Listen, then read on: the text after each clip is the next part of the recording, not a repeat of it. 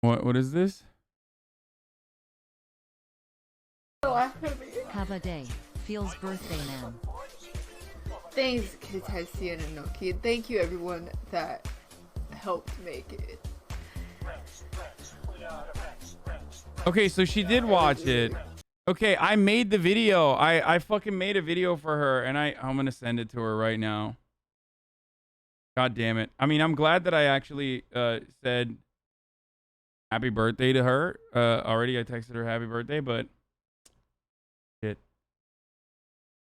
I'm just gonna send it to her. At HasanAbi, do you have an opinion of Robert Evans? Are you aware of him? Oh, Have you so checked good. out it could happen here?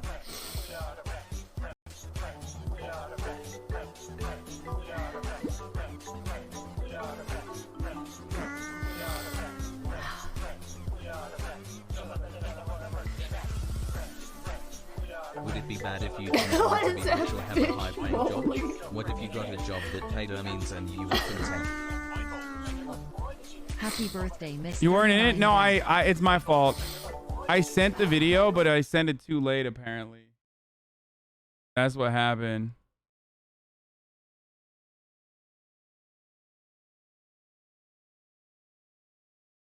Sir.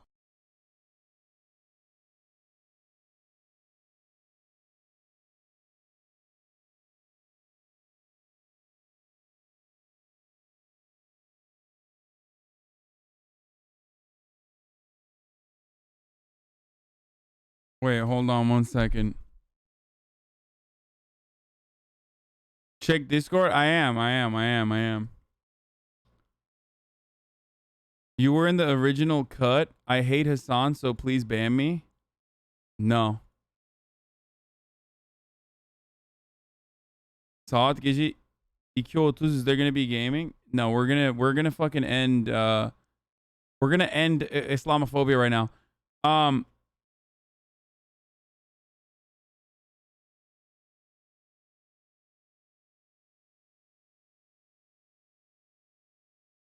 Wait, hold on.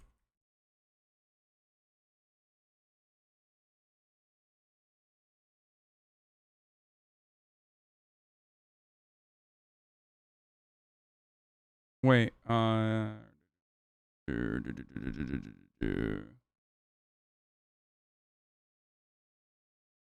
you were in the original cut, but Love would crop you out to get more views. Okay, dude. No PO box today? Frogan asked for a ping? No. I'm not gonna do.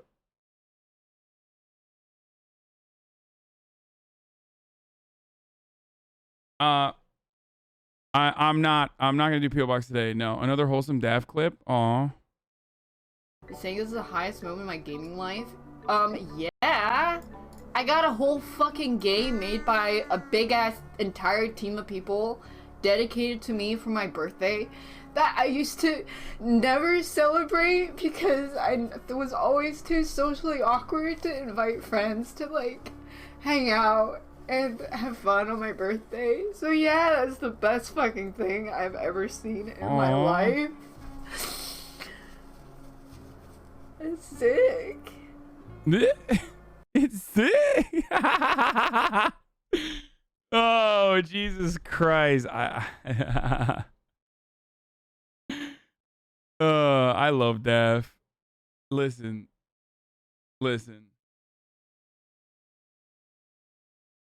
You're a fucking asshole, bro. No, that's cute as fuck. I'm so proud of her, dude. You're saying this is a I am. She's killing it. Watch the rest of the other clip. Oh shit. She knew that you would make fun of her for that? Oh god. I'm sorry. You guys don't know, but yeah, here, this is Hasan's gonna laugh at me. Oh, what? Hasan's gonna laugh at me. Have a day. Feels birthday man. Thanks, Peterson and Noki. Thank you, everyone that helped make it. The sun's gonna laugh at me. I did. It was really awesome good.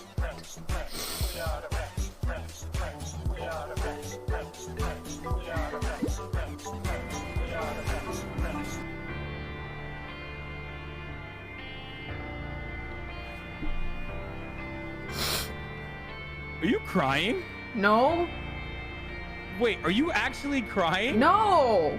What the fuck is wrong with you, dude? I like the characters. What? Really? Yeah. Okay.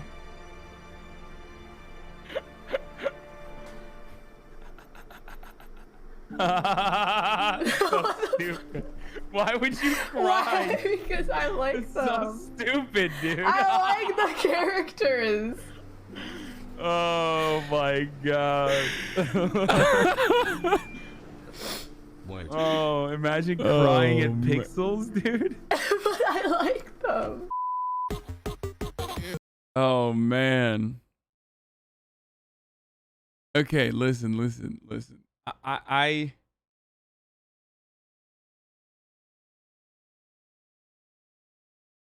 look, I love Doo Doo Daph, okay? You guys know this already. Y'all need to play It Takes Two and laugh at how fucked the story is. It was just like I'm watching a bully. Okay, stop.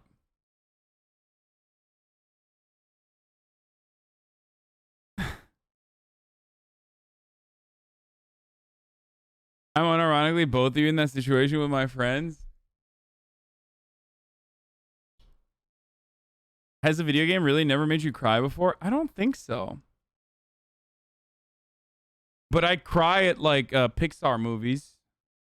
Like, you guys know the fucking lava, the story of the lava, who's like sad because he's alone, and then there's another lava, and then that other lava fucking you know, is a woman lava, and then that lava fucking what's it? I cried at that. Like Pixar shorts make me cry. Oh, lava, I mean volcano. Fuck. Real tough coming from the motherfucker who cries like a bitch at that one Avatar The Last Airbender song. Okay, dude. That's real pain, dude. How are you? Look at that. That's real fucking pain.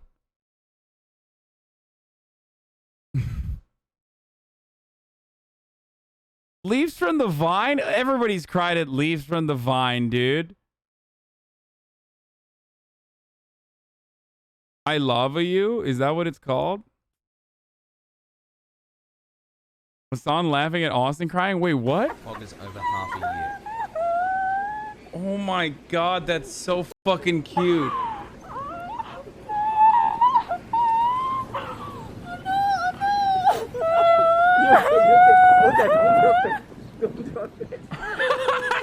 She's such an ugly crier. Let's go. I'm sorry. 7 Are you months of tearing awesome up? content. Himbo time, baby. Oh my This is probably fucking the god, best you're Twitch chat I literally have ever crying. seen. Love you guys.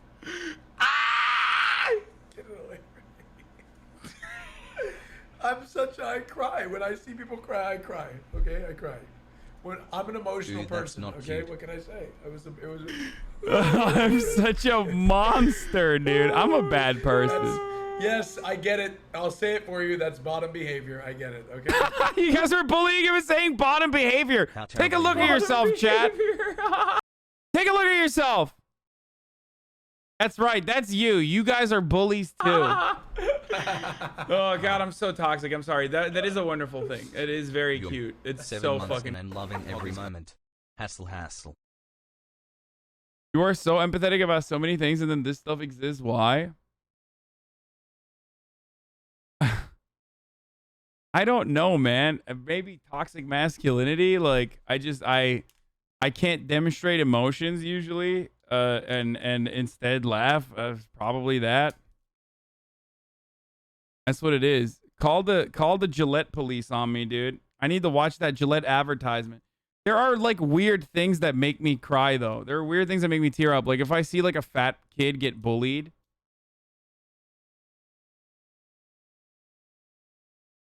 You know what I mean? Maybe it's because it's like selfish. Because I was the fat kid that got bullied. Like that sort of stuff like pisses me off and makes me really sad. I hate that.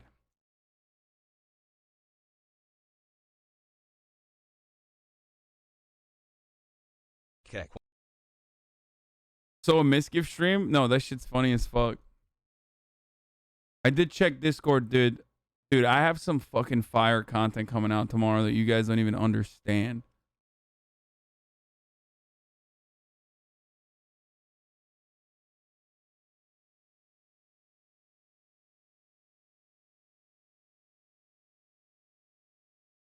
I'm starting to get why they are mad about the house now. Why? Kids getting bullied makes me so sad. I want to beat the bullies' asses even though they're kids. I'm the same way.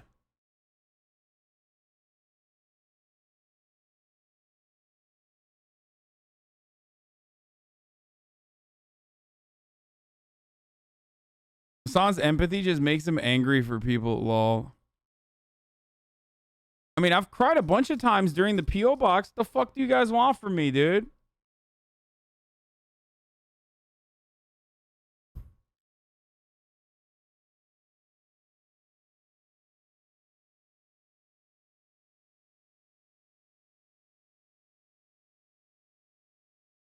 Cry more, pussy. This is what we want from you? Okay, dude. Can you please explain bottom behavior to me, please? This is bait, right? You really want a fucking cishet dude to explain bottom behavior? If you're asking that question, you shouldn't know about it, okay? Anti-vegan PSA. This is an old video that is like repurposed. We've watched this already. He just re-uploaded it. Pretty sure. God, vegans. Oh, God. Fucking vegans, dude. I gotta pee. I'll be back. I am off left as fuck when it comes to, like, veganism. And when it comes to dealing with shit like this. Instead of whatever kind of idiotic dream world that people live in where they think that, like, individuals will engage in consumer side activism. Advocating for consumer side activism? Wait, was there TOS shit in this? With a horrible comparison. Voting is still collectivized. Voting is still a form of collective action. Okay? Whereas, veganism is just a massive group of people taking individual actions in unison. You do it in the same day. You do it in the same structure, in the same process. Making a comparison to consumer side activism that's completely disorganized with I have many friends nearly zero consequences for not nearly zero consequences for not fucking engaging in consumer side activism is so silly. But of course, our vegan debate lord in the chat would make an idiotic comparison like that. I would much rather restrict meat production from a centralized authority rather than rely on people learning about veganism on their own. Vegans, famously, do not want the government to restrict meat production, since they would no longer be superior. Some of you guys are extremely cringe, and because you believe that you are morally correct, if you're not going to try going vegan, could you at least stop bashing it to your 20k audience? This is what I mean when I said y'all are extremely cringe. Advocating publicly for ideologies you believe in is very cringe. Vocal vegans in chat should be silent and focus on individual action. Watching your favorite leftist voice relentlessly mock animal rights may be frustrating, but speaking up is uncivil. When you say stuff like, what's happening to animals right now is exactly like slavery. Actually, it's worse than slavery. When you say shit like that, at a time when like systemic racism is still destroying like actual human beings, that is cringe. Yeah, good luck. Good luck getting your message across. I mean, yeah, I still believe this. Like, nothing I said is wrong here. You can fucking put it on a PragerU type video, but you're actually doing anti-vegan agitprop here. People watch this and go, yeah, okay. Fair. There is no overlap between people who care about systemic racism and people who care about systemic animal cruelty. People are only allowed to care about one thing, so choose. Vegans don't compare black people to animals challenge impossible difficulty. I mean, yeah. That one thing carefully. This bit where you say vegans are right so you don't have to defend your position is so insufferable. I mean, I literally tell you I'm hypocritical and evil. if you truly believe that like no leeway should be given and speciesism is evil across the board, then I am definitely evil because my hedonistic degeneracy overtakes my interest in doing what's morally correct.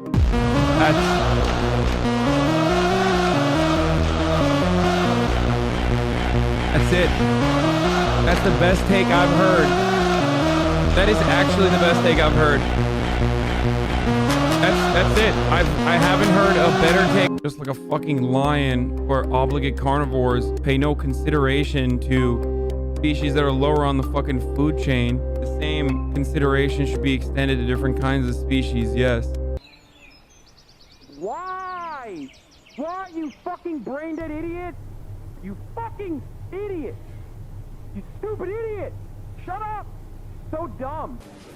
It makes my brain leak out of my ears a little bit when I just like try to comprehend how fucking stupid. Special guest Jordan Peterson joins us next week on AzanU, from the hospital to promote his carnivore diet. Vegans are right. Please stop harassing me. Vegans, you're right. I'm sorry. I was wrong. Okay? You're right. You're brave. You're courageous. You guys make sacrifices that I could not imagine making. Okay? This is Got it. Okay? Are you happy? Pervert. No. Yeah. You'll never be happy because you can't eat delicious Wagyu steak, dude.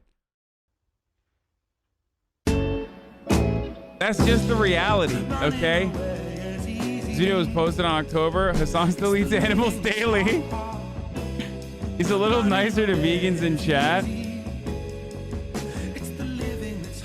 Dominion full documentary. Definitely not watching that.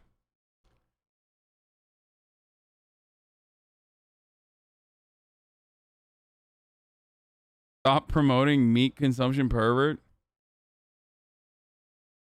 Vegan shut the fuck up challenge? No. No, there was a period in time when vegans, like, obviously there's chill ass vegans, right?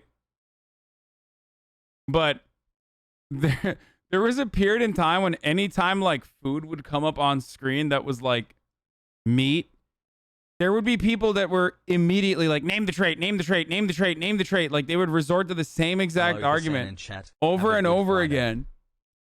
Okay? No, it's not even Bow Bow. Bow Bow has like made some dumb arguments from time to time just for funsies, but like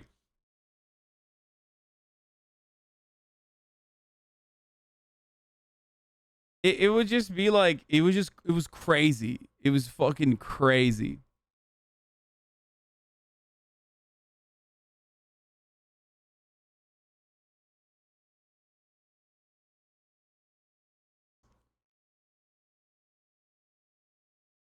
And then always like the vegans that were outspoken would just make arguments that would always go back to like comparing name the trait ultimately to a species person, which most people are, including vegans. Name the trait argument relies on the assertion that like a human being is not intrinsically valuable exclusively because they're human, and that humans are animals just like every other animal. And even if you like put other animals in the lower end of the totem pole, some vegans would turn around and make this fucking psychotic argument, like claiming that I mean, they would just make comparisons always to. Hold on, I'm like looking for the next video to play for a second, so I'm having a hard time. Vegans would make the comparison to disabled people and black people all the time, even if they don't believe that animals are equal to humans, and they don't. Obviously, no one does. Exposing Dubai's animal trade. Everyone is doing okay. Recently, I've come across The War on Cars featuring PragerU.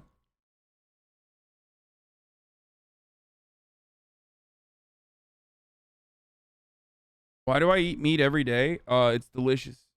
Chicken is the best way to get as much protein as I want, or rather need, in an effort to continue building muscle mass. and feed my body. And it's also delicious.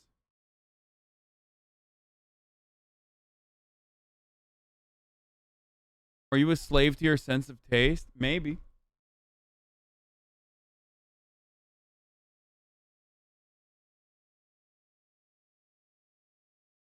What the fuck? A teen whaler killed himself because of the internet death threats that young Alaskan had after a successful hunt? Bro. People that fucking yell at indigenous people, why don't you ship the tofu there? Okay? You know how fucking expensive food is in reserves, dude? Or reservations, sorry, or areas where like indigenous people live, especially in fucking Alaska. And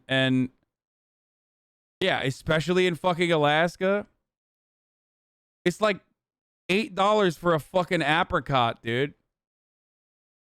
Yeah, they should hunt, okay? They're allowed to hunt. Also, I don't like that we're attributing this to like veganism. These are just like psychos, okay? There's psychos everywhere. We called him Rez, my dude.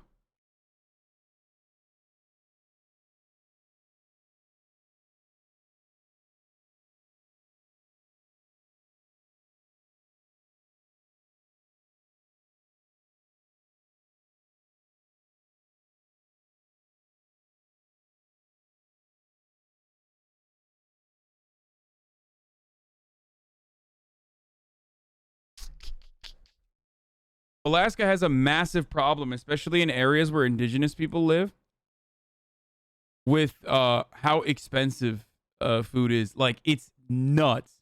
Part of the reason why it's expensive is because there's no infrastructure, there's no fucking roads, there's no trade, so they fucking fly the food in, okay? But these are all issues that you could solve if the government wished to solve it. If they actually cared to solve it, they would be able to solve it. There are many different ways to solve that problem, like building roads and actually fucking, you know, fixing the infrastructure.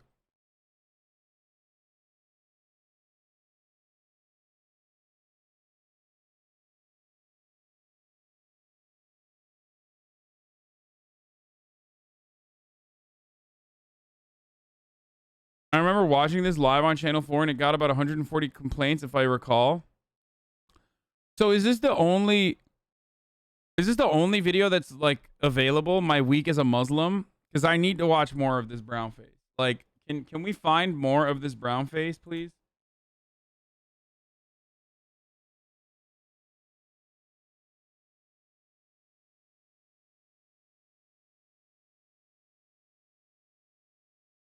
For the record, I just need you to understand that, like, this white 17 months UK oi bruv lady, okay, decides to...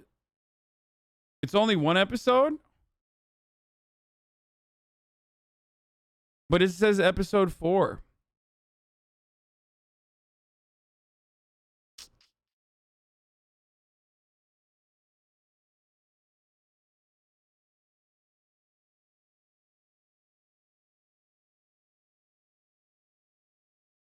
Oh my god, that's gonna get clipped out of context and put in another Star Wars Losers 9-hour video? Yeah, probably. I think it's a doc, not a series. No shot. Oh, here. You guys want to see this shit? It's fucking nuts, dude. You want to see the fucking food prices, dude? You want to see the fucking food prices in rural Canada? Ketchup is $14. Sunny D is $29, dude. To reach far north Canada, food supplies must travel long distances. It jacks up grocery prices. Pineapples are $12.53. Nunavut. $13.59 for ketchup. This 2-pound bag of grapes is $22.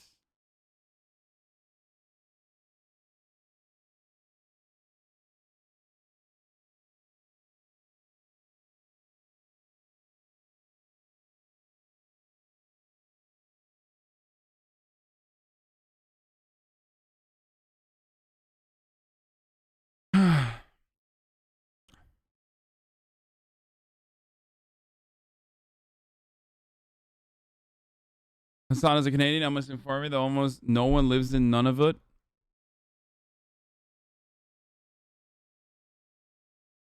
Just saying, homies out there, they're gonna fucking hunt. Okay, you can't stop that.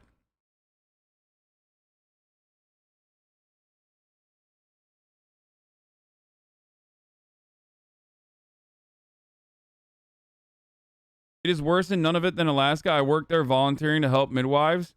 It has gotten a bit better in the last years, but still pretty bad. Most communities depend on local fishing and baking to alleviate food costs. Yeah, for sure. Look at that, dude. Bow bow. Volunteering in a community of fucking carnists, dude. What the fuck?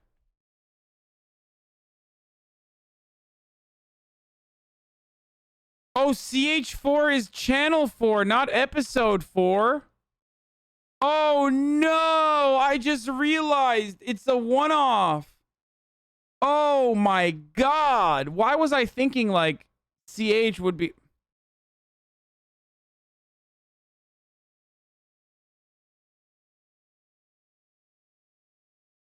As a brown man, is brownface that bad? Unlike blackface, there's not really historical context behind that. I mean, I think they've done it. It's not to the same degree as like dehumanizing. It's just straight textbook Orientalism, right? Which in many ways is more normalized, still even to this day, but also not as nefarious or as dehumanizing as blackface was used to directly subjugate and enslave black folk and continue to dehumanize them even after abolishing slavery. So that's the difference, I think.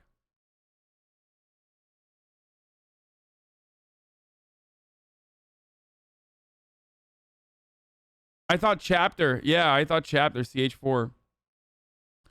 You feel me? That's what it is. That's the big difference.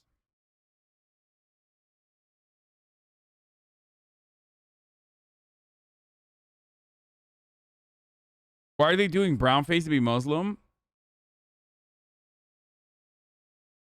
You have more subs than people that live in Nunavut? Kind of crazy. I'm having none of it.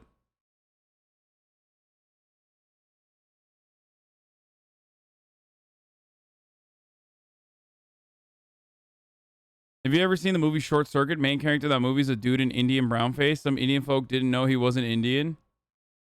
I know another dude that people didn't know was not Indian.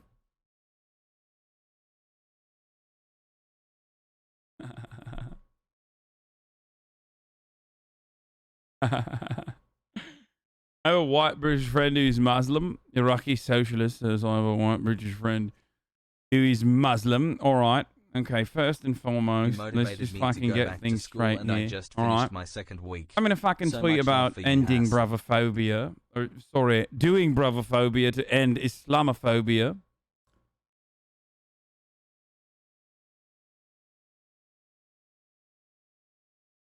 Following on our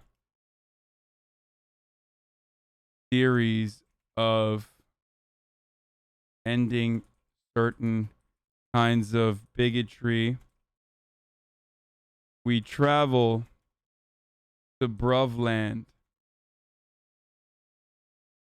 where Channel 4 decided to put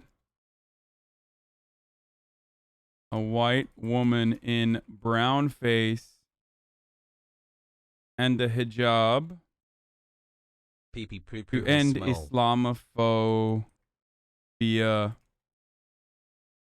in 2017. Get in now, or else you love being bigoted. Twitch.tv/HasanAbi.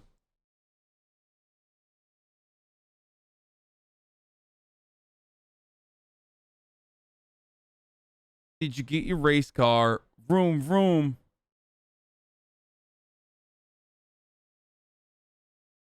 Poggers.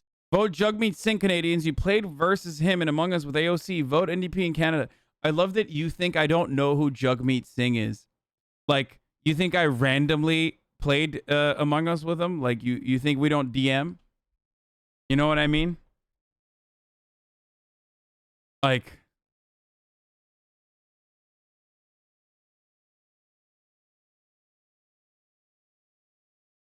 Pog 5 months. I like that Jugmeat Singh is, you know, most known in this community for the Among Us guy. I like that.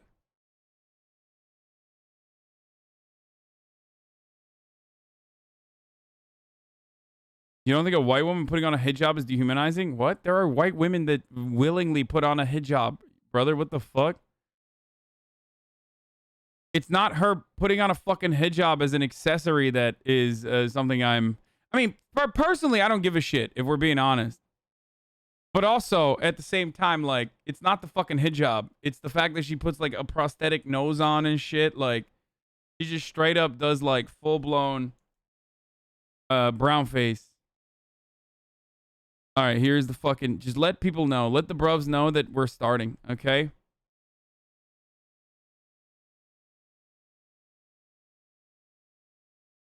Chick from Trash Future is a white Muslim? Yes. What's her name? Alice, right? Thank you for rating I think Sushi I follow Dragon her. last night. He is awesome and Very so funny. hassle.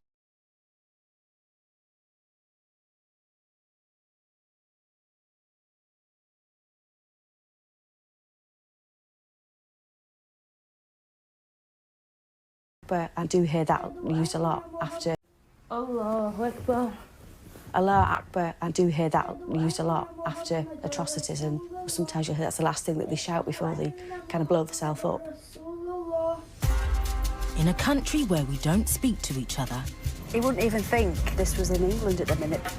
And where we don't trust each other. It's very humiliating that I am pigeonholed or put in the same box as terrorists. What would it feel like to become the thing you most fear? I can't imagine being a different colour or different. What would it be like to become the thing you most fear? Already, we got a good start, okay? This is... Religion. Quite scary, really. Okay.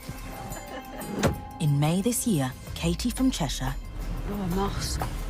...spent a week with Sima from Manchester. The way you dress and everything, it's not typically British, is it? I was born in Manchester. But for most of that time, she didn't look like Katie. With the help of a team of makeup artists... She looked like Fatima. Imperfections in the eyes before? No. She was transformed. So she could experience life as a British Pakistani Muslim. Oh! I just don't like it, Kate. Hope you are doing well, bud. I've not seen him before. No, no. You know, I could be putting myself in harm's way. I might regret this. If family could see me now, I'd be thinking, what are you doing? But what neither Katie or Sima could know was how that week would unfold. At least 19 people have been killed. Thought to be the work of a suicide bomber. I just can't understand the logic of... Oh, yeah, this makes it so much worse. Oh, I forgot that... They did this right after Manchester. This is significantly worse than race car because or black white, because that was done in 2006.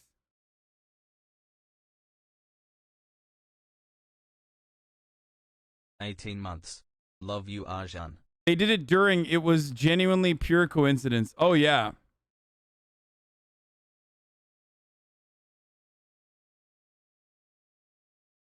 Yeah, this happened in 27. This was published in 2017. Of these people to attack innocent families and children. It's senseless, it's appalling, it's disgusting. Muslims in this town and stuff like that, it makes me ashamed to live here.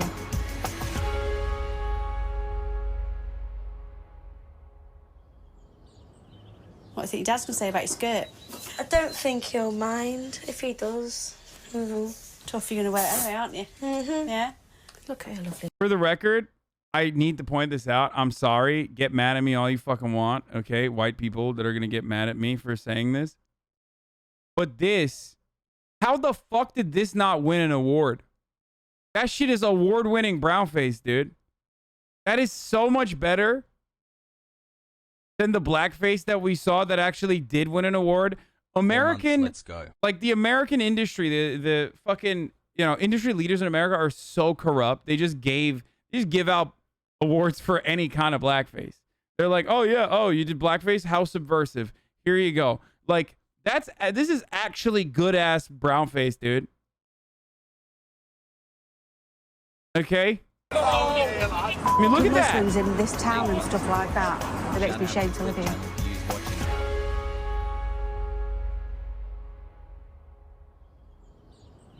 What do you think your dad's going to say about your skirt? I don't think he'll mind if he does.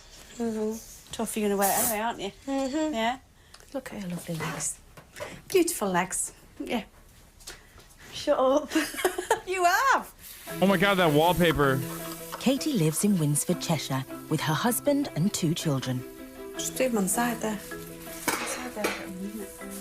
The 42-year-old spent 7 years in the RAF and now works as a healthcare assistant for the NHS.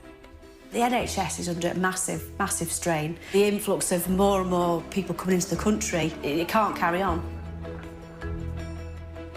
I love Britain, I love everything about this country. I think it is slowly, little by little, losing its way, and some of those traditions that are being pushed out, other people's rules are trying to come in and impose on us, which I think we need to say, no, this is our country, this is what we want. Okay, they literally also did not get someone like Bruno. I don't know how, like, bruv culture operates like, but I feel like this is an exceptionally Islamophobic person. It does not resemble the attitudes of, like, a average lib, right? Like, this is straight up like, oh, bruv, I fucking love Boris. Like, that kind of person. Right? Like, Islamic law. They got Sharia law, Islamic ray guns. And this is the way this country is. Katie's hometown is one of the whitest in Britain. And she rarely mixes with people from other backgrounds. When we went to Manchester, there was lots of ladies in the, you know, the burqas, the full, and my daughter was frightened. You see them and you just think, oh, and she was frightened. We had to leave a shop. You'd never see like a Muslim mother and daughter doing this, would you? Because they wouldn't let you wear makeup. Mind you, if some wear burqas, there's no point in putting makeup on, is there? Because you can't see the face, can you? Yeah. Banning the headdresses and burqas, I think it would make a lot of people feel a lot happier, a lot safer. Wouldn't want to sit next to them because I'd automatically assume they're going to blow something up. Done. Perfect. Bro, what is happening, dude? Do people just say British people are on a different level, bro? What the fuck? This is like 2002 era Islamophobia. You know what I mean? This is like when shit was popping. You know what I mean? Right after 9/11, where you were like, oh, you're Muslim? Get the fuck out of my establishment. That type of racism, you know?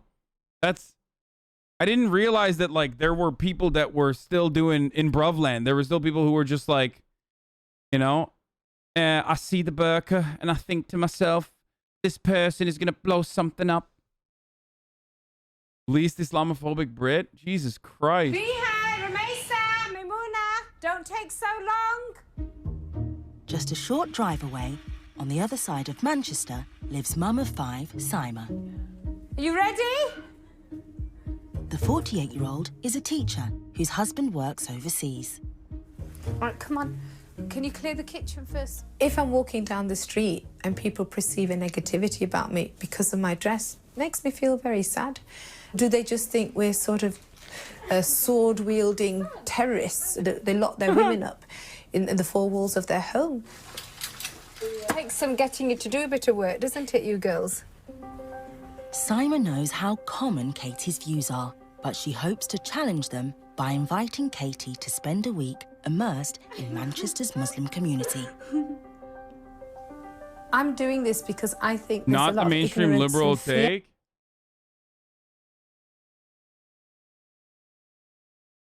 Wait, what?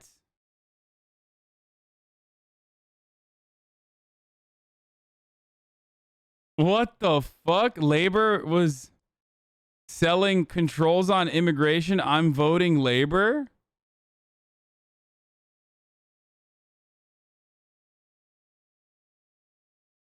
I'm with Corbyn. I want controls over immigration. Europe is far more racist than you think. I mean, I know how fucking racist. I know how racist the EU is, bro. Especially the British, dude. What do you mean? Just because they blew a 13 colony lead doesn't mean they didn't have 13 fucking colonies, dude. Come on, the kingdom of the sun never sits, right? Miliband at the time. North working class gets bullied differently. I live in a small town near Manchester, and there's a lot of Muslim kids at my school, and there's Islamophobia, but not as much as there used to be, I think. I guess the show ended it.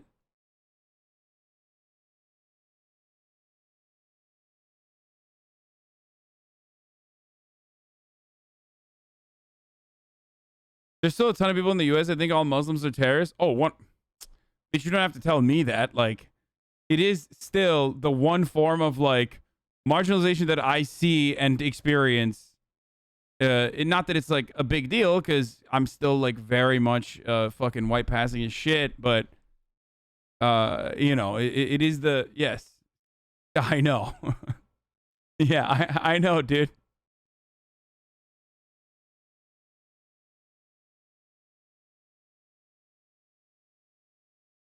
I don't know if they're more racist, but they have qualms of not being overtly racist in all spaces. Yeah, like it's like asking me if it's like asking me, a Turkish man, if Germany is racist, if I know that Germany is racist against Muslim Turks or Muslims in general.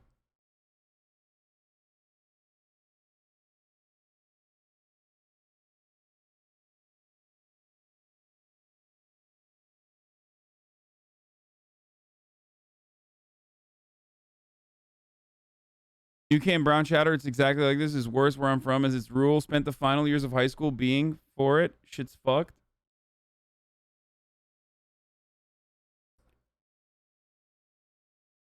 "11 months pog."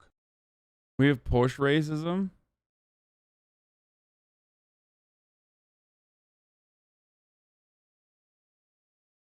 What?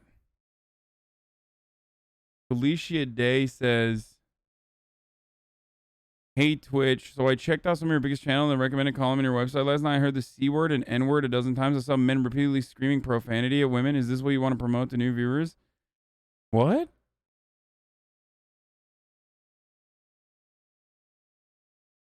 Mainly, I'm just like, why is the only promoted woman on this list licking a mic, and another huge channel has men verbally abusing women and people think it's funny? It's not cool. What does she see? What? Felicia Day was watching you watch Black and White? Oh no. She saw Black Bruno. Oh no, dude. We're fucking canceled, brothers. Damn it. Why are you bringing racism back, dude? We literally ended it with Black White. What the fuck is wrong with you? I agree. Don't understand why you use placement like that to make big channels even bigger, whose content is sus and isn't advertiser friendly, when small full-time creators who make great content can't increase their viewership because they're buried. Help them. You are what you promote. I wonder what she saw. Guys, listen, I hate the fucking cape for Twitch like this, because, you know, there are a lot of things that are deserving of criticism with the way Twitch operates. But, like, Twitch is miles ahead of every other fucking platform with respect to terms of service.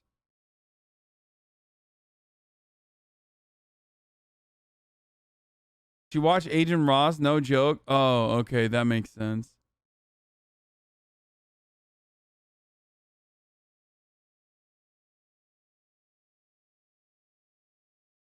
But like Twitch is actually part of the reason why I can thrive on a platform like Twitch, and Twitch has like a culture like this, is because of how fucking rigorous their controls are over this sort of thing. So I'm legitimately confused. C word is cunt, probably.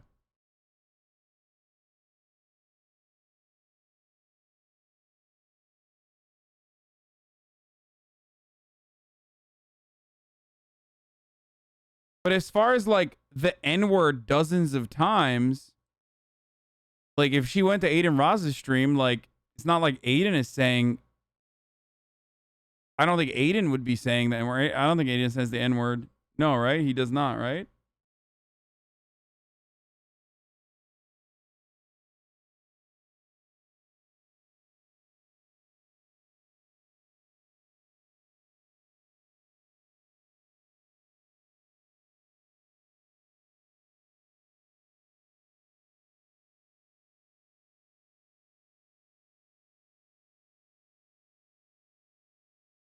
Mumu was drunk and angry about Arcadium. He said the C word a lot of other shit last night. Wait, really?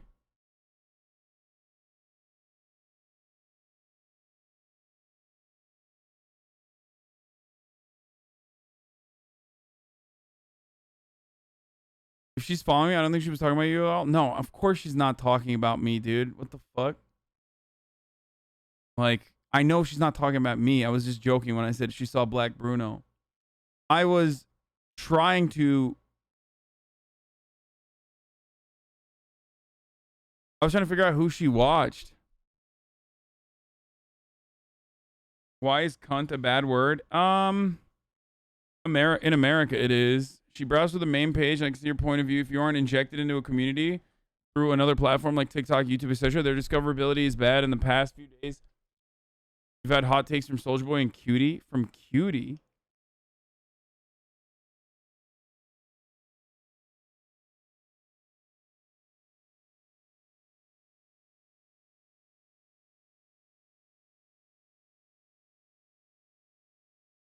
All right, we'll get back to that in a little bit.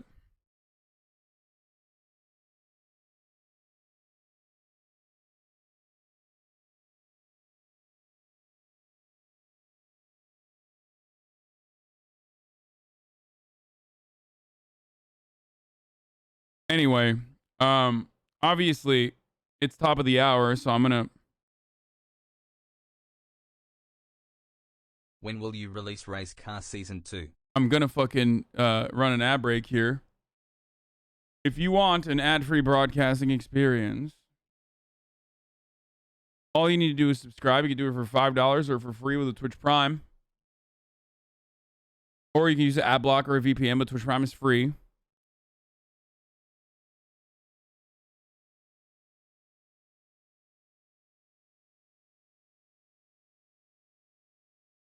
Here's the ad now. Here's the video now. Out there in the UK, and I want people to understand what Muslims are really about. Saima is keen to show Katie every aspect of her life as a Pakistani Muslim. We're not aliens. We don't have horns sticking out of our heads. We are just normal, loving, kind people who care about our families, oh my who care about God. our local community, who care about the society. Oh my God, the content train keeps going. Someone just sent me a fucking Australian TV show where they take racists to Afghanistan refugee camps. The show is called Go Back to Where You Came From. Oh my fucking God. Oh, dude, white people never change, man. I mean, that's fucking, oh, that's so much. Oh, that's, wow, dude. Holy fucking shit. How? What? This is an incredible type of content. Friends were late to a class once because they were praying. Teacher asked, why are you late? They said, we were praying. She then straight up said, well, don't. Don't pray. Let's go. Oh, so good. And the world at large. But just stop that. Put that to one side now, the segue thing.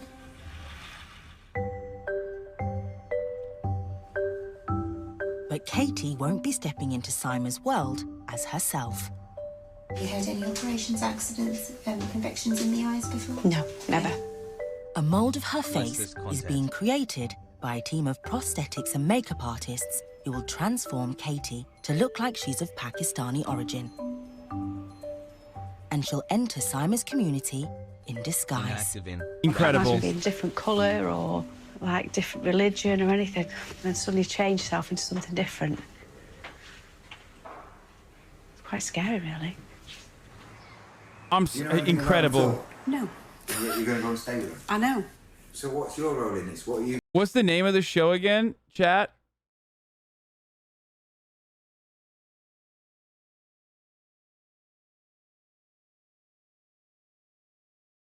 It's on SBS Australia. I can send the link. Okay, we'll watch that as well. Is it brown, white, bruvland? My week as a Muslim, right? Okay, thank you. You're going to hope to learn out of this? How many times have I criticised? They don't belong here, they've done this, you shouldn't do that, you know. So I'm doing it to hopefully change my opinion. I'm very curious. I'd like to find out why. She's the most open-minded racist, Even dude. though it's all in the, you know, the same country, we just live completely different lives. Before taking on her new identity, Katie is going to spend a couple of days getting to know Sima and her family. Chat, there's no other way to do this. Okay? There's to the people who are saying, why not just listen to them? Are you daft? There's no other fucking way, bruv. The only way you can understand the plight of Muslims, if you're a racist person, is by becoming them. By taking on prosthetics and putting it on your face. All right? You simply do not understand the nuances.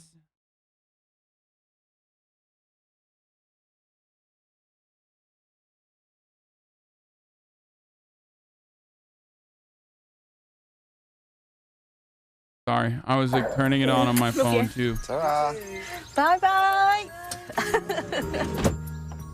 She's been to Manchester many times before, but Katie has never ventured into the heart of its Muslim community. It's just weird how it's changing, you know. Majority of Pakistani Muslims, you know, a handful of probably white people, but definitely outnumbered. You wouldn't even think this was in England at the minute. Oh, a mosque. What are you scared about if she comes? Like, what if she was just like racist and just started like shouting at you? It's just gonna be a bit awkward.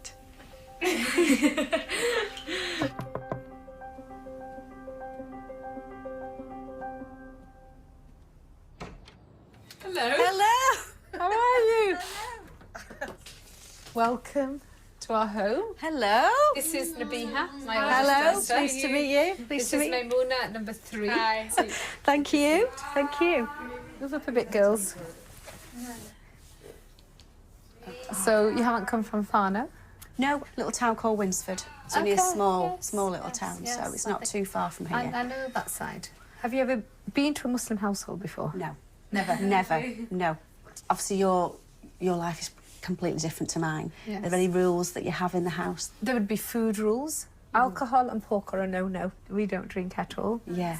I think the biggest thing for me that I'd miss is alcohol. Right. You know, I'm not an alcoholic. I don't drink every day, but I know I work 12-hour shifts in hospital. So some days it's a really stressful day, and I will come home and I'll have a glass of wine, then maybe another glass of wine. And you know, when I was 14, I would try to sneak into a pub and get served and put lots of makeup on, and it's just something that was always done. So.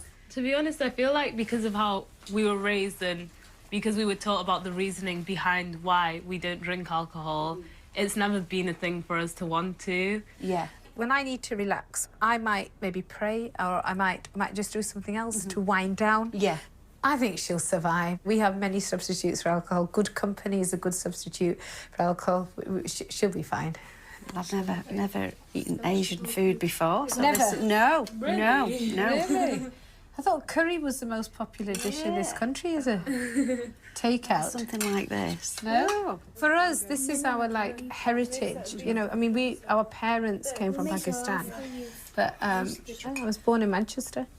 So you were born in the UK then? Yeah. Because I think when, you know, the way you dress and everything, because it's probably not typically British, is it? You know, from where I come from, this is not how, you know, we don't dress like, you know, you do and everything. You don't have the head scarves and everything. Sometimes people have said, oh, go back to where you came from. And I said, well, I came from St Mary's Hospital in Manchester. Is that where you want me to go back to? Yeah. Where do you want me to go back to? This is my home. Yeah. From an outsider, if they saw you, they wouldn't, oh no, you know, you wouldn't think that you were British. At the minute, I feel like the odd one out. I've never really spent time with, you know, a Pakistani person or a Muslim, so I do feel like a bit, at the minute, a fish out of water, to be honest. I kind of thought people that really didn't know much about other religions or whatever did it because they were more on the right-wing racist side, and that's why they don't want to know. They willingly don't want to know, but I genuinely saw in Katie, she just has not had that experience. If you don't live in a multiracial community or a multi-ethnic community or a multi-faith community, maybe you're never going to have those experiences, and all you're going to be left with are assumptions. To experience life as a Muslim, Sima's keen for Katie to understand the rituals of their faith. Muslims pray 5 times a day. So do you believe in the same God that I do, then? The God that Muslims believe in is the same God of the Jews and the Christians. Right, okay. The Arabic word is Allah. Allahu Akbar, Allahu Akbar, Allahu Akbar, Allahu Akbar. Ashhadu an la ilaha illallah. Ashhadu anna Muhammadan Rasulullah. It's just like completely alien to me, all the praying and everything like that. Allahu Akbar. When you hear Allah and things like that, it is kind of unsettling. Allahu Akbar. Allah Akbar, you do hear that used a lot after atrocities, and sometimes you'll hear that's the last thing that they shout before they kind of blow themselves up. Like many practicing Muslims, the women in Sima's family dress modestly and wear scarves to cover their heads, called hijabs. For Katie to be convincing, she'll need to adopt the same style of dress. To me, Muslim women are treated like second-class citizens. Why do you want to cover yourself up? You should be proud of what you are, and it's almost like they're trying to hide away. We don't do that in this country, so be like we are and just embrace it. Should I put it on, or do you want to put it on? No, you show me how to do it. Sure, yeah, okay. Because I haven't had to do it. Well, then we have, I'm just sorry, I'm just moving it around a bit. Okay. So we sort of like that, and then I would pin it. This is what they call the niqab. You look like Mary, Mother of Jesus. Oh, my life. To me, it doesn't feel natural because it's not what I wear, is it? Of You know, course, it doesn't feel of course. natural, and you feel like to me, I'm kind of hiding. I understand, Yeah. Katie, I understand. I would find it very difficult, and I don't wear it, but I still would stand up for the right of women who want to wear it. Yeah. It's a higher level of modesty for them that they feel comfortable with. And a lot of women think, you know, it's all about women and being strong, and then you see women covering themselves up, and you think, well, why? But they're actually Why are they stronger. covering- Don't you meet some of those women that wear Yeah. niqab? My Yeah. God, they're strong. I wouldn't be able to do it, I'm telling you now.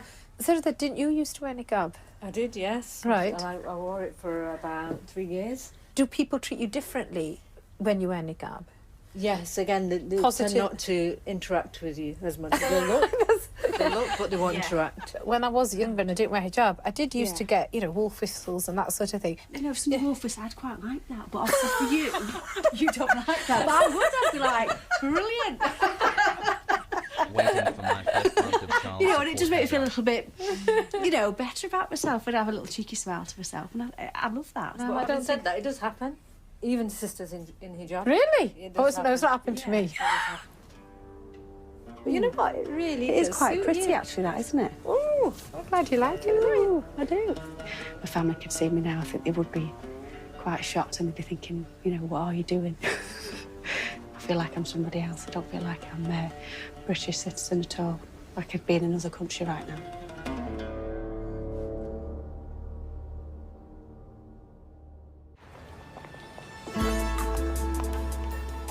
To learn what it's like to be a Muslim living in Britain, Katie is spending a week in Manchester with Sima and her family.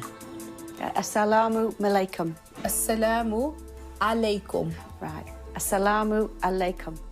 Tomorrow, Katie will go into Sima's community disguised as a Pakistani Muslim. So the Assalamu is... But before the prosthetics and makeup go on, she'll need to learn a few common phrases. Assalamu alaikum. Alaikum. And what does that mean? It means peace be with you. Just anybody that, you know, you met for the first time, was that how you If they were greet Muslim. them? Right. If they were Muslim, yes. Yeah, Yes. yeah. Assalamu alaikum. Wa alaikum salam. Well done. she'll also need a new name. Hawla.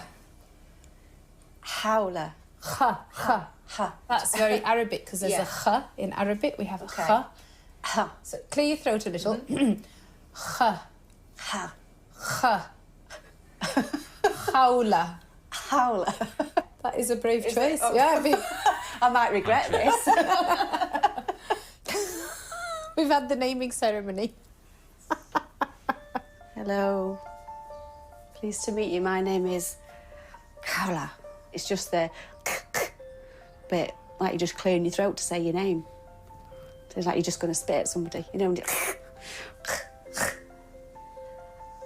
But I'm just going to keep going over and over. I'll be saying it in my sleep tonight. I'll be dreaming about it and everything.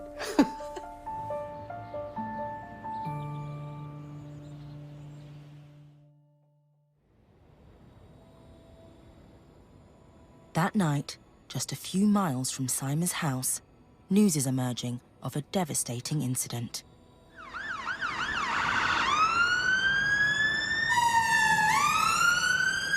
There's been an explosion, thought to be a bomb, at the Manchester Arena. Witnesses said they heard a loud bang at the venue where the American pop star Ariana Grande was performing.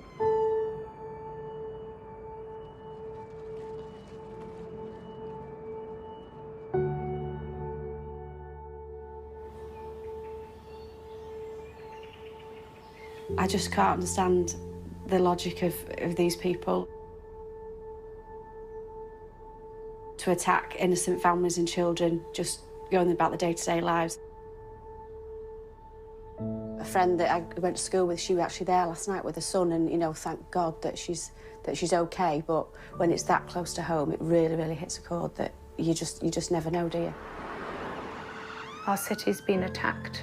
It's senseless, it's appalling, it's disgusting. It makes me sick to the stomach.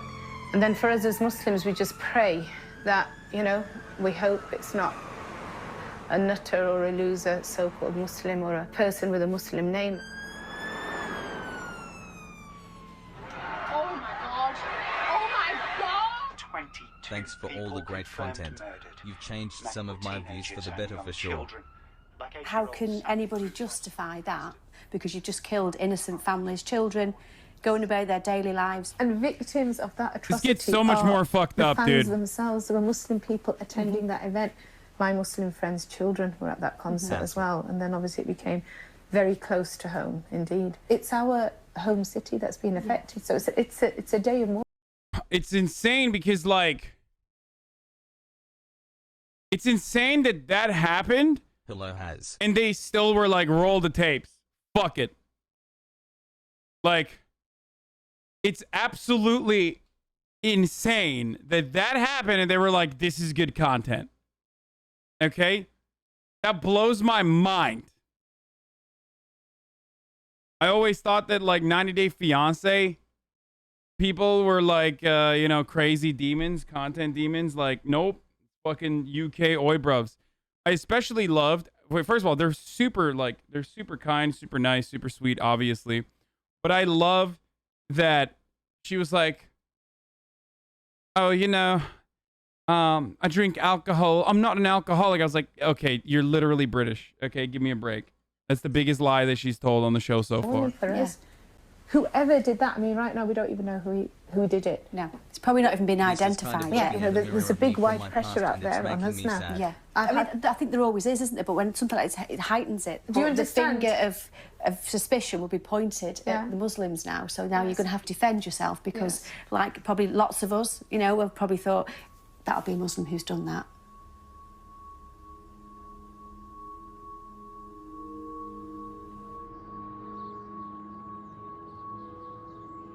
Now there's actually been a terrorist attack and it kind of changes the way I feel about the whole thing now. Because maybe selfishly I have to think about my own safety.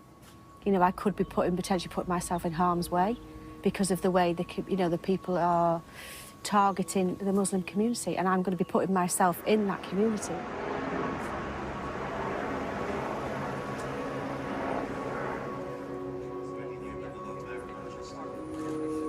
People of Manchester from all communities, have come together at this vigil to condemn last night's atrocity, to remember the victims, many of them children.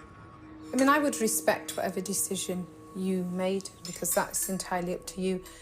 But what I would say, Katie, is it might really give you that sense of what we feel, and you can go back to your everyday life. This is me for the rest of my life. Yeah. And I think maybe it would actually be an even better opportunity for you to experience the direct aftermath that we face. And I think your role could be very valuable in that at this point in time. And we will defy the terrorists by all our diverse communities, working together cohesively and with mutual respect.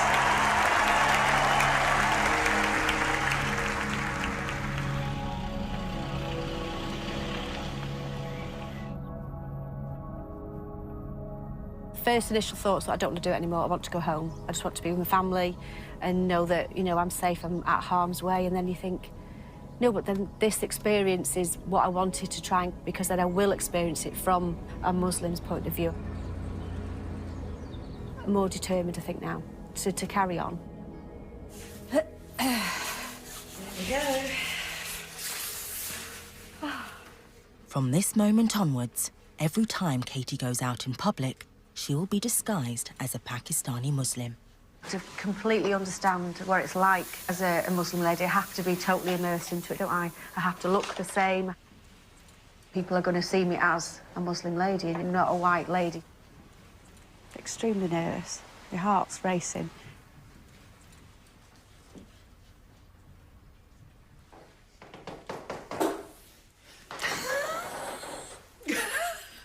You look like one of my friends. Absolutely plausible. Definitely. Fooled me. Oh. I mean, I'm just trying to think what you looked like before. Oh, wow. No. It must be good, then. Yeah. Yeah. As I'm looking at her, it's like she's somebody familiar.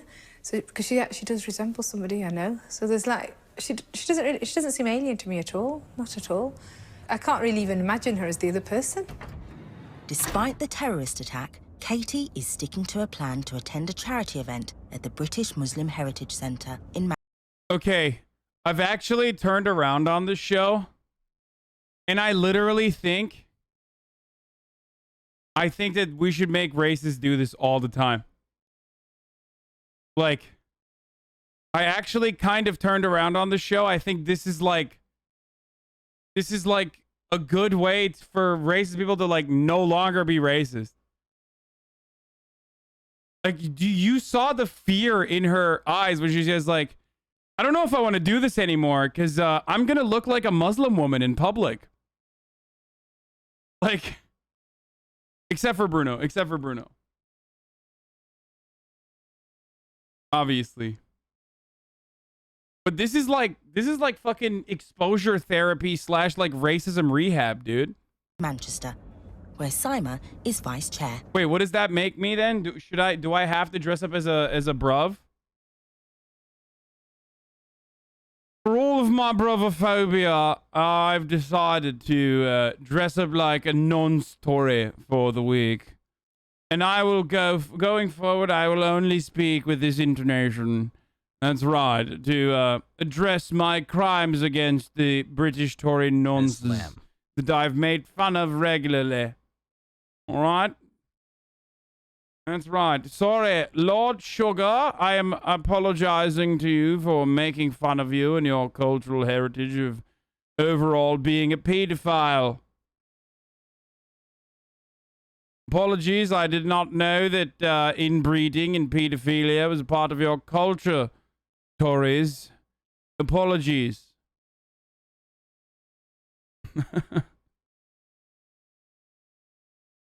Not like you're doing blackface because you're scared of cops killing you, lol. I will be British in public for the foreseeable future. To be honest, I'm petrified. I think obviously the closer we get, my stomach's going to be churning. I don't know what to expect when I get there. I don't know if people are going to, how they're going to react to me, or I honestly don't even know what I'm going into. This is BRUVAPHOBIA. The evening was due to be a fundraiser for community projects, but in the wake of last night's terrorist attack, The money raised will be donated to the victims' families. Repel the evil with what is best, and then you will see the result. The people who are your enemies, their hearts will be softened and they will become friends. Saima is the only guest who is aware of Katie's true identity. Feels like you're sick. A grey Tuesday morning, Lancashire skies, we wake up once again to wipe tears from our eyes, forced to wear robes of weakness and pity, as cowards attack the very heart of our city. Thank you.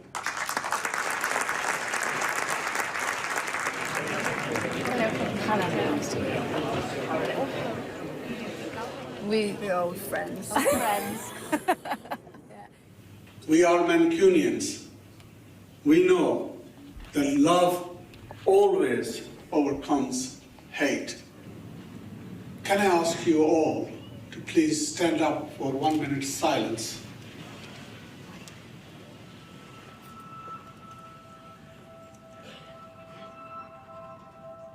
So it was emotional, it was heartfelt, it was genuine, you know, and everybody kind of feels the same way.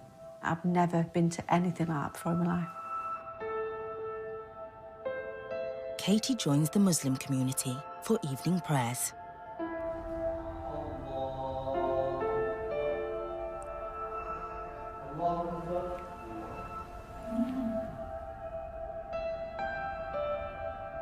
months Arriba Mexico Cabron is Hasan.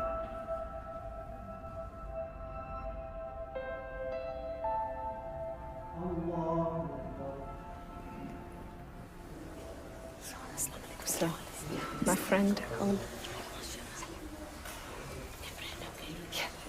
I've not seen him before. No. From Winsford in Cheshire. Oh, very nice. Take children, okay? Yeah. How are you? All right? We've just been so upset with it all day. We're sad about that, and then we have to fear for our safety. And what about you with the niqab? Sit down a second. I didn't go out. Because of... Yeah, I was just inside. My son felt threatened, did you? So because of the niqab, you didn't go out? No, I was going to go for a walk. My son stopped me and said no. I got my treadmill out and said, walk on this. I did 3 minutes and I couldn't do it. You don't need to just go to... I suppose for people in niqab, it's a good option when the atmosphere outside is a bit hostile. And I tried to take it down. I thought this guy is going to get scared of me when I'm in niqab. And I tried to pull it down and talk to him. I couldn't. It just went up again. It just automatically said I can't do it. Because you're used to it. Yeah, that's what you're used to, isn't it? I'd done everyone so used to it. I had a conversation with a lady that I could only see her eyes, and I would never, ever in a million years have dreamt that I would ever have done that. They are just normal people like me. I've always had this conception that there's something sinister about them, and the ladies that I spoke to, you know, so far this week, it's not like that whatsoever. You know, we've even had a bit of a laugh and a joke.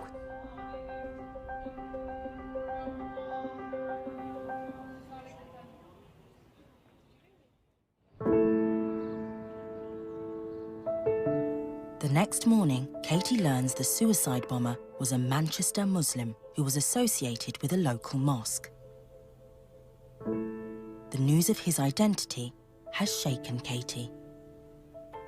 You just always assume that, you know, they've come from another country, but to realise that he's actually born in the same country that I'm born in, and yet still feel the need to just blow up innocent people. But these people are in this community. It's this community that has kind of bred this terrorist.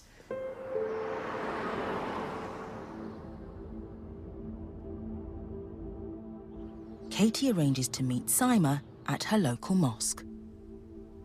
You see, you know, the news about preachers spreading, you know, hate crimes and putting evil thoughts in people's heads. I just, you know, I thought, you know, these vile messages are being spread from somewhere, you know, and I thought, well, you know, they all congregate in a mosque, don't they? If there's a perception out there in the general public that mosques are recruiting grounds for terrorists, that is completely ludicrous. He's grown up in this community, hasn't he? His act is an act of crime. It's nothing to do with Islam, and it's nothing to do with mosques. They'll always associate it with Islam, yes. won't they? In every belief and in every religion, you're going to get people that take their own interpretation.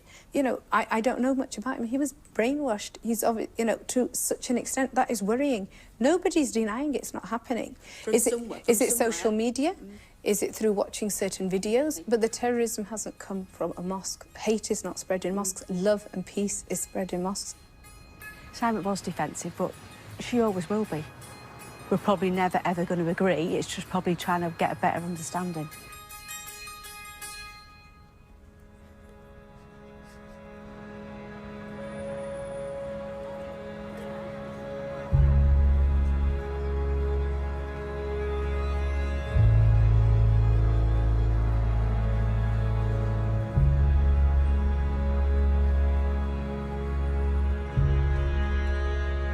With Manchester mourning the victims of Monday's attack, Sima and her friends are keen to do their bit to help and are volunteering at a charity soup kitchen. Hi, this is Hola. How are you? Hi, thank you. Shamila has no idea Katie's not a Muslim. We know that there are going to be emergency services, the police, etc. More people out on the streets. So I've made double the amount that I usually make. It's even more important that we're out there on the streets. We're telling the narrative that this is what real Muslims are about. With my ideas, thank you, Soup, guys. We've got some lucky enough to have been given that much today by everyone being so generous. Sima's daughters know the importance of this kind of work. People think this is all about the Muslims as terrorists, so when they see us, that we're just here trying to help people. Sima and her family and her Muslim friends, they're not staying indoors, they're carrying on what they've done before. They're not going to let what's happened stop them in the good deeds that they're doing. You shouldn't be in fear of doing what you normally do. But going out in public after a terrorist attack has its risks. One of my friends was leaving school and someone threw a bottle at them. A Muslim glass girl? bottle, yeah. When the Paris attacks happened, I stopped the girls using public transport. A finger of suspicion is always going to be pointed at Muslims after something like this, isn't it? So I think it's going to take, a lot of work to make people think differently. But it's not work that isn't already being done. We're not. Sometimes there's almost this feeling of over. Bro, how are they not gonna know she's not Muslim when she's talking like that, dude? This show is surprisingly tasteful, to be honest with you. Like, it is remarkably more tasteful than I thought it was going to be. And maybe tasteful is not the right word, but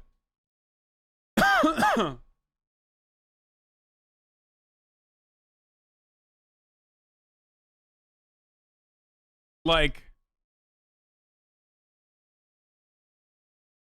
I came into this thinking it was going to be a mockery like Black White.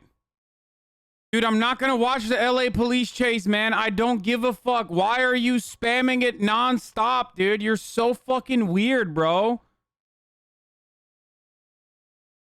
Wait, no, it's not this guy. There was another guy who was just like spamming it over and over again. Why? Why do you want me to watch a fucking LA police chase? The fuck's wrong with you?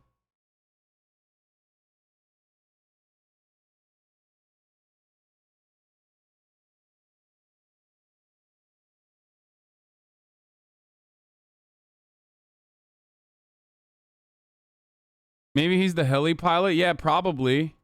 Compensating and doing more. Like, I've been having to do this for the past few years because of all these attacks and the media just putting that light on Muslims recently. So, like, I just have to go the extra mile. And, like, as a normal teenager, it's just a bit weird to be thinking like that. Yeah.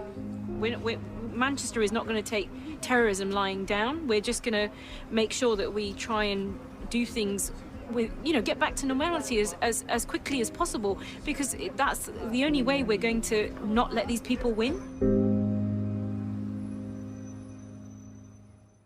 It's like,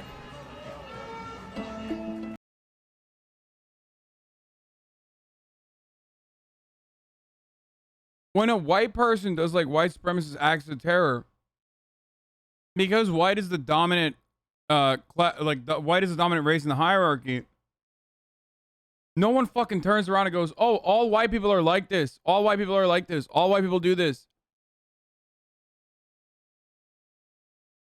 But of course, when you're from a marginalized background, it's like immediately the actions of like one fucking psycho means the entire community feels this way. And then so many Arabs in chat.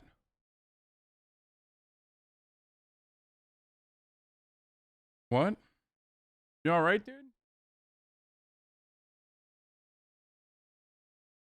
Twisty K, you good, bro?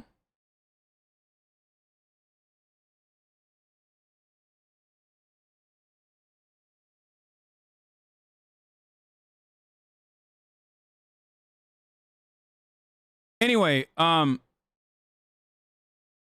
it's just like, it's just the way it is, always. Manchester is doing its best to return to normality following the terror attack. And many of the city's Muslims are dining out to mark the eve of Ramadan, the Islamic month of fasting. Saima's daughters have invited Katie to join them in their favourite dessert bar.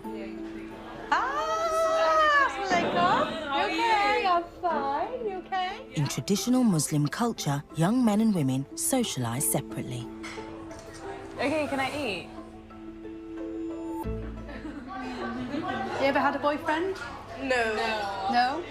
Would you like to go like on a date to the cinema and things? Just you and, you know... To be honest, because it's not really part of our culture. Bro, they are capping 100%, okay? I'm sorry. That's just for the cameras, okay?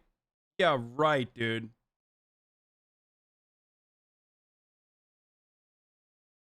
Just like Dad's gonna watch this, okay?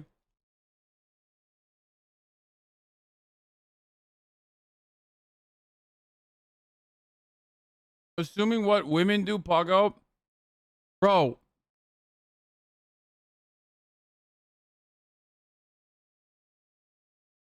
Never mind. Yeah, they're just they've totally never dated. They don't do any of that. We're not missing out on. I mean, I've had lots of boyfriends where I got married, you know, I don't know, 20, 30 boyfriends, you know. To me, that's normal if you want. You know, you grow up, you meet boys, you have boyfriends, and you get to know somebody. What are you, 21? Yeah. You know, and like to never have had a boyfriend. It's our choice not to, because if we really wanted to, we could do it. Yeah. One day, hopefully, I'm gonna get married. Muslim teens who don't date in Western world is not unusual. It fucking 1000% is unusual, dude. It is straight up not like, I mean, that is not the norm, dude. What the fuck?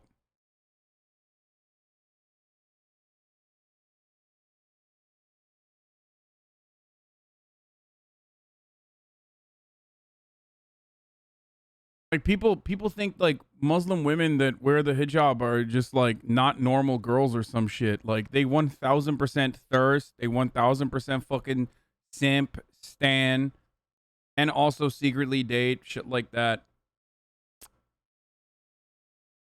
Like I would.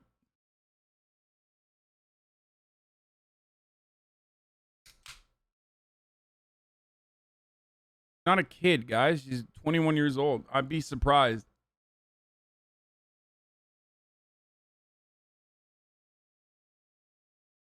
One rule is no pork, okay? And then that's just going to be the one guy I'll be with for the rest of my life. I don't think any of us want to get married anytime soon. I don't know about you. Maybe when you're 60. Yeah, I don't want to get married, so I'm thinking about her. Yeah. Once they are ready to meet a potential spouse, many Muslims will turn to their local marriage bureau for help. And Saima wants to give Katie an insider's view of how the introduction service works. This is Khadija. Khadija, this is Khawla. Khawla is, I met Khawla recently. So she's from Winsford in Cheshire. Welcome. Assalamu alaikum. Hello, son. Welcome. Come on. Khadija reverted to the Muslim faith 6 years ago. I wasn't Christian, so I never believed I was a Christian. I believe I was Muslim. I was born a Muslim, and I am a Muslim. I'm not going to say anything about reverse, okay? For converts, great. Let's see what kind of takes she has. That's my reverse. I was dead shocked. I expected somebody like, you know, Simon. I walked in, it was like talking to my gran, you know. It's common practice for Muslims to meet with a chaperone. Listen, converts of any religion remind me always of born-agains, okay? You're just like really, really into it. And today, that's Katie's job. She's introducing 25-year-olds Saliha and Yusuf. My nickname at home is Bugatti. What? Okay, so my mum calls me Issue. So Oh, that's really cute. I know, don't say that. No one in the room except Sima knows Katie's true identity. How do you imagine your relationship to be with your future wife? Okay, so my number one objective with my wife, as we both need to do, is to help each other build up in this world and build up for the next world. I'm thinking about living at home so I can take care of my parents. Right. So it'll be helpful if I find a spouse that does want to live at home as well. Yeah, I really want someone who I could just communicate with and You are literally the worst Muslim who knows nothing about Muslims. You are a Turk cockroach. Yeah, this guy is gay as fuck. Must be a HasanAbi head. Nazis are LARPing fakes and their gay-ass enemies. Anti-war is just fake. Y'all tarded. Anti-war layperson cringer than a Nazi layperson. Y'all Amerifats are delusional. He's a super cringe post-left artard. Unlike people who say all of this and know the difference between like post-left and all this other stuff, it's incredibly cool to just like be a Balkan poster. It's incredibly cool to be a fucking Balkan poster that is like constantly on fucking poll and, you know, demonstrates their personal mental health complications on the timeline regularly. You know what I mean? I'm sure your trad wife is waiting for you, silly poster. Everybody knows, dude. Everybody knows that if there's one thing that like tradcath wives are looking for, it's insane people that love demonstrating that insanity all over the internet. And think that their hyper focus on, you know, weird fucking random political shit is actually a cool personality trait rather than a personality flaw. Everybody knows tradcath wives are looking for that fucking deranged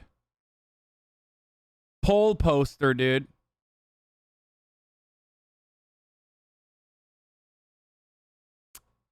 Anyway, I want him to respond, but I'm trying to bait him into responding, but he's not giving me anything. Let's just keep going. progress with as well, with my faith and with my family. Just having a balanced home is my goal. Okay. Yeah. What the hell was all that about? It doesn't feel natural. It's like a, you know, thing that's been put together. You know, I just don't understand why they feel the need to do that. They're both, you know, young, attractive people. What's wrong with the good old-fashioned way? You know, meet somebody out, look at them, I like the look at you. Can we, you know, can we have a chat? Give us your number. There you go. You know nothing about Muslims? If I Shut saw the the fuck person up. outside, I probably wouldn't approach them, whereas you kind of done that approach for me. I could be quite shy, so to have someone kind of on your side and support right. you, yeah, it just made me feel a bit more at ease. I wanted to keep them posted here because then people keep saying like I'm anti-Albanian. But, you know, Balkan posting is not allowed in the chat. Lol, 4 months. Going into uni and terrified.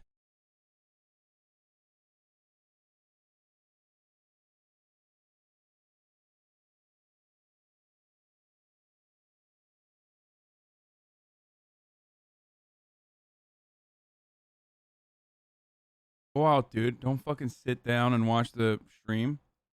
I mean, even though there is some fire content that you're going to be missing. There you go.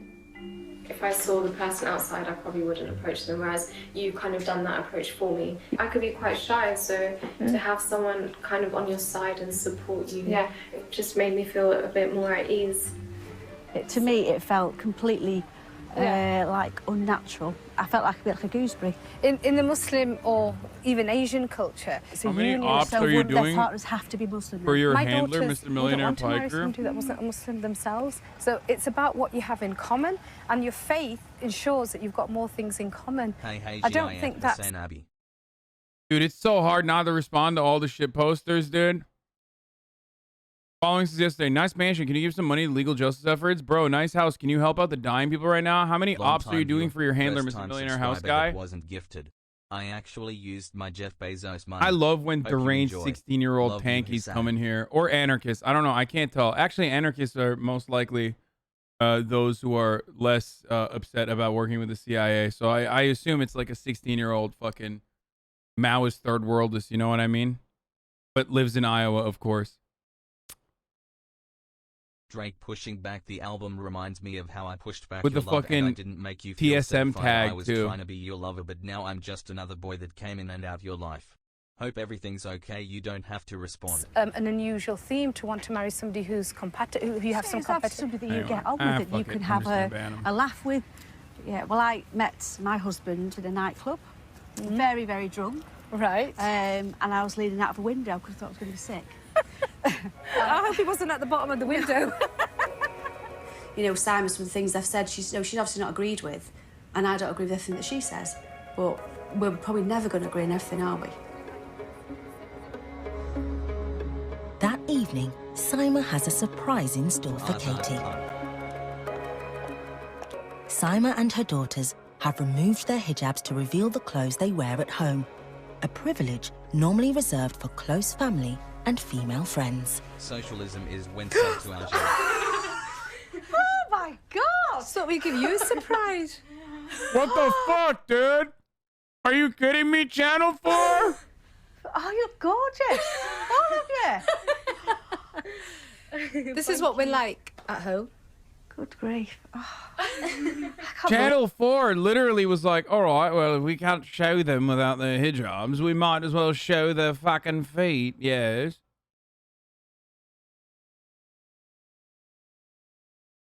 We might as well show their feet. At Believe HasanAbi, it. please I'm check just out completely the new shocked. You Vice just News look video so... about You working see, from people, home. that's what It has people some don't insane understand. comments in it You know, from we love second dressing up. homeowners. Go to the hairdresser, get our makeup done, jewellery, accessories, everything. But not to the outside world. That's the difference. So we're not always, I don't always look sort of drab, but you know. Oh, honestly. Yeah. You look beautiful. Thank you. Oh. Can you tell who's who? Don't put me on the spot. I feel really honoured, actually. Honestly, I'm like lost for words. Absolutely amazed that, you know, they are just the same, aren't they?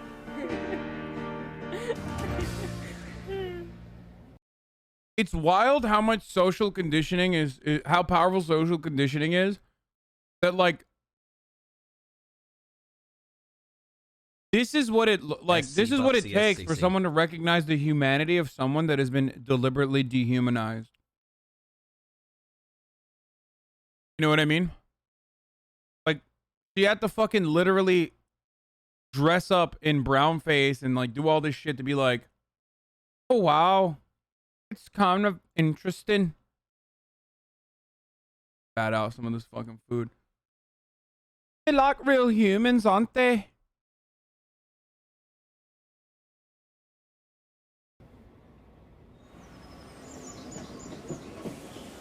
It's nearing the end of Katie's time disguised as a Pakistani Muslim, but there's one set of people who have yet to see her new identity. Uh-oh, this shit's gonna be bad. Just don't know how they're going to react then. Don't know what they're going to say. I hope they're not... I don't think they'd be frightened, but obviously they're going to be really shocked, aren't they? This is Katie's first visit home since the terrorist attack. I do feel apprehensive. I do feel a bit self-conscious that people, you know, may be looking at me the way I've done before. You don't see many people around this area, you know, dressed like this. On the way to her house, Katie... Bro, that Loki takes courage, dude. I'm not even kidding. Like, going to like a 99% white racist ass fucking town. That's not even Loki. That's fucking high-key. Because the prosthetics are very good. Like, she just looks straight up like she's a Pakistani Muslim. You know what I mean? On public transport, like, being a racist ass person and then doing that, like, shit. She has to That's pass crazy. her local pub, where she normally goes for a drink.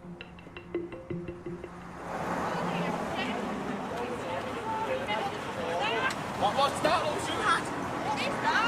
I've never seen that on. You're taking a piss. She's got it all. Hey, lads. No, you must be on you, girl.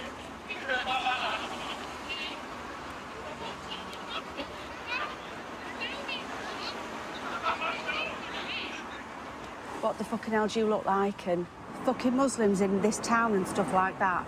Yeah. That's what they have to put up with all the time, don't they? You know, and there's just no... What harm am I doing walking down there? Absolutely no harm. And what did he say about blowing things up and stuff like that? I'm not even remotely kidding. This person will never be racist again. I mean, maybe to like other groups, but like she will never be Islamophobic after that experience, dude.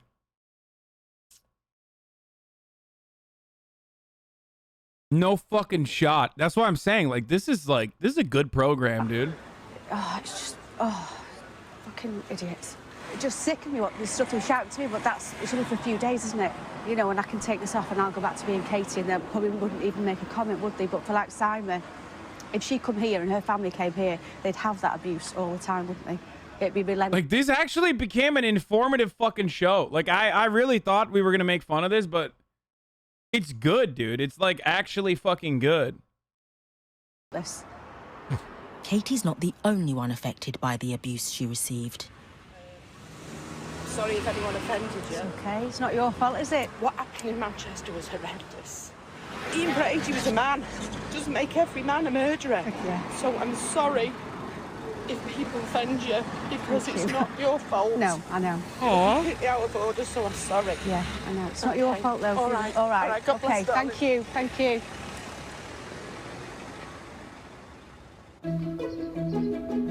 That was very nice. Katie is on her way to see her family in Winsford. Her mum and daughter know she's been spending time with Sima and her family, but they have no idea about her transformation.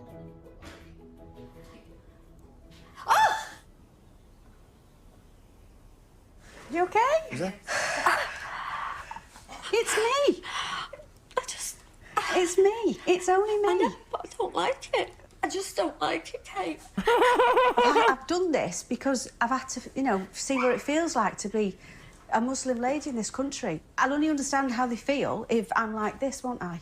We've just been up to Winsford and the people shouting horrible stuff out to me. You shouldn't be filming Muslims in our town and you blowing our country up and stuff. And this is what they have to put up day in, day out. If you're a Muslim, they automatically think you're a terrorist. And what happens? Bro, I swear, yeah, we should have government-mandated brownface for all white people for like 1 week to solve racism. Well, not all white people. You got to circle them. You got to rotate them, right? So that like there's still white people to be like racist towards them. Because if you make every white person get in brownface, they're gonna be like Bruno. Like, oh, I don't see it. I don't understand. No one's saying that I'm actually a terrorist. It's not like it. It's just all in your head. That's what they're gonna say. Yeah, you gotta have it be like a lottery system.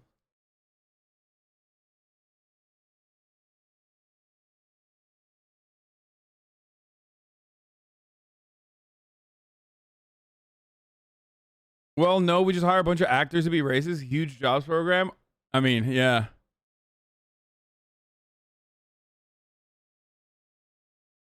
She is devastated. Happened on Monday has just fetched it all back to the surface again, hasn't it? I've been thinking those things. Stay clear of them.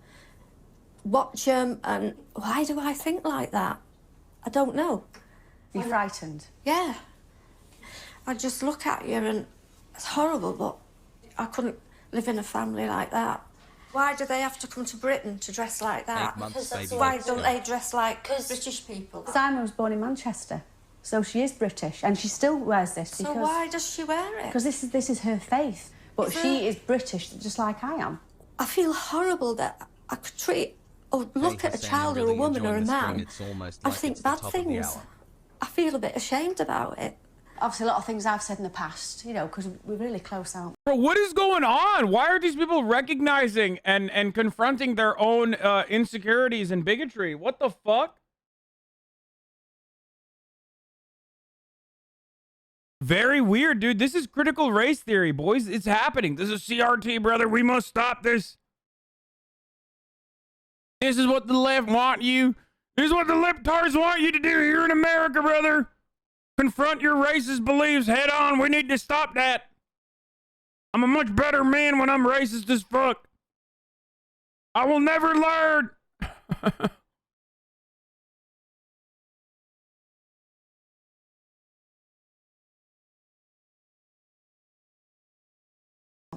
So I'll say some horrible things and you'll hear them. You know, I've said all these ladies in burqas have got suicide belts around them and stuff, and that kind of probably changes your opinions because you hear what I say. And I've said those things without even being justified, haven't I? So it's kind of, you know, probably put my opinions onto you when I should have let you make your own decisions. It does make me feel, you know, probably quite ashamed of myself, really, that, you know, I've kind of... Americans do really turn ignorance into an ideology, which is so fucked up. Like, they literally are just, like, proud of being ignorant half the time. Like, it's an irrecoverable position. Put ideas into her head, you know. You look pretty with the Almost a year. Thank you. I did feel anger towards the, you know, the Muslim community, and, you know, and after the, you know, this week, I realised a lot of those views were completely unfounded. I just kind of thought they were guilty just because of their religion, and it's nothing to do with the religion. It's just fanatics who are trying to use their religion and use it as an excuse, and it's nothing Oh my to do God, with I'm tearing up. See you in a few days. Be careful, I won't will. you? I promise you. Yeah. Okay. All right, yeah. All right. Yeah. I've seen it firsthand now, you know, and I can't believe that I even thought that in the first place. Before Katie returns home for good, she wants to tell the people she's met who she really is. Starting with Shamila, who she met at the soup kitchen. I think I need to be honest with you now, and I need to, you know, tell you something about myself. I'm not actually a Pakistani lady. I'm not even a Muslim lady. Okay. Okay. In fact, my name is Katie. Okay. So, yeah.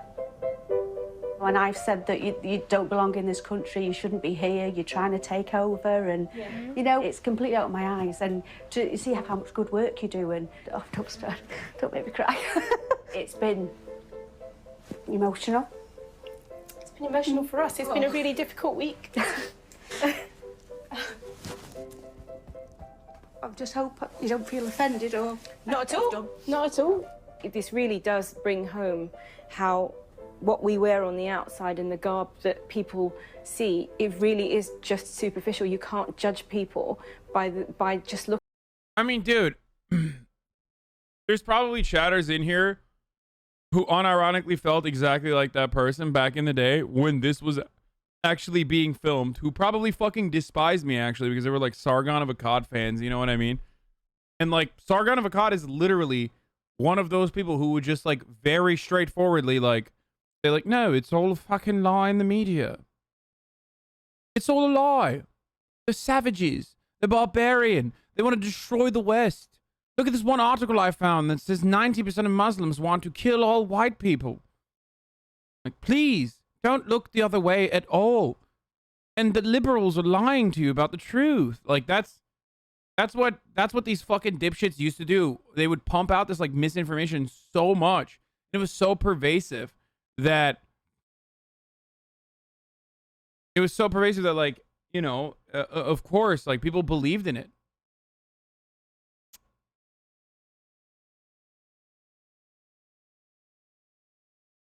looking at them. I feel ashamed of what I've said, and this is the only way that I could, you know, like say, learn from that. And you know, it's completely changed my views, my opinions, and you're just wonderful, wonderful people. I hope that lots of other people will change their opinions of what they view the Muslim community as, and not believe what they read in the papers, and not believe what they see on the TV, which doesn't describe us. How are you? Lovely to see you again. And you. Okay. There is something that I need to tell you. Yes. I'm not Muslim. You're not? No. In fact, my name is Katie. All right, Katie, you did. Well, I'll tell you what, you did very well. Thank you. Somebody wanting to understand, wanting to feel how we feel every day, and somebody wanting to understand and gain that knowledge and not be ignorant of the fact. And there's a lot out there could do with a day as a Muslim. She's Sister Katie from now on. 14 months. Smile, fake nose and everything. Is it Muslim or Islamic belief that causes hatred towards the left? Wait, what? Hassle has high. Oh, that's not even a question. You're literally saying the same thing twice over.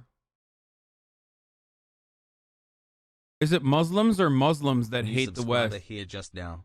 Heard I should tell you though that it's the top of the hour for ads. I think that Katie has always been a good person, and I just think, unfortunately, she's a victim of the misinformation out there about Muslims. But you said they're your real teeth, right? No, they're not even your real teeth either. No. And I told her she got beautiful eyes that looked right. You do. Yeah. But they're not real. They're contact lenses. Oh my God, Oh, no. I really need to see a picture of what you really look like. Yeah, actually, yeah. Can you tell us what's real? Will the real Katie stand forward, please?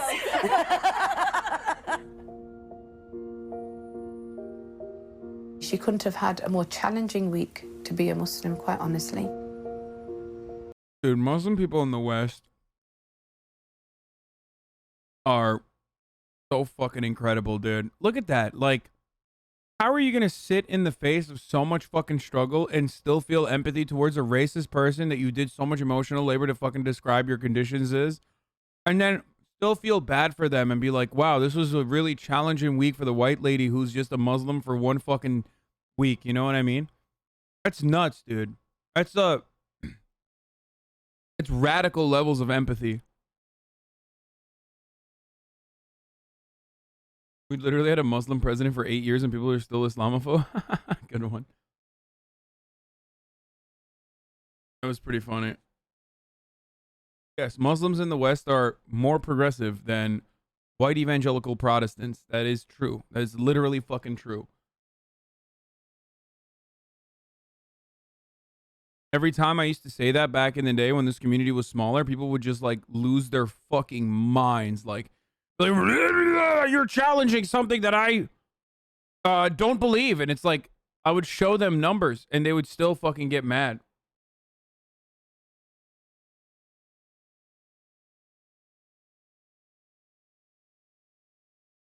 See, Muslim minorities are cool. Muslim majorities suck. Like, this guy is like still trying to fucking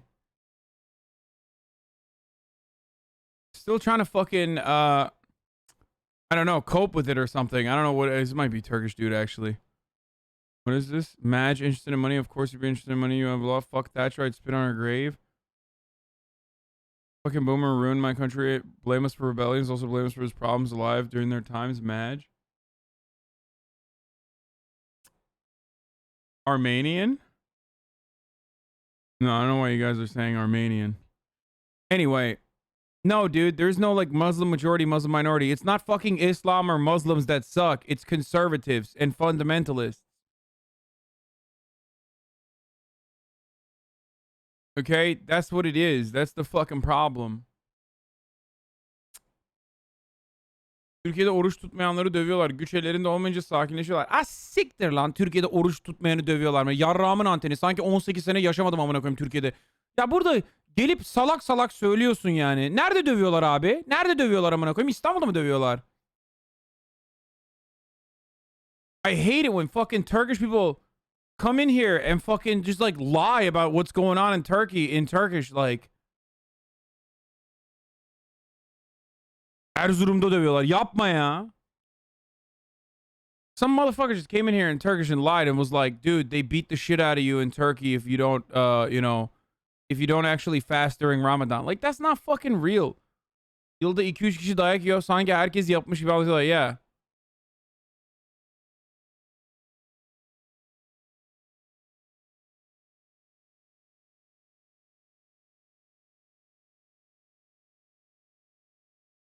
Anyway, Türk var, hatta Göktürk bile var lan. Ahmet Alp. Yani var ya, inanamıyorum yani, var ya bu ateist Türkler bazen, ben de yani böyleydim eskiden. Amına koyayım, Türkiye'yi var ya kakalayacağız diye birbirinin üstüne çıkıyorlar bazen, var ya yani. Tamam, Türkiye çok gerici bir ülke maalesef Erdoğan'dan dolayı.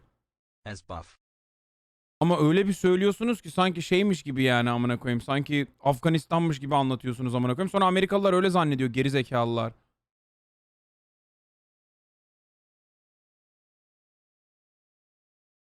Mardin'de bana tokat verdiler abiler. Siktir lan.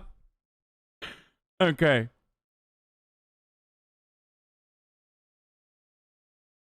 Amına koyayım, Erdoğan'ın %30 koalisyonu yok yani. Artık hala ama manyak manyak konuşuyorlar chatte.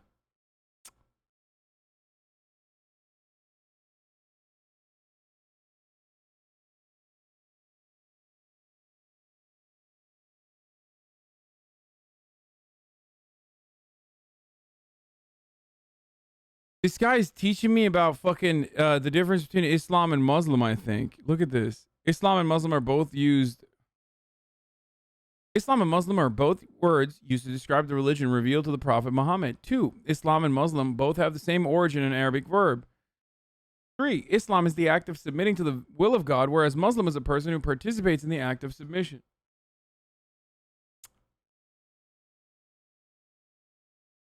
No, I'm not fucking speaking in English. The things I said in Turkish, it's an inside thing, okay? And Turks, don't fucking spoil it and translate it. You dumb bitches.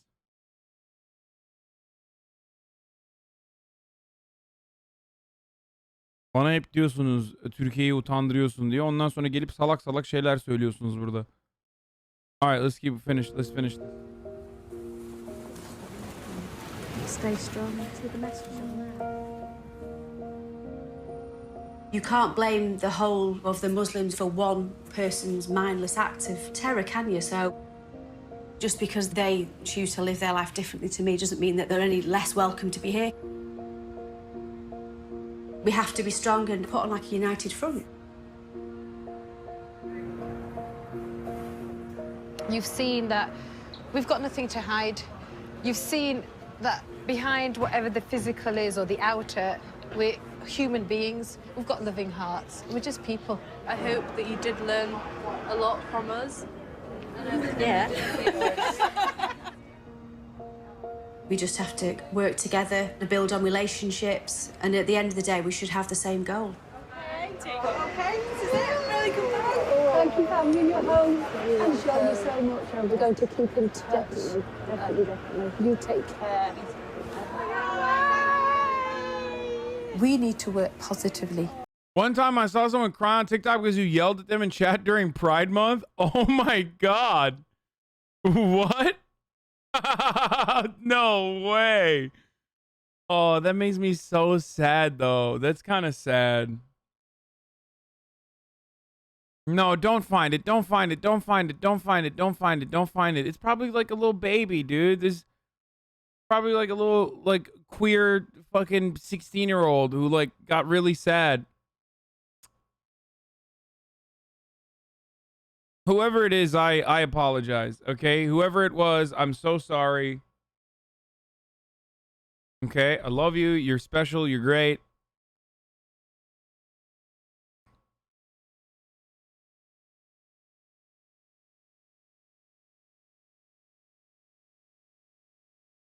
For the future, we need to work together side by side as communities. This is our country. We want our country to be safe.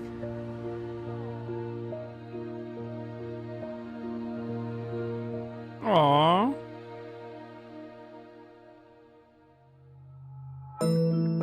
Like they still follow you after you made them cry? I mean, I always find it funny whenever like someone cries and then, you know, films themselves crying and then they upload it to TikTok when they're crying in the video. It's like, it's kind of an extra thing. Like, at least if you're crying on, you know, at least if you're crying on like a live stream, that's one thing.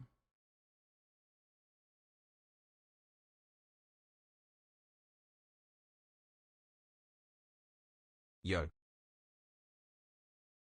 Why never run as a politician or sponsor Bernie or get sponsored by a socialist agenda-based party? What?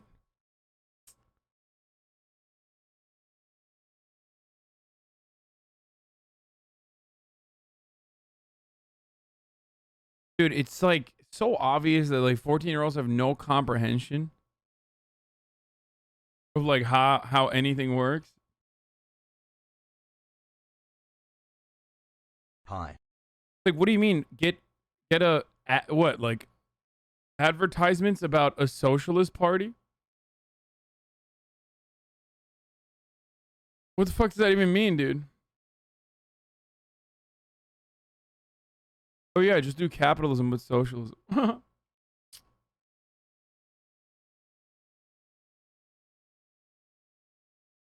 Why don't you socialize some bitches?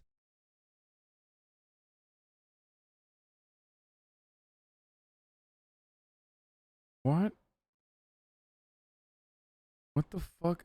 What is going on, bro? I'm fucking banning people. If you're not speaking in Turkish or English in the chat, I'm gonna ban you. Sometimes I ban you even if you are speaking in Turkish because it annoys me. And I usually always ban you if you're speaking in English because very annoying. Most of the things that people type in the chat, but like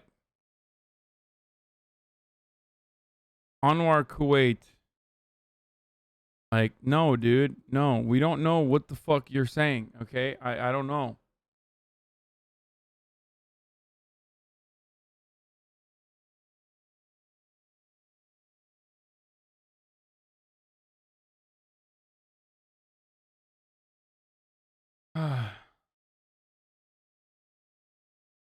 Turk hates Arabs confirmed. Kids surprised to see when revealing racial stereotypes. I want to think what Britishness means to you. Is British a religion? God. So, Miss, I don't know what to write about. Are you proud to be British? Yeah. 15 months of donor wall. Very, very proud. Do you feel British? A little bit. We got him! We got him! She took her sweet time to answer the question. That means she's lying. This is just like that other one, Ilhan Omar in the USA. If you do not want Sharia law, just like they have it in the United States, we must stop and deport immediately. Drink your tea and like pinky up. You don't have to be born in Britain to be British.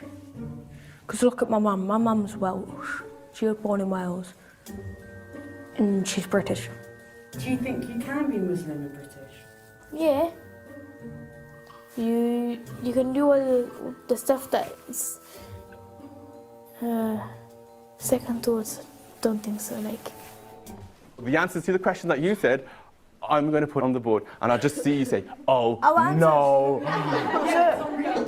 What can go wrong? They're kids. They're kids. They could do whatever. You don't know. All right, now, here we go. So, This is weird as fuck. only Academy pupils, you were asked for some characteristics which you or your friends thought about white British people. Eating bacon. That's what I said. I wrote that. What's wrong with eating bacon? Apparently, the burkas are trying to. Abi. Bacon.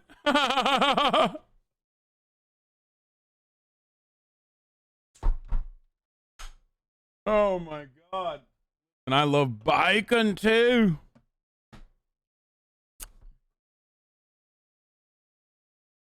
Like, ban bacon and get rid of bacon, which if they did, I want them to be happy. Being lazy. No. My friends think that white British people get drunk and like celebrating every occasion. I wrote that. What? That's literally true.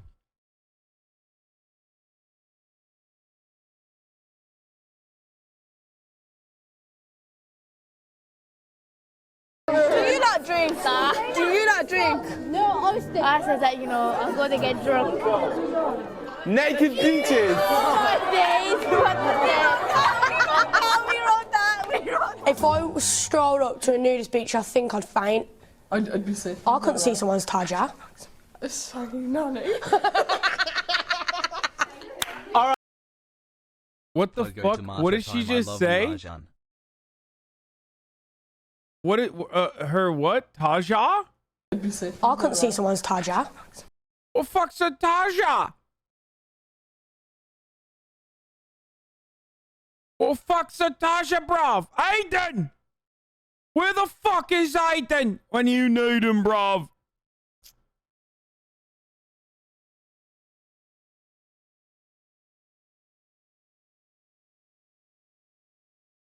It's fucking nanny. A nanny? All right, now. Oh, please don't. Tanwit pupils. Ooh. About South Asian people. Please don't put the one I said. Say curry or something. Burkas. Like that. Burkas. Put it up. Primark.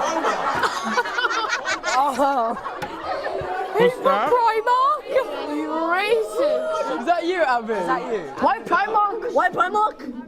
I've never seen an Asian man, going shopping at Primark apart to buy clothes. Like, apart if he's with his wife or something shopping. Exactly. I've never seen a man. No, I don't know where they got Primark from. So I can't really say anything about that. No comment. Bro, these kids are cute as fuck, dude. No comment. Okay, now, I think that my friends think that Asian people are horrible and nasty. What? That is rude. Who friends did you ask? Some may fear You know what reason? them for whatever reason. You know what reason that is? Terrorism. Islamophobia. The questionnaire has uncovered some of the suspicions and prejudices which keep the two communities apart. Now, from that questionnaire, what I learned is that each and every one of you have different perceptions of each other. You guys have the opportunity to educate each other about their misconceptions, okay? It's becoming clear now that we all have very different opinions, and I think that's where clashes might start and arguments might rise.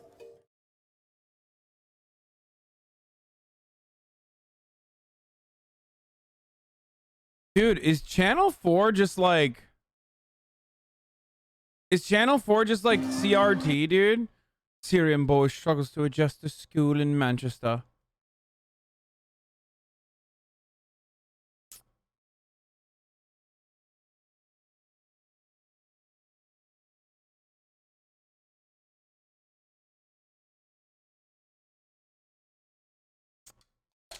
It's like TLC, but actually informative. So literally like the Learning Channel. Is that what you're saying? Which is what the Learning Channel intended to do.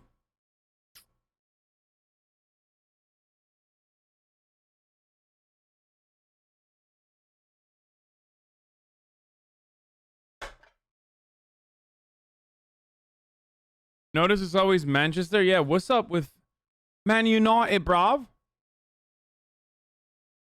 Is it fucking Man United?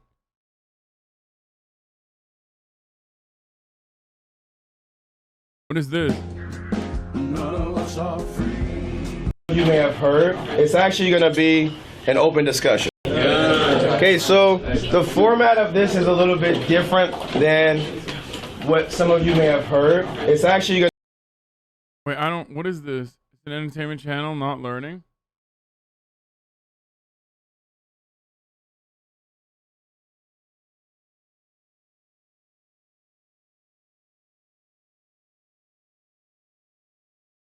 You can use a VPN and go on their website for free TV shows and movies. Yeah, except I don't have a fucking license for that, bruv. I don't. And everyone in the chat would be like, you got a license for that? You got a license to what? You have a TV license?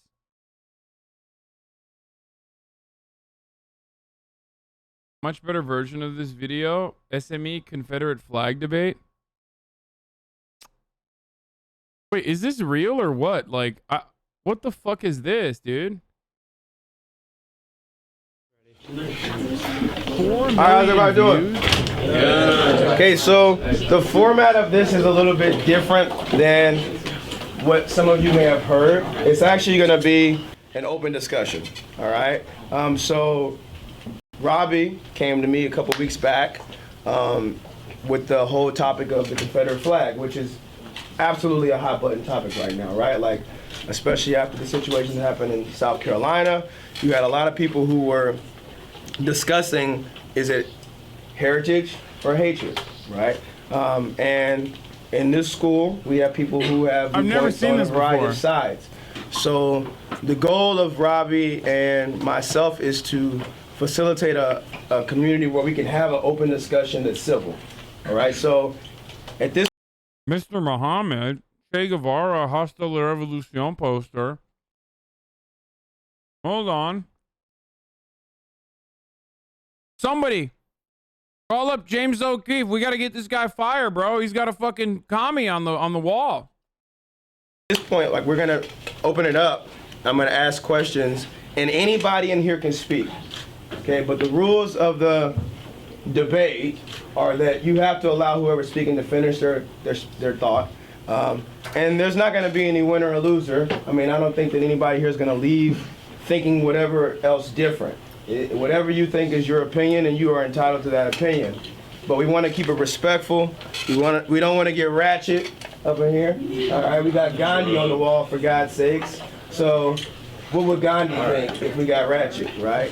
Even though that word... What do you mean? The people who are defending the Confederate flag don't give a fuck about an Indian man, dude? Probably didn't exist when he was alive. So the idea of the Confederate flag for a lot of people is controversial.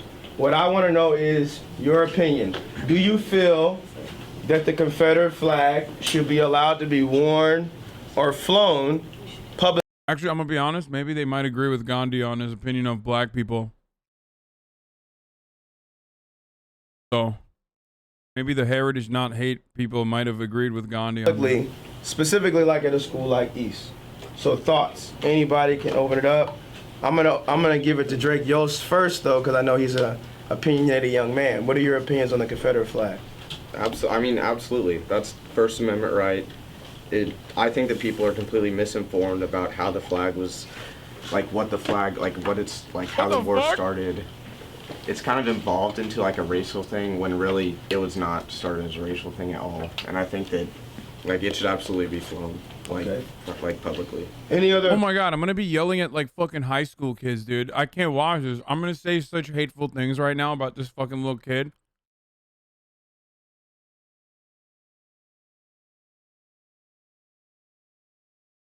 Oh, that's so terrible. I shouldn't say this. Maybe some of you were this kid, probably, so.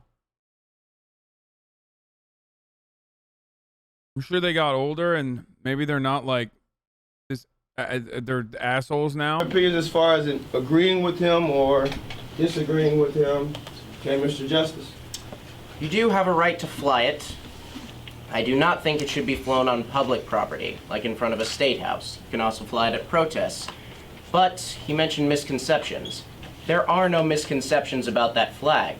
The flag that we see today is not actually the Confederate flag. The Confederate flag is similar to that of the United States. It has a blue upper right-hand corner with 7 stars in a circle, 2 red stripes, and in the middle a white stripe. The flag we see today is an interpretation of a Confederate battle. I wouldn't fuck with this kid, okay? I'm just gonna be honest with you. Like, he's obviously smart and he's spitting, but like also, you know what I mean? Like, he's like got that energy, if you know what I mean. Like, I would not fuck with this kid. You know, don't come to school tomorrow type beat. You know what I mean? Got the fucking, you know, V for Vendetta, Guy Fawkes shirt on. Like, he's hitting like every fucking red flag. He's right.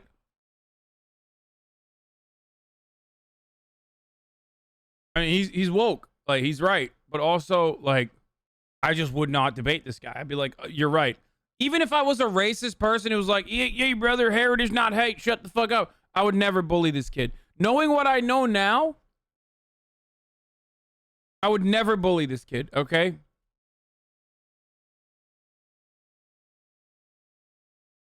Future Bureau, thank you for the 20 tier 1 gift subs. Yo, I'm in the chat. What the fuck, man? Shut the fuck up. I mean, he's spitting. Battle flag.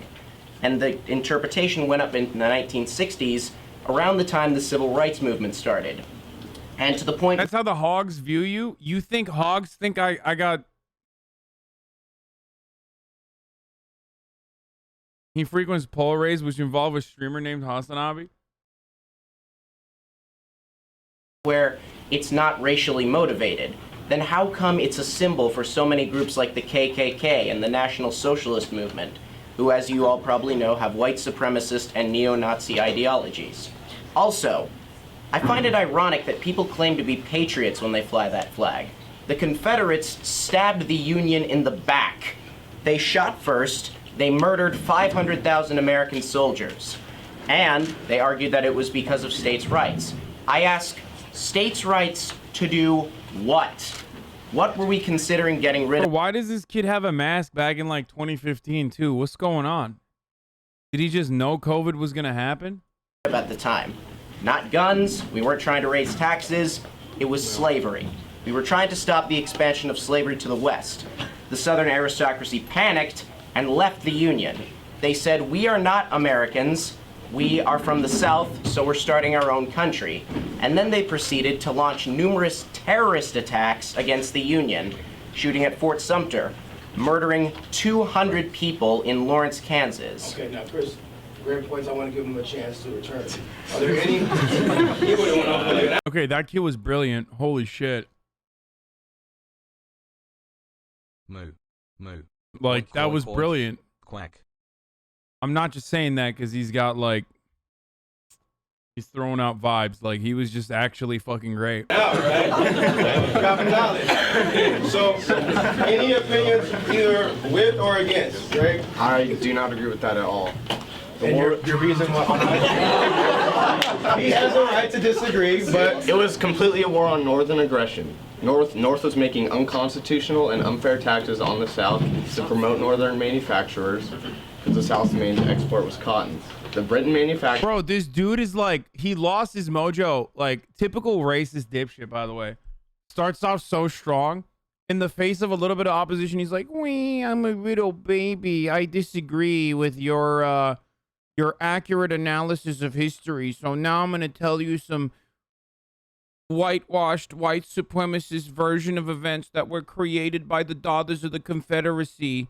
And actually, they did a lot of lobbying efforts in our schools. So, like, now a lot of people believe that, but totally just and completely ahistoric. Manufacturers were, like, doing better than the North, and so they were selling their goods cheaper here in the U.S. So the North had 5 times more population than the South, so all political votes would go in favor of the North, obviously. And so wait, why?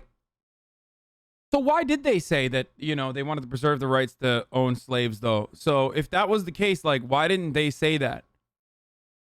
And instead said that, like, no, we want to preserve our rights to own slaves.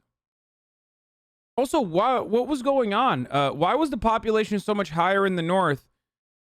What was the production force that made goods cheaper in the South? Can someone describe this to me? These are very important questions that I have for what was going on in the South that made it so that, you know, goods were cheaper in the South, and also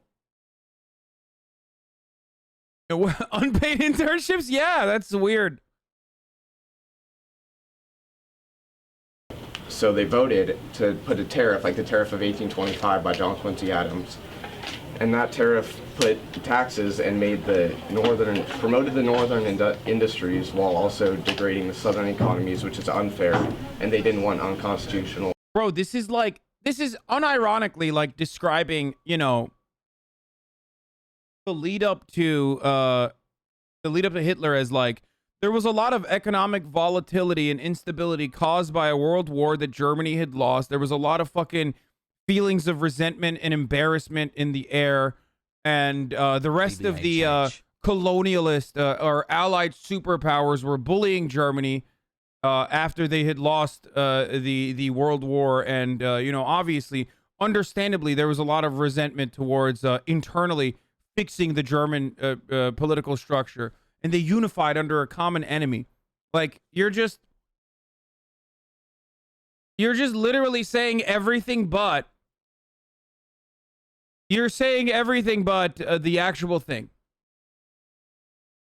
And for them, it was slavery. And what I'm not saying is the fascist ideology that revolved around excluding or rather murdering Jewish people, disabled people, non-folkish people. Imagine flying the Reichsflagge staff in Reichsflagge in Germany and saying it's heritage. Wait, they do that. Well, they can't do that because they'll go to jail. But now they do the older one, right? Don't they fucking fly the... No, guys. They literally fucking... I'm not talking about the Nazi flag, but they fly the imperial flag. They fly the imperial flag. They're such pussies, by the way. Imagine, like, you can't even fly your fucking... Yeah, the Weimar Republic Eagle. And unfair treatment, because that's why this outside release. So what do we say to people who say that they find the flag to be insulting? And what... Okay, Mohammed. Listen, you can't... You're the referee. You can't join in. I mean, understandably, why he would want to join in on the conversation, but like... Prince, birthday cake, party You know, face. let the fucking white kid be racist, dude. Let the white kid be racist, and then let, you know, the other kid that I'm trying in so many different words not to make fun of, because he's absolutely super woke, let him fucking deal with him. Cleaning him up. Way does that stand? Like, in here, who finds the... Does anybody in this room find the flag insulting other than Mr. Justice? Okay, why do you find the flag insulting? Well, I think it represents a time when racism was a thing, was huge, and slavery was huge, and even if the war wasn't started because of, you know, slavery, it still represents a time where colored people were discriminated against, and so it's kind of frustrating to just see that. Isn't it good to know about the past and respect what's happened, though? Whether you agree with it or not, you should know it and be knowledgeable on where our country came from, because... Dude, I fucking hate... Oh, God, this is making me hate fucking... This is making me absolutely fucking hate these kids. It's not their fault. It's social conditioning. They're in high school. They can change. They're a product of the fucking bad education system. They're a product of their fucking parents, like, lying to them. But it's... I fucking seethe whenever I hear motherfuckers be like, why don't we just respect them? Yeah, do you respect the Nazis, dude? There are good people on both sides, right? Is that what you're saying?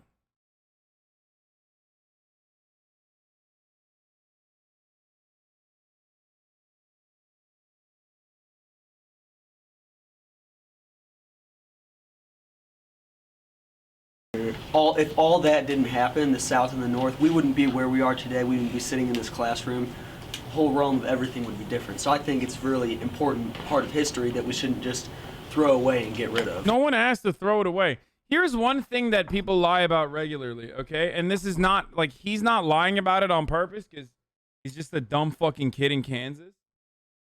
But the thing that people lie about regularly is that, you know, we shouldn't, people don't want you to talk about history. No, motherfucker. Eradicating the whitewashed perspectives of white supremacist Confederate attitudes is literally the correct interpretation of history, okay? So when people advocate to, like, take down Confederate flags, or when people advocate to take down Confederate monuments of the Confederacy, they're not doing that to destroy history or to hide the truth from you or something like that. It's actually the opposite. All of those fucking flags and all of those monuments are built in an effort to whitewash what the fucking Confederacy did and sought to do and got fucking comstered on. Okay? That's it. It's a fucking loser participation trophy of racism.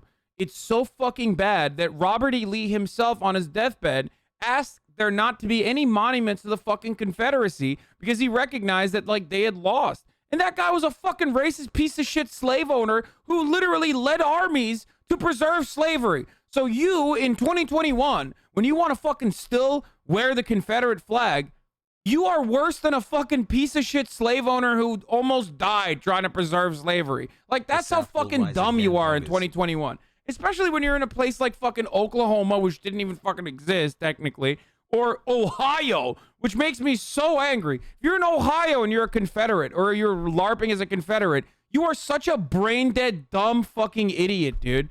Like, literally learn history. You're in Ohio! What the fuck? How have you regressed?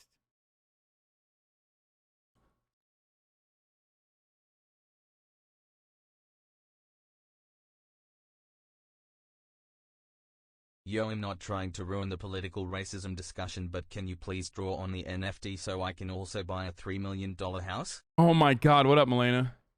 Yeah, I will. I will do that. I'll do that on stream too. Well, can I ask a question? Can I ask a question to go along with that, and then you guys can go forward with what you're saying? When you bring up the question of history and how it's important to recognize history, then in that right, would you say that it's okay for maybe a person from Germany to fly the Nazi flag and represent that history and say, well, we don't want to forget what happened? Muhammad is spitting!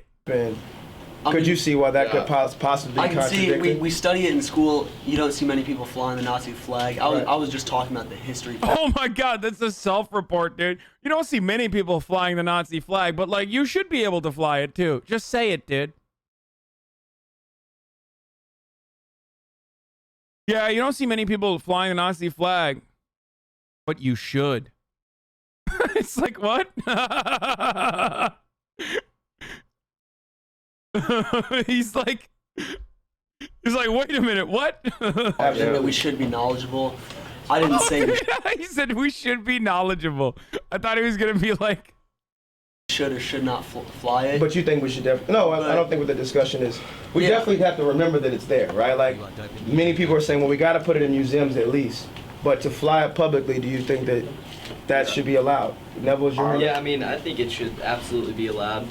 I mean, when you get offended by something, just because a small percentage of Americans get offended by something, doesn't mean you can take away their First Amendment rights. I mean, we wouldn't have any free speech if a certain amount of people got offended by something, because everything can be offensive. Okay. So.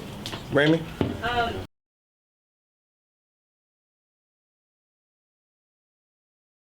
dude, I hate these people, man. Holy shit, this is making me so angry.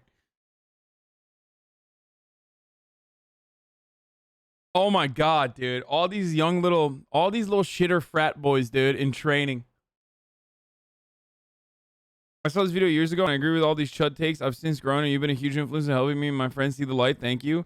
Yeah, I know. I shouldn't be shitting on these kids too much. I feel like some of them are in here right now. You know what I mean? They used to be like that.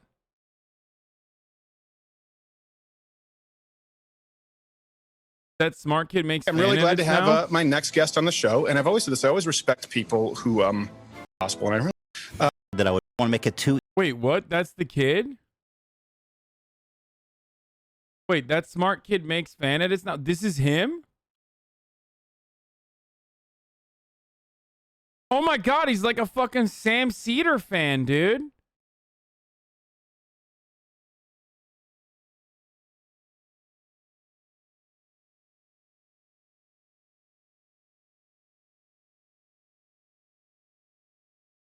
Oh god, he's a revolution and counter-revolution, March Madness and Confederates. My political identity crisis, 2020 COVID, Confederates and the Kaiserreich. Wait, what? This dude is like...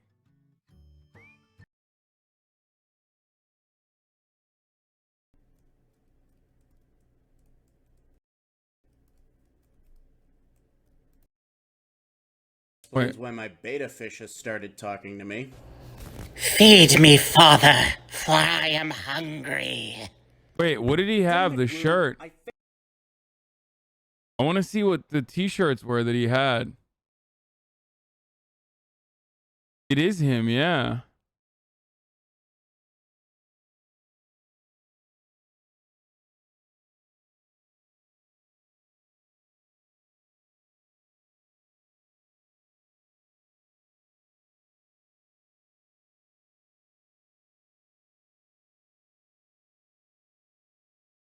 Kaiser Reich is a mod for Hearts of Iron.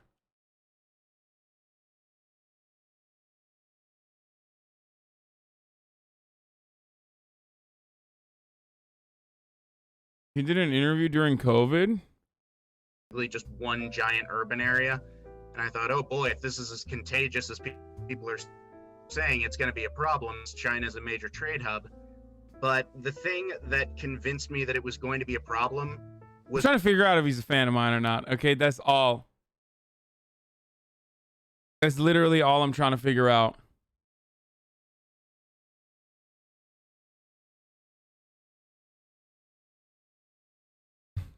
Ego Andy, shut up. Shut up. Shut up. Yeah, whatever. I'm being honest. I'm being radically honest right now. And I can't tell from any of these videos. Similar.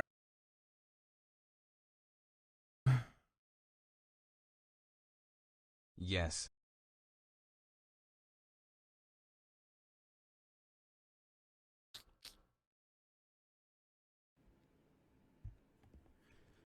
Reads his history.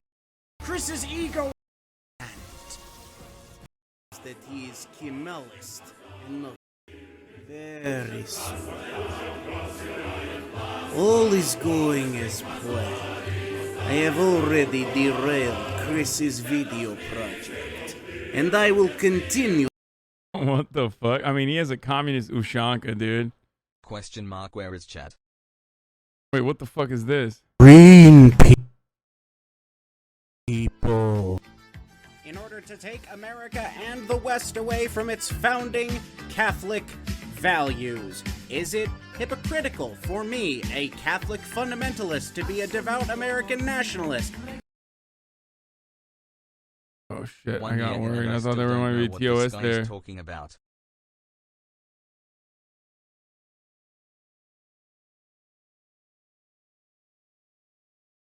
You are literally a parasocial streamer? What? Shut up, dude.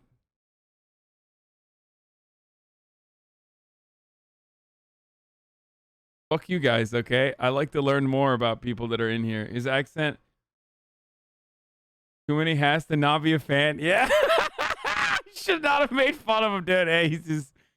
Oh, God. Okay, let's keep watching him fucking own people. You definitely have the right to be offended by the Confederate flag. Even now when you have, like, Klan meetings, they fly the Confederate flag.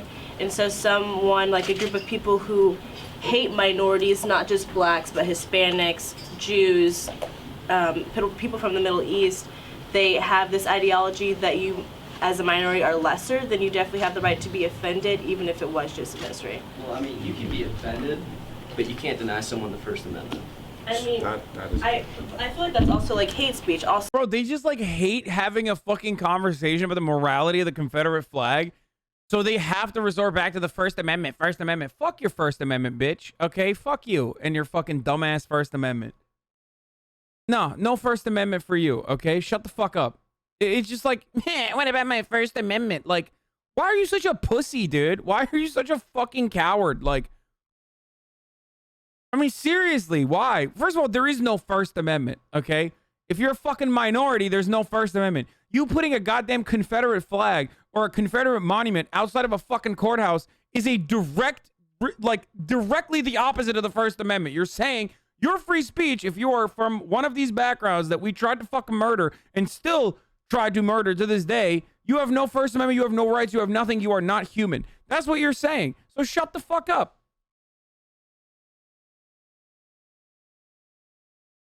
Like, conservatives try to not treat First Amendment as a fucking free one-time hate speech card challenge, dude. Thanks for 4 months literally, of like, entertainment, it's insane. It's always like, oh, molding. First Amendment, You're great First at what you Amendment. do. also, and so hate speech is not allowed in the Constitution. What is And hate speech, you said? So like at Klan meetings, I feel like everything within a Klan meeting is hate speech, and so I feel like the only reason that they are allowed to have these meetings is because it's the First Amendment right. But when you start to fully belittle minorities, then you shouldn't be allowed to fly the flag and have those meetings. See, what I'm stressing is that you guys are misinformed about the flag's like origins. You're saying that it's racist, but the flag is not a racist thing. It's been molded by our. Hey, you know the fucking white dudes that were in their pickup truck, like that was waving the Confederate flag, and they called you the N-word while they were driving down the street, black girl? Well, let me tell you what the fucking Confederate flag actually means, dude.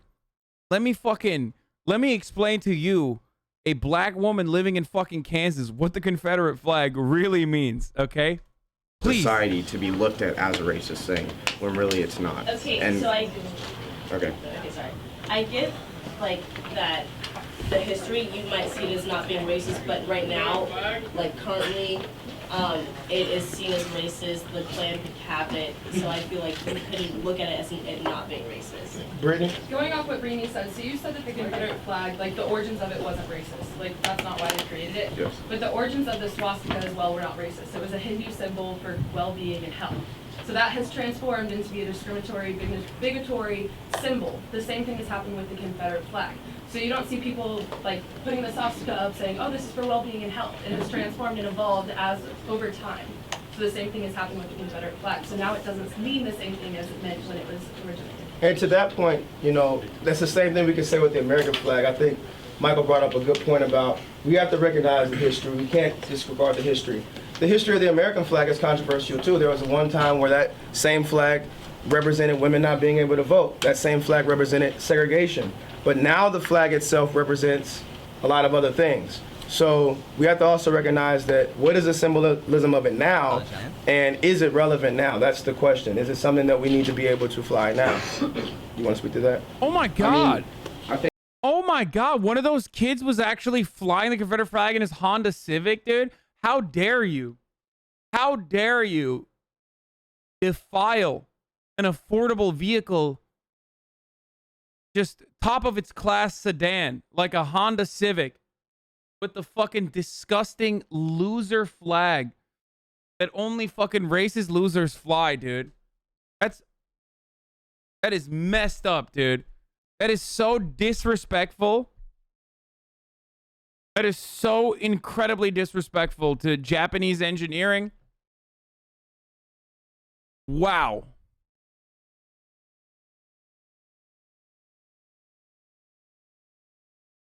Honda Civics are made for racing out backs of targets, not hate. Yeah, Honda Civics are for destroying Mustangs, apparently. If you ask people on TikTok, wait, hold on. I sent Jake and Bake Live a TikTok video that we gotta watch now. I told him this is you. Upcoming Norwegian election. Vote right. Yeah, if you ask Google, okay, or if you ask YouTube and TikTok, Honda Civics are actually made to fucking destroy Mustangs.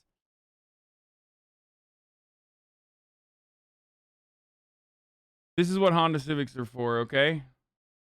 Hold on, let me just send it to myself real quick.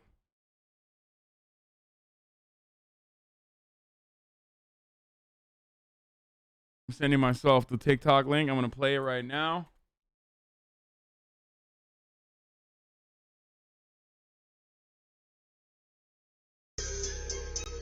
I'm just sitting in the studio just trying to get.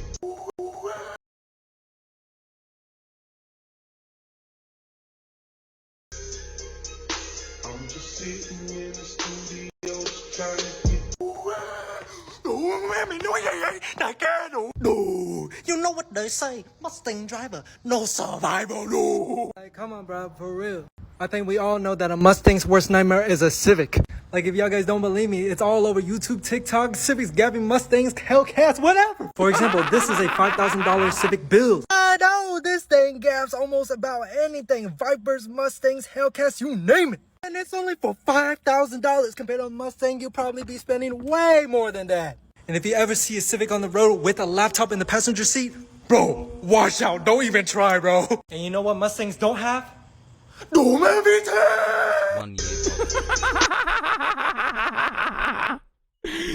Oh, Jesus Christ, dude. Dude, just Civic drivers, don't be insane about your car challenge. Impossible. Anyway, I just wanted to show you that.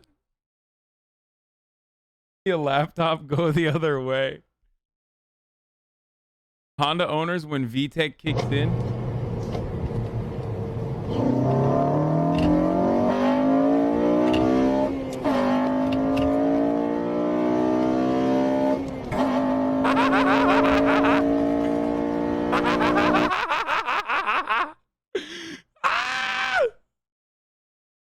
Oh, that's so fucked up, dude.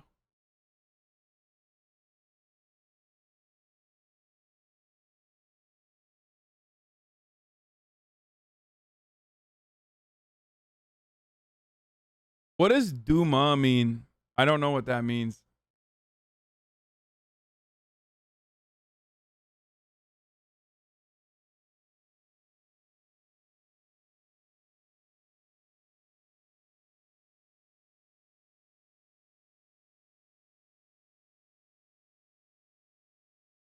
It means fuck your mom. Oh, Duma balls fit in your mouth? Wait, really? Duma nuts fit in your mouth? Is that why? Is that why I keep saying Duma? Yet for something like motherfucker? You should get a Volkswagen GTI. I'm not going to do that, dude. I'm not going to get a fucking Volkswagen GTI, okay? I don't know why you guys keep saying that. Is Viet for like fuck you or fuck your mom or fuck off? Okay, got it. Let me think. Earlier, Christopher said that DUMA. Wait, I had it in my head. I had it in my head before you said. Go back to you. Yes, sir. They're like. I'll tease something.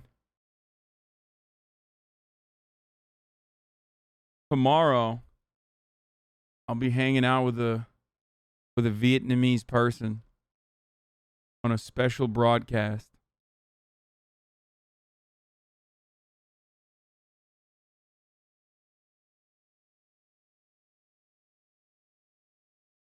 Yeah, Miskiff, Pog.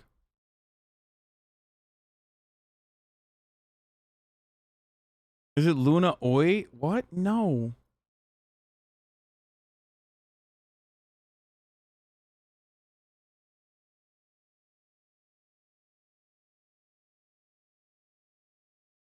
You ever see shit Civic owners say?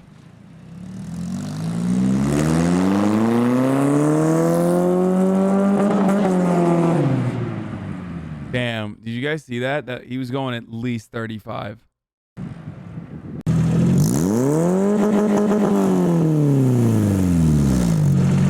What's up, guys? My name's Robert Lovely. Today I'm going to show you my 92 Honda Civic with VTEC and Doge. Alright, first let's talk about these curb fillers. I put these curb fillers on there, that way I know when I'm up next to a curb and I don't fuck up my nice wheels.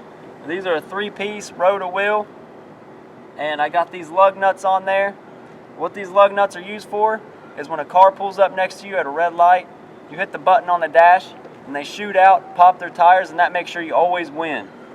I also got these lucky dice here, and what that does is help me get lucky when I'm out looking for pussy. This thing is straight piped right out the side. That's the only place the exhaust should be, and we'll show you the engine now. What? Alright, now let's talk about the engine. It's a 1.5 liter Honda with VTEC. I got this custom manifold made here. I had that specifically designed to fit my short throw dipstick in there. It is a turbo manifold, but I took the turbo off, just put a straight pipe out the side. Upgraded the intercooler. This is an oversized intercooler because I'm always overheating when I'm out racing Mustangs. We got custom What's the fascination with like Honda drivers who like smoking Mustangs? What is that like? What's the reason? This is inside baseball for you. strut bar for when I'm going around corners. Something I know he's trolling, dude. Mustang owners can't do. We also got this intake right here. I bought that at AutoZone, and it seems to make a lot of power. All right, let's talk about the front bumper and the front fender here. I got these drift stitches here, and I put those on there every time I beat a Mustang. That just helps me keep track of how many Mustangs I beat. I also got this front fender. It's all rusted up here with V8 owners' tears, because every time I beat them, they be crying. All right, you may notice on the side of my car, I got this big old dent. What happened was I was passing a Mustang on the highway at 165 miles an hour, and I swerved and missed a pothole because my car is so dirt nasty low, and I sideswiped that Mustang. And after that, I noticed I had a big old rust spot here, but I said to hell with it. That's more weight reduction, so I'll let that bitch go.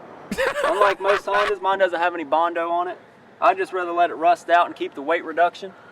On top, we do have a roof rack here, and I use this for fat bitches when I go pick them up at the mall, because when I put them in the car, they can't get out because the car's so dirt nasty low. Now, if you look at the back of my car, you'll notice I got a lot of stickers here. Each one of these stickers adds 5 horsepower, so I'll let you do the math. First one up. Each one of these stickers is 5 horsepower. Here we got zip tie technician. You've seen my drift stitching up front, and that pretty much explains itself. I got braking necks all day. That explains itself pretty much too. Genuine eBay parts. I got everything on here is from eBay pretty much. So, you know, eBay's the best, cheap, get best quality parts from there. Sort of flush, a little bit of offset, but ain't bad. All right, let's talk about the fuel we use in this car. We use 135 octane. That's what I get the most reliable tune out of. I got drum brakes in the back, just because I see a little bit better performance in stopping versus the disc brakes. So I swapped those out. And we'll go to the interior and show you some of the interior. All right, so we got this steering wheel made out of mahogany infused with unicorn dust. Got it straight from Japan. JDM as fuck. We got a footprint gas pedal down here, and that gives me excellent throttle response. Also got this shift knob right here, and it's extra long. That way when bitches want to fuck and I'm too tired, I let them fuck my knob. All right, guys, my name's Robert Lovely. Thanks for checking out my 92 dirt nasty low hatch. And remember, if you ain't living a low life, you're living a no life.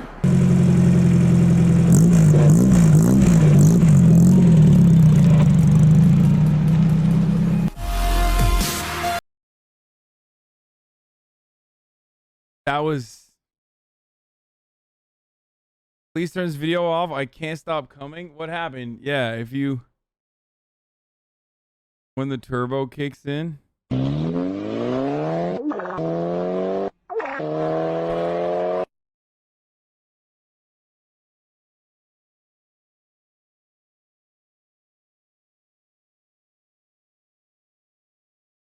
I fucking smelt it, dude. How to modify your car? Although Hasan, have a good night. Bro, if anyone fucking learns how to JDM versus muscle car guy things.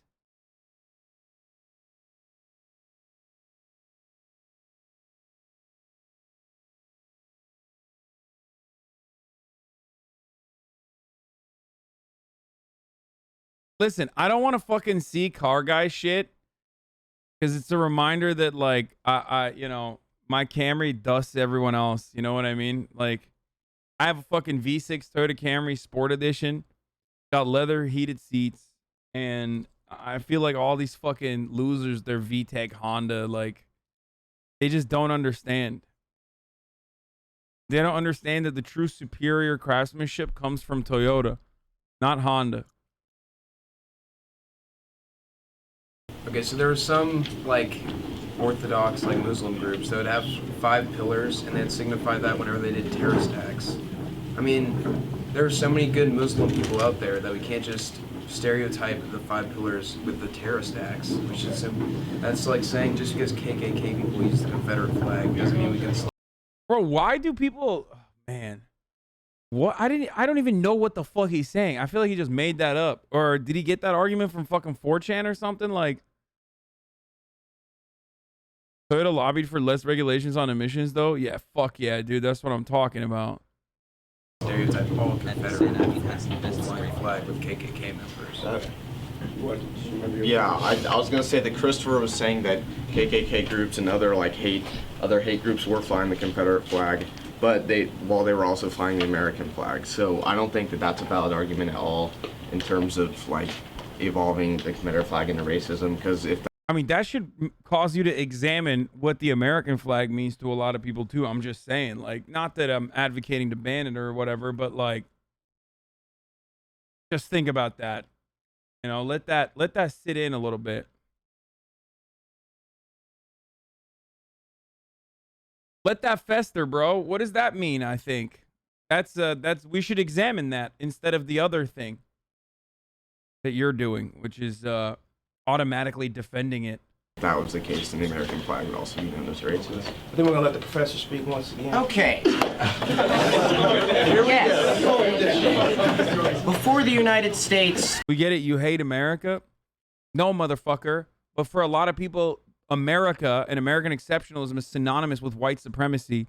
And that's why white supremacists don't have a problem fucking flying the American flag right next to the fucking Confederate flag. As a matter of fact, for a lot of those people, it's like their entire cause is to bring America back to what they envision it's supposed to be like. Dude, I have no idea what this is. Let me Google that for you. Yo, check out this sick website on 2011 Camry Sport Edition Power. I'm not going to click Was what it is today. That did represent slavery and women not having the right to vote. But the thing is, we evolved. The United States has evolved over the years. Our founding fathers made it so we could change.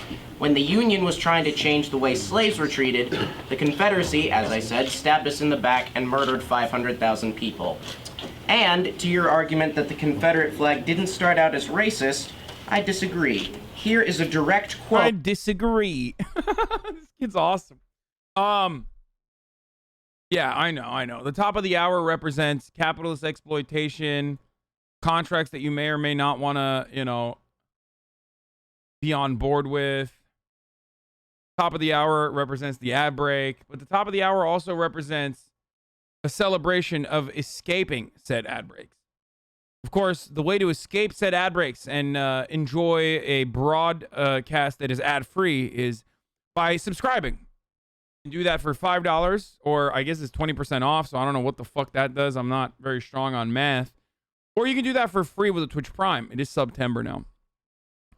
Now, you can also use an ad block or a VPN. These are other methods that will help you as well. Help you avoid the ads, of course. But Twitch Prime is free if you have an Amazon Prime account. Here's the 1-minute ad break now.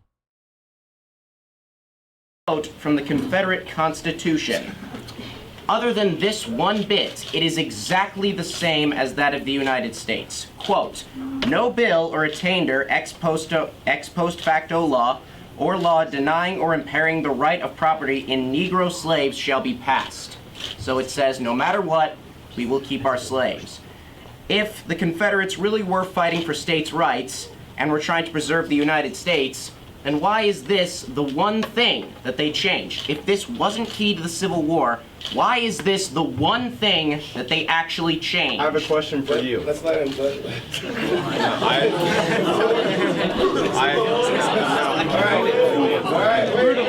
Oh, this is his moment, dude. This is like, oh, Captain, my Captain. You know what I'm saying? He's like popping the fuck off. Every other day of the fucking week, he's getting pants, like he's getting bullied and shit. And right now, in this very moment, in the middle of fucking debate club, my man is spitting hot fucking fire. Girls probably were like, yo, you want to fuck after this? Like, they were like, hey, I never really noticed what you were doing in the back of the class, but like, you know, you want to fucking experiment? Like, what's going on? My man is fucking destroying it, dude. Holy shit. Clean up on aisle 7. I'm wet, dude. I made a fucking mess over here. Let's calm down. Mr. Jones. If you said that it was that the South stabbed the North in the back. Right? This is literally my dream. Like, when I was in high school, like, what this kid is doing is like my dream from high school. You know what I mean? Like, when you're in the shower and you're like, man, I would have fucking spit hot fire in that fucking debate if there was ever a situation and I would just intellectually best everyone. This kid literally lived it, dude. What the fuck?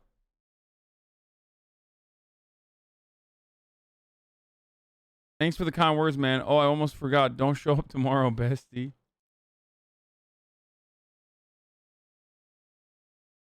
Seating, right? Yes. If you're reading the Articles of Confederation, you'll read that it was 100% legal for any state or group of states to succeed. If you'd read the rest That of the Articles of article is Confederation. no longer relevant. We got rid of it after Shays. Why did you just bring it up then? I didn't bring up the Articles of Confederation. The Articles of Confederation were bring up the Constitution of the Confederacy. the Constitution of the Confederate States of America. The Articles of Confederation was the first Constitution of the United States. Okay. We got rid of it after an uprising in Massachusetts and have what we have today. The Articles of Confederation are no longer relevant. All right, I have another question for you. If you're going to say that the war was started on slavery, what percentage of white Southerners own slaves? Oh my fucking God. Slave trade was integral to the Southern fucking... It was literally integral to the fucking Southern economy, regardless of the fucking percentage of people who own slaves, dude. I hate that fucking revisionist ass, dumbass fucking talking point, dude. So annoying. Nobody asked you to fucking take up arms, bitch. It's not like you were engaging in the radical act of abolition. You know, you fought side by side with the slavers for the behest of the slavers and to preserve slavery. Shut the fuck up. What is she watching? And here's my other point. That's 5%. Diverting from the question. 5%. Let me answer that. Now, the South was controlled by an elite of rich white people. The elite was trying to make themselves more powerful by pushing the Union into allowing them to move their slaves northward. Here's what they did. By the way, yeah, as the amazing Evie points out, like, my dude earlier in the fucking conversation, without actually admitting that slavery was fundamentally important to the Southern economy, literally said that slavery was fundamentally important to the Southern economy. Okay? So, you know, it's not just the fucking slave owners that were fighting, okay? They didn't fucking fight 5% of the South. They fought 100%. Maybe not 100%, but you know what I mean.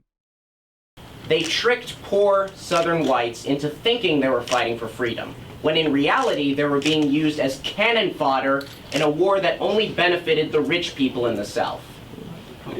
Now, before we go into a historical rundown, all right, let's bring it back to East, okay? So, looking at the debate, looking at the discussion, is it relevant for the East population to fly it? Because none of us here, I don't think, are from the South, all right?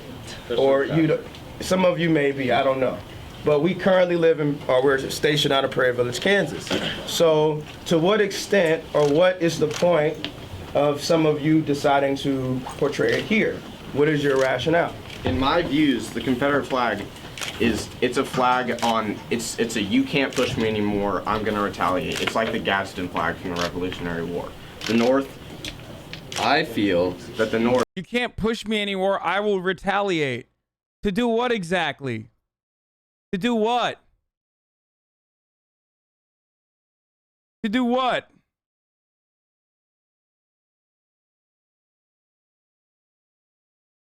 Own slaves, motherfucker. What do you mean? That's it. Also, they lost. North was doing unfair things to the South, unconstitutional things, and the flag was a symbol of, like, you can only push me so far before I retaliate. And do you not feel that the current American flag represents that right for you? Oh, it absolutely does. But the current American flag was also us seceding from Britain, or not seceding. Yeah, the difference between the current American flag and the Confederate one, though, is that it's a fucking giant L, bitch. That's the difference, okay? That's the difference. One represents a W against the British, okay? The other one represents a fat fucking L against a bunch of fucking Northerners who didn't even know how to fucking shoot guns and shit, dude. Yeah, one's the fucking L flag, you L nerd. That's the difference. So, I mean... My question is... Both flags are kind of based on preserving slavery, let's be real, but... And also giving an insane amount of power to white land-owning males, but, you know... But that's a different subject altogether. How many of us in here stand up under that flag? and represent the United States of America flag. I think all of us. So, is there a need for another flag to be flown to unite us as a people? Why are there Is there a need for a Kansas It's state not flag or a uniting. Shawnee It's, Machines the flag? Confederate I mean, flag wouldn't unite us as a people. I'm not saying yes or no to fly now. I'm saying neutral. Yeah, no, it's good. But you can still identify with it personally, your own personal opinions. When you fly that flag, you're not saying everyone around me. This kid's the worst out of all of them, dude. I like that kid didn't fucking recover. Like, I bet he's like way more racist now. I'm getting those vibes from the Vineyard Vines kid in the background. This is who we are. You're just saying I believe. Did he in just certain say he things. identifies as a racist? You're not saying everyone around me. This is who we are. You're just saying I believe in certain things about this flag, and those things I want to exemplify those to everybody else. Yes. I'll go here and then I'll go there. I mean, I agree with that. I think you have every right to identify with it, but I think it's extremely bigoted and hateful to do that when you are like aware of what it stands for. And you can claim that it stands for states' rights, but if you like took a history class, I assume you know that states' rights in the context of the Civil War were about slavery. Sure, they were about other things, but they were majority about slavery. You took a history class, you know that. You're choosing to be bigoted, and Yeah, but it's called CRT, so I choose not to listen. Instead, listen to my mama and dad. don't understand that. Mr. Shutt. So why do you fly the Confederate flag or whatever? I'm not saying this. Okay. I'll take that as a yeah. Okay. So why do you fly the flag because of what you said earlier that you can only push me so far, blah blah blah blah blah. What does it like represent when you put it on your car or put it in front of your house? This fucking sophomore is comstering the fucking senior, dude. That's awesome. Someone say, each state has a flag. Fly your state flag if you love states' rights. Wait, didn't a fucking state flag literally have the Confederate flag baked into it? Which one was it? I don't know. These American states, there's too many of them, but it was Mississippi, right? Yeah. Or wherever you put it. It represents you can only push me so far. I have a Gadsden flag sticker on my car, which is Revolutionary one, the yellow one. Okay, why don't you just fucking fly that only then? Huh? Why do you have to? I mean, that alone is like saying you're a fucking loser, okay? But that's... I bet that Gadsden flag is right next to, that Gadsden sticker is right next to a Blue Lives Matter sticker, right next to a "We will defend Israel unconditionally" sticker. Just a perfect representation of like dumbass conservative Americans and like how confused they are about their own political ideology. You know what I mean? It's like one is like libertarian, don't step on me, I hate a tyrannical police state. And then also the other one is like, I love licking the boot of the police state. I love that the state has a monopoly on violence, brother, as long as they are, you know, doing the violence to the people that I want them to do it to. And then also hyping up a tyrannical police state that is doing genocide, ethnic cleansing, apartheid overseas with American funding and oversight and weapons. One with the snake. I think that they're very similar. You can only push me so far. Georgia, you had your hand up. Yeah, I was gonna say about what Mike said. He was just talking about how, you know, there were certain things that like he wanted to associate with the flag, but you can't really like only associate like your Southern heritage with the flag. You have to like associate everything. You have to go with the Southern heritage. You have to go with the slavery. You have to go with seceding, and like you can't, you know, take part of the flag and say this is what I'm for. You have to go for all of it. I mean, you can't take parts of the, you know, free speech and say only if it doesn't offend me. Okay. You can't do that. Right. Yes, sir. And then I'll come back to you. Well, people in the South, like, I feel like they've recognized that people may see it as it represents racism, but it just represents their whole culture as like as a whole.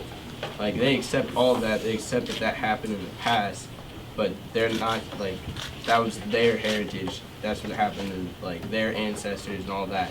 So they're going to keep that as, like, their family heritage. And to your statement, sir, then what do you say to Southern blacks who want to represent their heritage? How do they feel about that flag? Why don't they fly? Well, because it might have affected them in a negative way, but it could have also affected a bunch of people, not just necessarily blacks, but everyone in a negative way. So it should be a free choice whether you want to fly it or not. You know, like as Georgia was saying, we have to look at every aspect of the flag.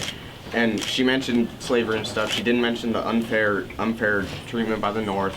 And please stop putting ad breaks during interesting parts. Some of us cannot subscribe to someone who's also richer than us. So you're punishing us poor people who are trying to learn. HasanAbi, you run the most ads on Twitch I've ever seen. I should ban this guy, right, chat? Account created. Followings is 11. Okay, dude. Just shut the fuck up, bitch. Fake account. Came in here to fucking say that. Knows it's a fucking lie. Just so we can clip this reaction and probably post it on some fucking hate-ridden. Yeah, good. Have fun. Now your fucking main account is shadow banned, for the record. Try to type in your main account. You can't. That's what happens when you put a fucking sock up, for the record. There's no free speech here. If you think that you're going to have free speech, just run your fucking stupid ass mouth. Like, I'm going to tell you right now, dude. Not happening.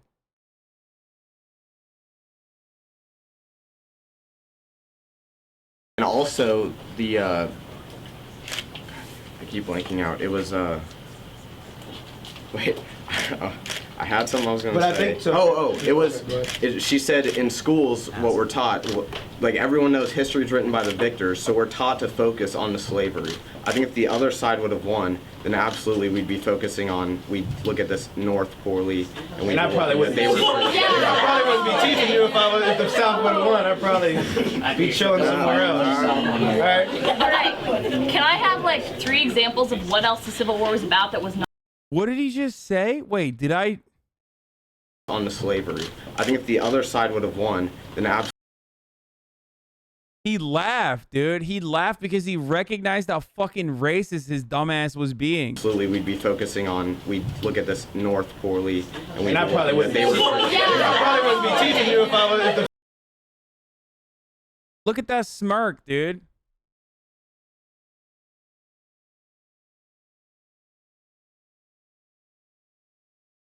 Even the black teacher had to step in and go, I probably wouldn't be teaching if the South had won. Yeah, the reason, that's the difference, dude. That's why you can fucking make this little shitty ass argument, dude. What a fucking piece of shit. Oh my God. Just so morally bankrupt, dude. These fucking little kids, like, listen. You can be a victim of misinformation. You can be a victim to your surrounding cultural attitudes. You can be fucking, you can learn history the wrong way, but it's fucking $0 to shut the fuck up and listen to other people when they try to educate you. So the moment that you like are no longer just simply spewing misinformation, and on top of that, taking a more aggressive stance in a situation where like people that are more knowledgeable than you are fucking telling you, you know, you're a fucking douchebag.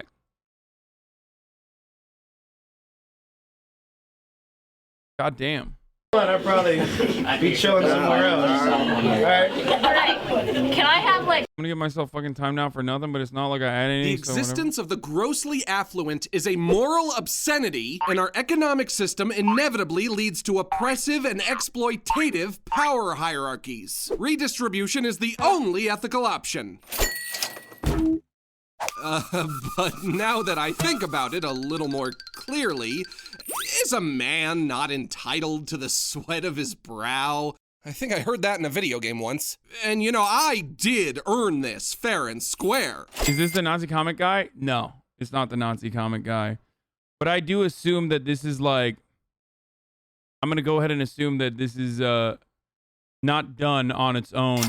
I mean, I'm advocating for an important cause, doing important things, and that makes me an important person. And important people need. Yeah, I'm sure this is I'm sure this is just like totally random and casually created on September 3rd.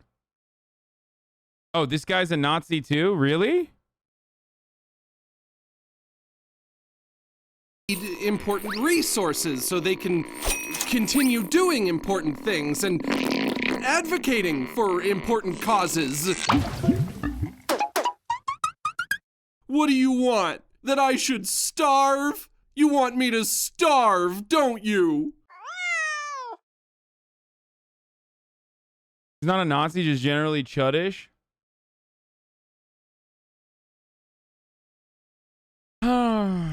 I wonder where your viewers in the context of this video are not skipping bench day. They're literally admitting that conservatives get paid to be more conservative. Yeah, no, I understand that, but I'm sure that that fucking person probably didn't just make this randomly. Yeah, I think that person is who have, I assume, never watched It says a too, but I single got a new fucking account. piece of It's my actually content. 14 months.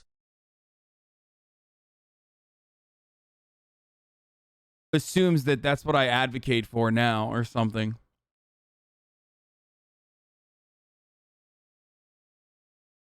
So you know the socialism when you're poor and the poorer you are? I think this is a clip out of context.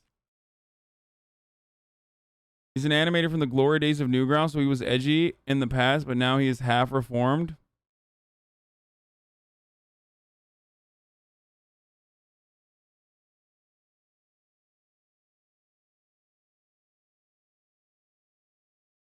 This guy traumatized me as a kid. He made fucked up My Little Pony porn. Oh, God.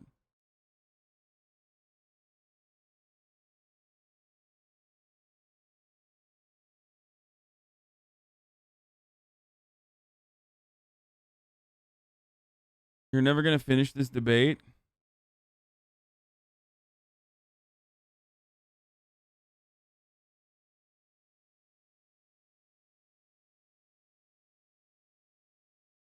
You may possibly enjoy this. Yes, I did it. I saw a randomly YouTube video and wanted you to watch. I really don't understand anything. I thought the animation was funny.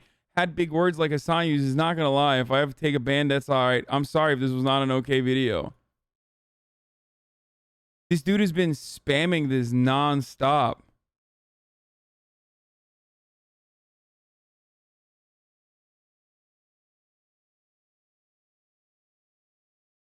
Okay, I'm not going to ban this person.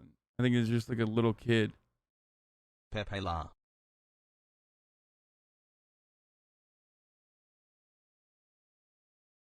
No, I'm not going to ban him.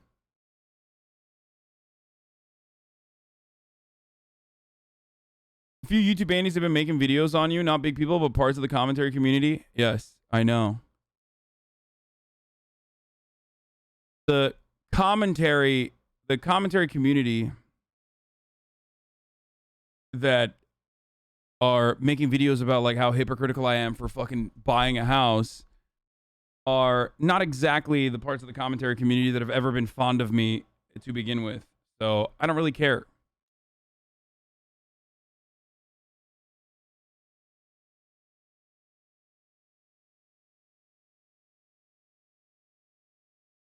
You know what I mean?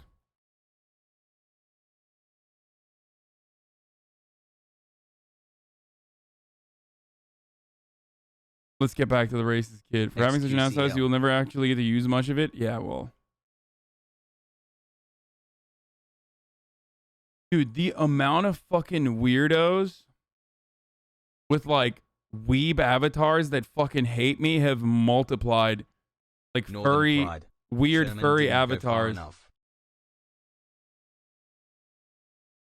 Like all the time in my fucking... It's so weird. It's always like... It's like trans weeb furry accounts that are like neoliberal, I think. With like 35 people that they follow. And I don't know where, like, or why they fucking hate me. Like, I don't know how this happened.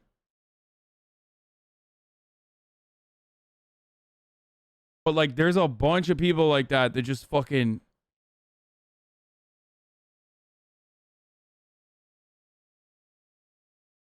Three examples of what else the Civil War was about that was not slavery. This isn't an argument about the Civil War. Okay, yeah, it is, because that's what the Confederate flag was.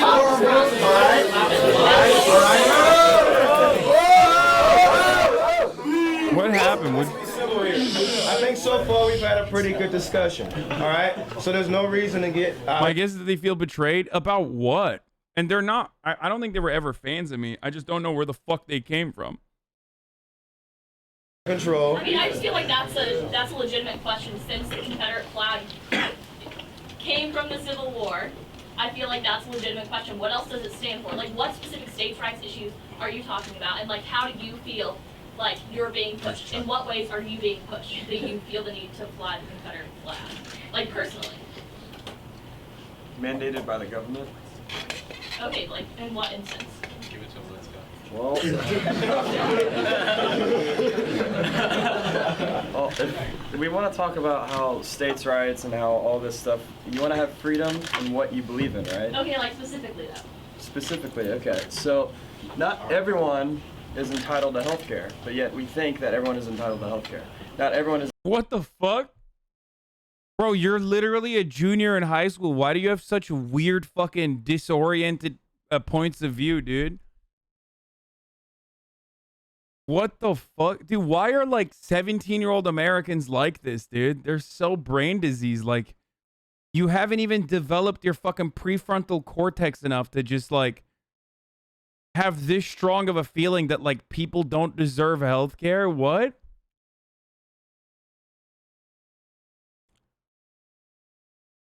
That's so weird, man. What? Dude, you're supposed to be like,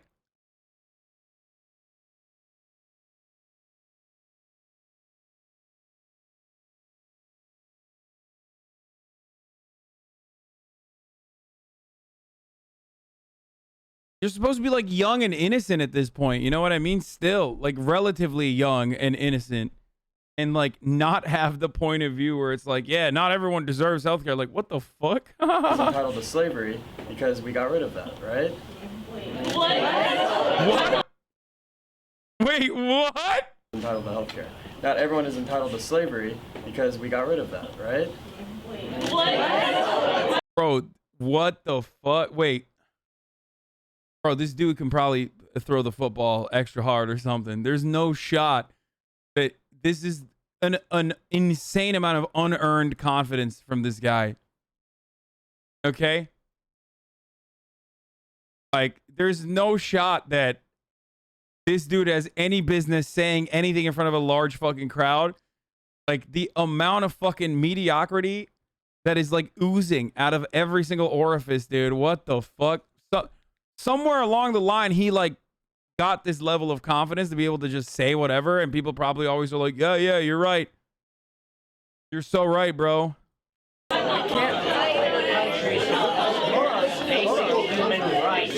Hold on.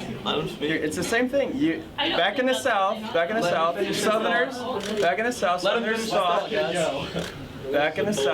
Southerners thought that slavery was their right. Now we think that healthcare is our right. So you're likening slavery to Obamacare? Well, we're talking about we're talking about big government and we're talking about states' rights. You can compare the two. Okay. You know what was moral then and now? Like maybe in 100 years. Wait, let's go, Raymond.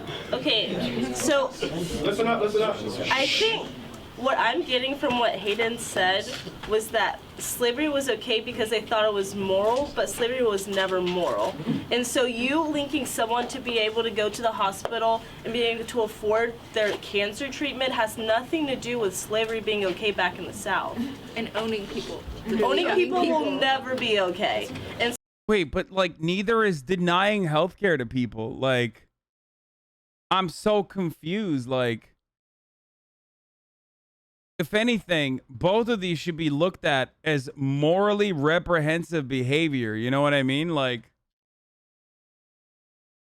so I feel like when you say that you'll only take parts of the flag, of the Confederate flag, you forget that like it also acknowledges the fact that slavery is okay. And so I feel like if you say that someone's pushing you, like who exactly is pushing you? Just like Drake, like who are you, who's pushing you? Like who? How is the government pushing you? What are they doing to Drake? the government's pushing me, brother. Oh my god. Wait, what did he say? Obamacare? Obamacare. Obamacare.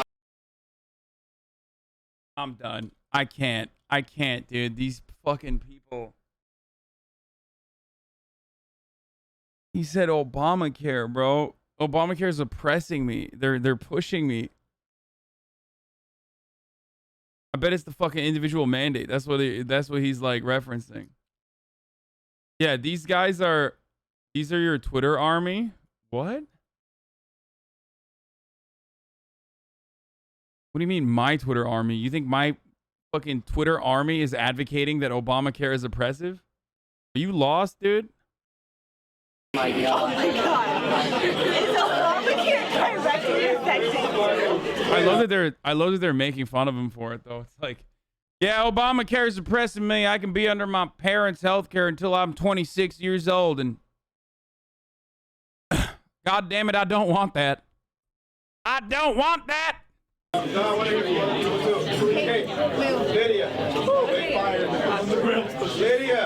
think, honestly,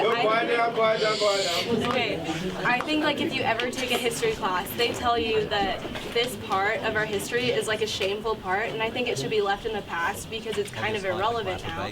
And I mean, if you want to like fight for your freedom, that's great, but you don't have to do that here in public because obviously it's going to cause more problems. Like, than if you were just to fly it at home. Like, that's your freedom of speech, it's your right, but like, in a public place. We got a kid right here who's been having his hand up for a long time. I have 3 questions for the Miss in the Green. What is your name, first off? Okay, Isabel, do you pledge allegiance to the American flag? I mean, yeah. Okay. Let him finish. Do you know that when we left Britain to come over here, we took land from the American Indians? Yeah, I do know that. And do you know that also that the flag that we fly also kind of stands for hatred, and that we took land from other people, and that we've been living. Wait, where is he going with this? Is he gonna say like, and that's fucking morally reprehensible, we need to burn the American flag right now, or is he gonna say that's exactly why we need the Confederate flag? In land that technically was. I don't know, man. These fucking kids are weird, dude. Like, they're little sociopaths, bro. They can go either way. I feel like half the time I'm like waiting for them to say something cool, and then they're just like. And that's why the Confederate flag should be flown. Ours to take. So why are you only holding partial facts? Why are you only holding facts to the partial facts to the Southern flag when people fly this for freedom and they don't also fly it for people stealing from Bro, holy shit! My heart goes out to every fucking like every LGBT black brown kid that had to fucking grow up in an environment like this. This shit is terrifying, dude. I'd just be like, oh my god, this dude's like literally, like that dude has such a high level of social anxiety, and yet he's overcoming his like fear of public speaking exclusively to be like, actually, you fly an even more racist flag, and that's fucking sweet.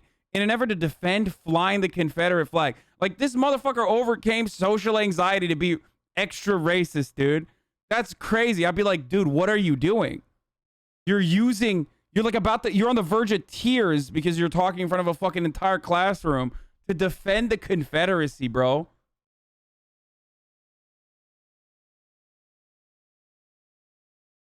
That's crazy to me.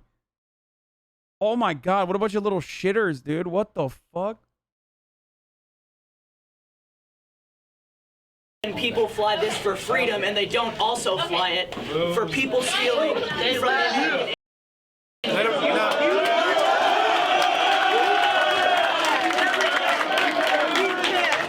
You fly that flag every day for freedom, but we can't because it only stands for slavery in your mind. Yeah, that's right, brother. White power. I mean, fuck. I meant, yeah, heritage, not hate. That's what I meant.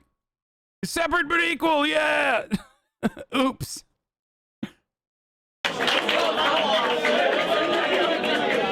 I don't take my flag and go on Indian reservations and wave it around and be like, look what I stand for. I don't do that. Okay, I don't do that. What Drake does and what all of you who wave the Confederate flag in front of any African American students at East, you're condoning that and you're openly telling them that you accept the racism that they have faced and continue. That's a pretty good rebuttal, though. That's a pretty quick recovery. It doesn't matter because she's female. So obviously, like, You know, wasn't a good time. 2015, not a good time to be a socially justice-minded woman, okay? In the classroom, on the internet, like, doesn't matter. Automatically, they're like, this is going in my clip compilation. Obviously, you're emotional, and therefore you lost the argument, despite the fact that the previous kid literally shat his pants while he was defending the Confederacy. But we'll avoid that. Okay? Yeah, this is going in my hysterical SJW-owned compilation. I know all of you that make fun of the we too are East thing, all of you do that. I hear you do it. It is absurd. And for you to sit here and be like, it's okay because of states' rights and try to condone your own racist actions is absurd. Like, that is so ridiculous. And you can sit there and laugh at me, Drake, but you are being bigoted. And I think, like, the general... Oh, yeah, hysterical. Owned. It's like... American population that like is actually educated would agree with that. Maybe not all of us here at Shawnee Mission East that live in this bubble, but like I'm sorry that you're gonna continue.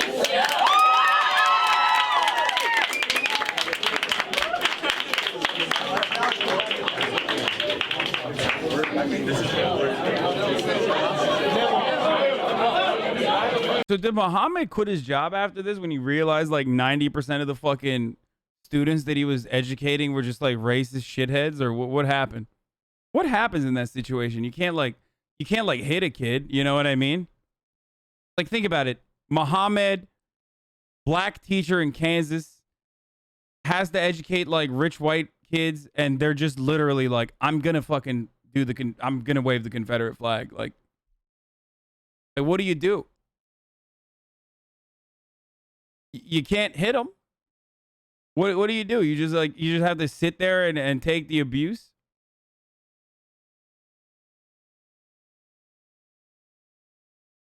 You can, but you'll get in trouble.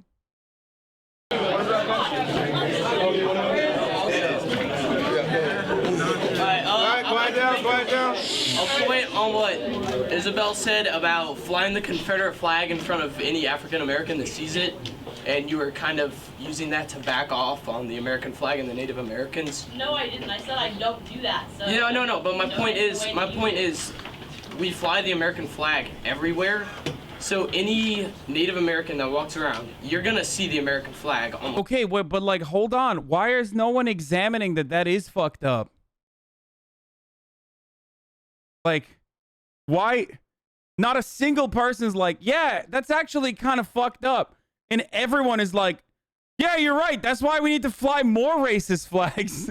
Like, not a single person's been like, yeah, I think we should do everything we can to, you know, offer restitution and acknowledge our wrongdoings of the past and try to make amends for those things. You're not supposed to double down and be like, yeah, we started off racist. We might as well go extra racist. What is happening, dude?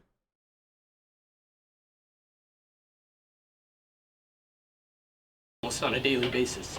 So does that not represent your entire like background? I'm just saying. Let's go here. Yes, ma'am. So the Native Americans. Okay. So the Native Americans used to use swastika as a peace symbol, and after World War II and everything that went on with Hitler, they realized that the swastika had a different connotation, so they stopped using it. Just like when you look at the... Does she think Indians are actually like Indians as in Native Americans? Oh my God, that's the wrong Indian. Oh my God.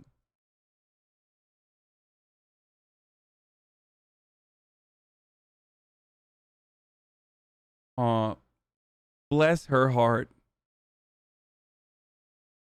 He was trying to do the right thing. He was trying to do the right thing. The energy is in the right place. Okay?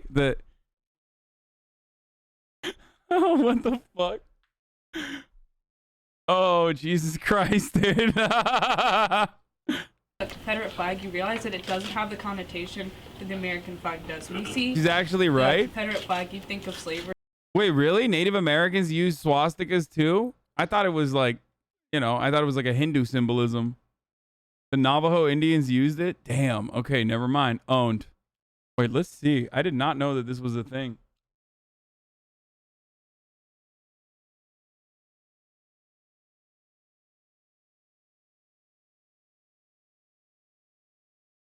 Information about the swastikas at the Chemo Theater. Oh, shit, dude. The Chemo was designed and built in 1927 using the style and designs that were very common to several Native American cultures in the American Southwest at the time. Now in the National Register of Historic Places, the design elements of the Chemo Theater are preserved for their original cultural significance. One of the oldest symbols made by humans, the swastika, dates back some 6,000 years to rock and cave painting. Scholars generally agree it originated in India. With the emergence of the Sanskrit language came the term swastika, a combination of su, or good, and asti, to be. In other words, well-being. Fucking rolled. Rolled. He was right. Will this be a learning lesson for chat? No, absolutely not. My Schumer is stupid. I did not know that. Guys. African tribes have used it too. It's really basic shape when you think about it. Yeah, no, I know. I know that other cultures use it. I just never knew that Native Americans had. But having said that, yeah, you learn, man. You fucking learn. The Army used it for the 45th? What the fuck? That's crazy, dude. Oklahoma National Guard were organized as part of the 45th Infantry Division, also man troops from Arizona.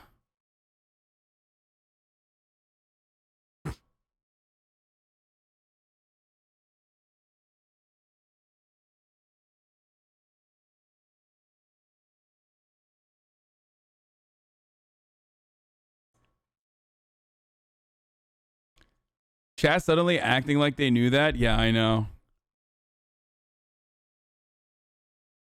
Swastikas were really common from Europe, Middle East to Central and Middle Asia. Yeah, Nazis were kind of culture vultures, but that's not really surprising if you think about it. They did. They fucking bit off everything, dude. Imagine being in the war and getting a 45th tattoo in the early 30s. They did. They fucking they did the culture vulture thing. Hold the Nazis accountable. That's it. That's it. I'm canceling the Nazis. Yep. Why?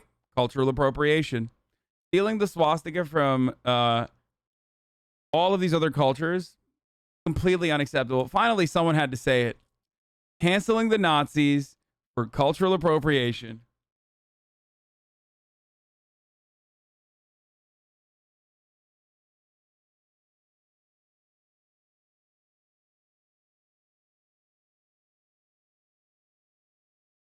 They had a good run, but it's time to go.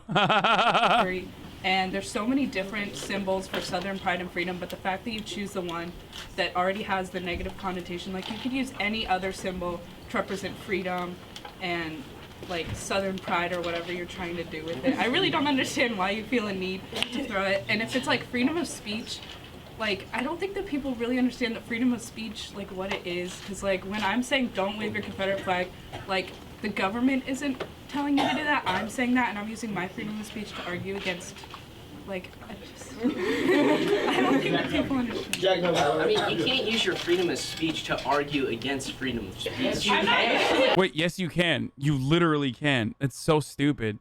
You unironically can. What?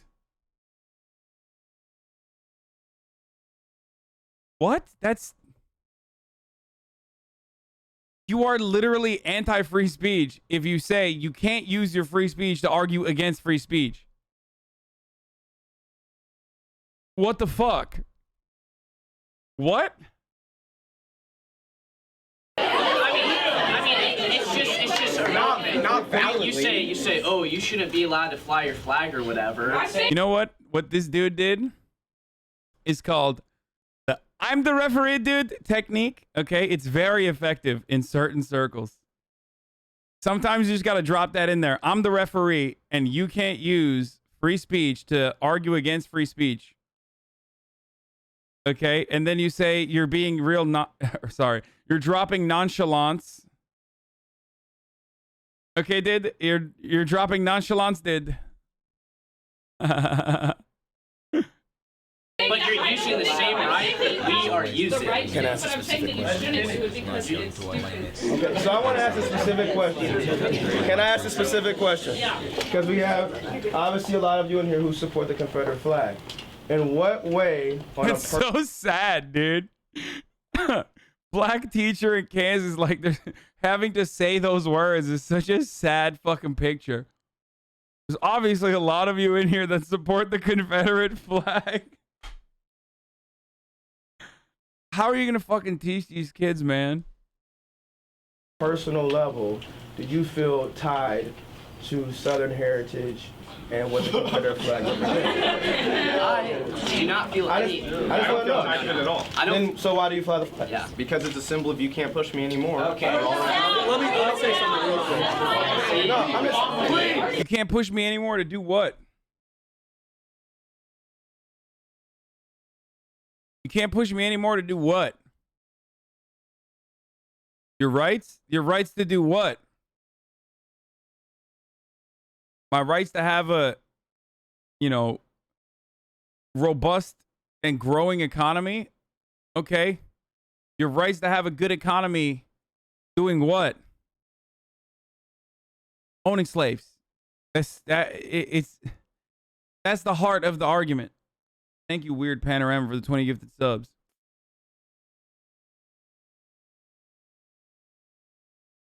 Because, all right, I have a question real quick. And then I'll come back to you.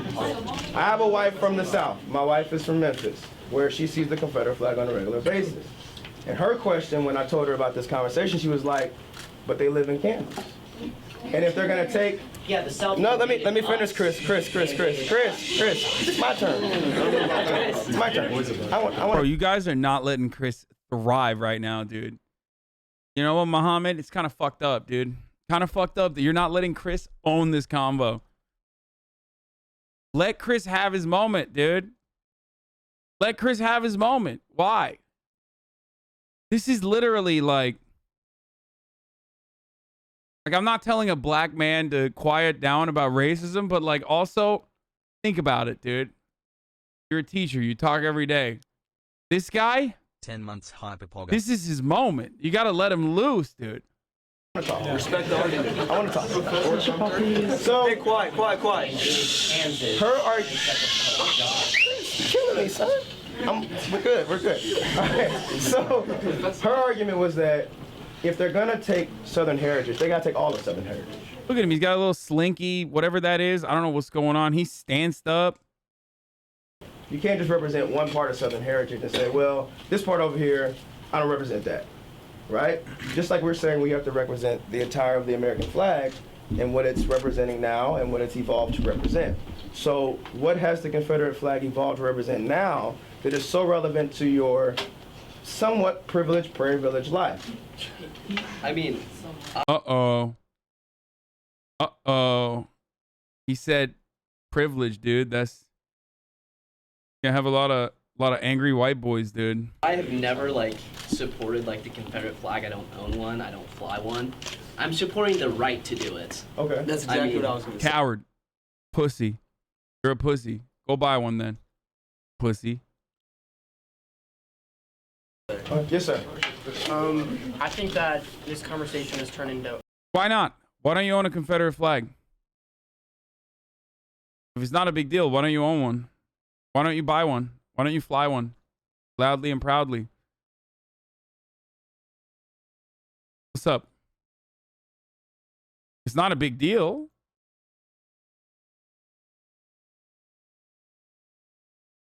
Why don't you get a Nazi flag? Why don't you fly that? Less than 3. You want to fly the fucking maybe the Nazi flag is not about hatred, but also about heritage. You know what I mean? Yeah, the folkish heritage. Why don't you want to fly that then? For a month. Love the channel. Love the content. Keep up the great work. Whether or not you can fly the flag as to why people do fly the flag. And I think under the First Amendment, like, pretty much you're right, whether it be good or not, that you can fly the flag. Yeah. And to argue against why people fly the flag, that's kind of their belief. And I think, like, debating. Do you have a Confederate flag? No, motherfucker. Why would I have a loser participation trophy for fucking racism, dude? What am I, a pathetic fucking loser? No, of course I don't have a fucking Confederate flag. Why would I own a fucking L flag, dude? What a silly thing. No, of course not. About it is never going to change the way they feel, because obviously it's a minority opinion among most Americans, and they feel back, you know, I think they feel backed into a corner, and whether or not, like, aggressively arguing that they're wrong isn't going to change their opinion. And I think that this debate has shown how heated it gets, and that it's a controversial opinion in the United States, and I don't think that's going to change for a while. And I think it just takes time. Yeah, and he makes a good point, because whether we like it or disagree or not, you do have a right to fly that flag, and you do have a right to wear the flag. You can even wear. I mean, you have a Korea veteran hat and a Reagan Bush hat, both winners. My argument stands. That's called consistency. So yeah. At East. W's only. The administration and the district has said that you have a right to fly the flag and wear the flag as long as it doesn't disrupt whatever is going on. Okay, so. Do I have a Vietnam veteran hat? No. Do I have an Afghan veteran hat? No. Do I have an Operation Desert Storm hat? Yes. Dubs only. Dubs only. I don't have a Vietnam veteran hat. Less than 3, less than 3, less than 3, less than 3. Come on, guys. Anytime America does, like, light genocide, it's a dub. Like, Korea fucking eradicated a gigantic population. That's a dub for America, at least. Okay, all jokes aside, like, you know.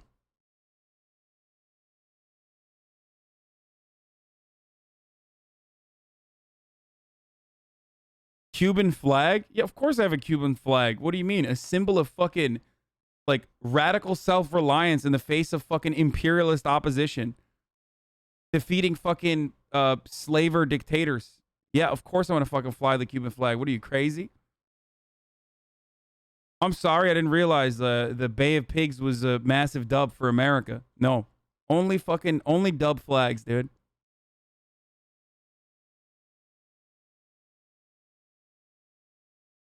If anything, the Cuban flag unironically shows we will not be pushed back any further more than the Confederate flag does.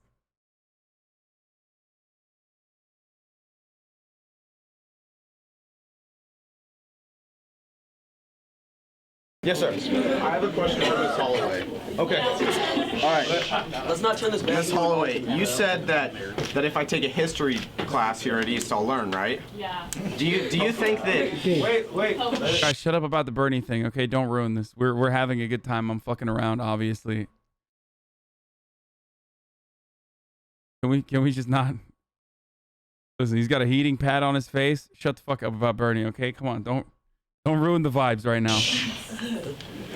Let him get his backward views out. Send him! Send him! Wait, what did he say? What did he say? I fucking missed it. Let him get his backward views out. Send him! Send him! Ms. Holloway, do you think that the history teachers here at East are biased because the government that they're running on was the one who won? Because I talked That's the dumbest argument I've ever. Bro, is this guy like unironically arguing that like it would have been better off if the South had won or something? Like he went from like I don't want to fly the Confederate flag, or I don't want to say I fly the Confederate flag, to like fantasizing about the South winning. Like, god damn, bro. What a fucking loser. Holy shit. Can I fly the Islamic Emirate of Afghanistan flag? That's a dub flag.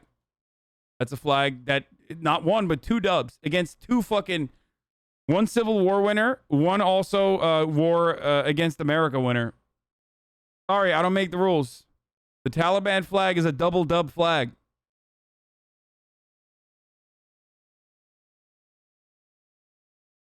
FBI won't like that though.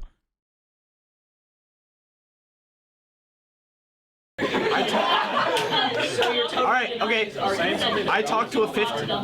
Let him finish. I talked to a 15-year military history teacher at Fort Leavenworth, and he said that the teachers are completely biased, and he told me the real story. And so, do you think that what you've heard in the history classrooms at Shawnee Mission East? Dude, why is the conservative story always the same, dude? Every conservative origin story is like, in the face of overwhelming amounts of evidence, I looked around exclusively to find the one guy that will tell me exactly what I want to hear. So now I'm just going to tell you the story. Why is it always the same? It's always like, everybody told me one thing, but all those guys were lying. So I went and asked around until I found the one person that will tell me what I want to hear, which also happens to be my uncle, and has the exact same opinions as my father, which I am mimicking currently in this argument. East are a little bit skewed from what really happened. Okay, no, because like I asked you, and if you know. But do you know what really happened? If I know, I asked you to tell me what really happened. I asked you if you reasons that the war started beside slavery, and you couldn't do it. You just looked at me. So please tell me the whole story. You said that. What is she looking at? She's like playing Barbie games and stuff. Like, I can't stop staring at whatever the fuck she's just like, yeah, whatever, dude. Racism, anti-racism. I'm just trying to play fucking Barbie games. Like 16 months fuckers.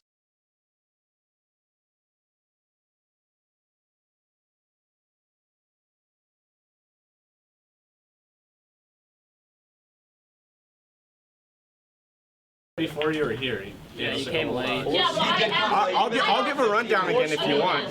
You want me to? Yeah. Oh God, here we go. All right, so the northern manufacturers, right? Yeah. In Britain, hang on. You got me laughing. Let the man. Oh, I gotta. Go ahead. All right, so Britain was selling their goods in America for lower prices than the North was, right? Okay. So the North had 5 times more population than the South. South's main exporter was cotton and tobacco. And so the South would make most of their money off shipping their cotton to Britain. And the North manufacturers, they made the tariff of 1825, which put a import and export tax on cotton, which would raise prices of northern goods, but it would hurt the southern economy because they would then tax the cotton that goes out to Britain. It was unconstitutional and unfair. Can I ask a question real quick? Yes. You said the 2 major crops were what? Cotton. Who was making them? How did they make at a that? high level without prices being attached? Like, what was their main way of harvesting that? How did they do that? Slavery. The cotton gin was. How much did they pay the slaves? I'm just asking the question. I mean, if their main 2 crops were cotton and tobacco, and they used free labor, so they made a lot of profit off of it. This is just economics. Then how do you take out the fact that slavery was attached? All right. Well, I have a question for Mr. Justice then.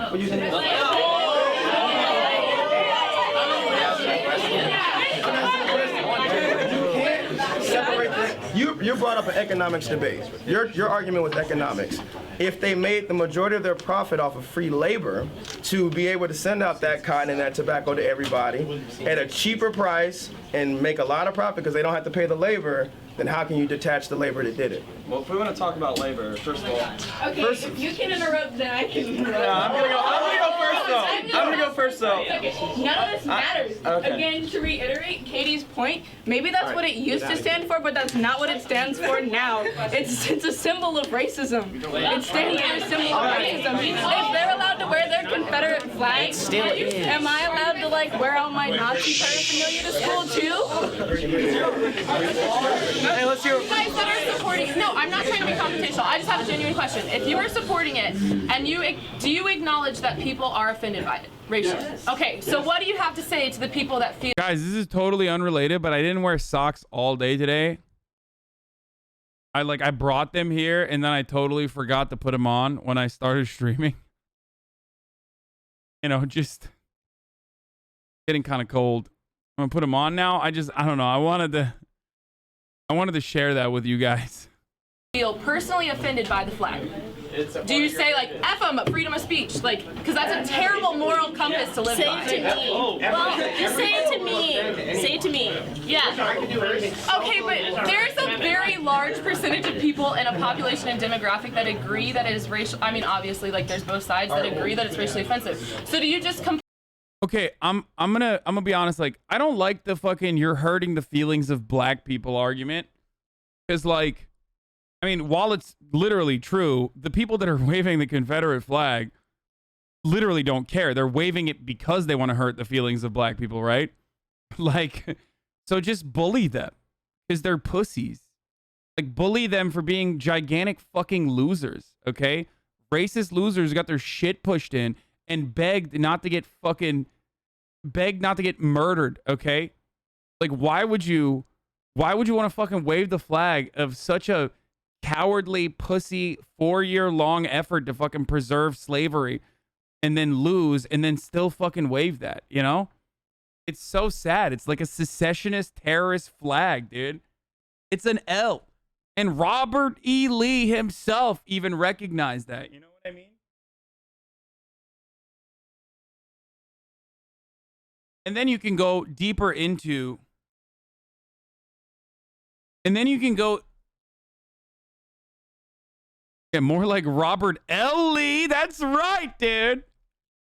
Yeah, Robert, hold this L. Lee, dude. Okay, but...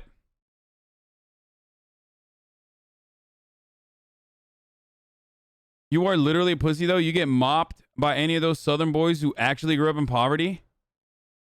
You think a fucking fancy-ass school that gives MacBooks to every fucking single kid that goes there are growing up in poverty? Hey, dumbass. The only reason why you think they're like, you know, they grew up in poverty is because you think like, you immediately assume, oh, South, poverty, real American, and all those other aesthetic values that you associate with the South. It's insane. Those guys are all fucking rich as shit. They're all rich high school kids. And even then, what is a pasty ass fucking Southerner weirdo gonna do, dude? What are they gonna do? It's also in Kansas. We're not even talking about fucking, you know, Southerners. They are LARPing as Southerners for sure, but yeah, what's a pasty ass Southerner kid who wants to defend the Confederacy gonna do? Suck my dick, dude? Is that what he's gonna do?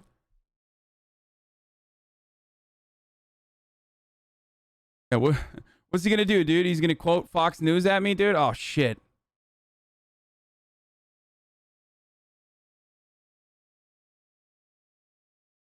completely like acknowledge it and say like, well, you know what, sucks, you guys, your history is slavery, like.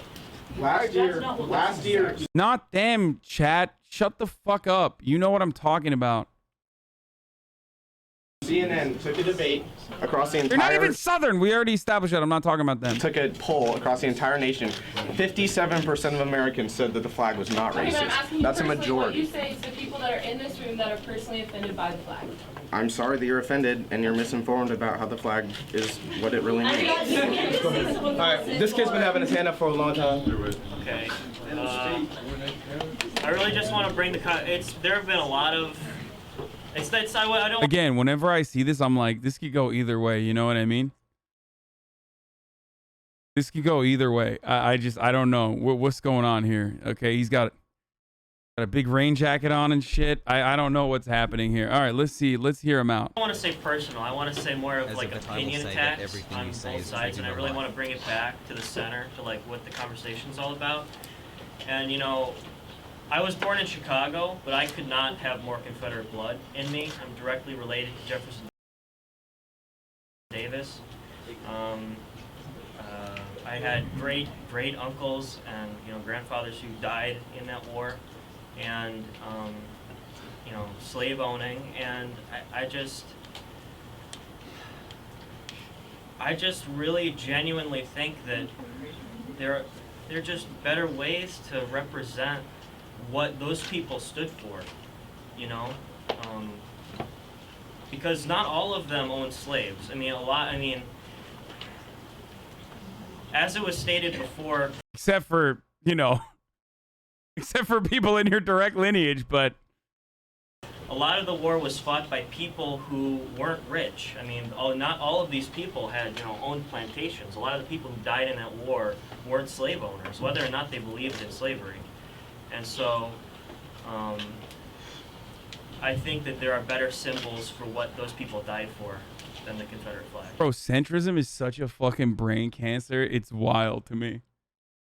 Like, how are you gonna try to both sides slavery, dude? Like, what are you doing? Like, what is going on in your mind?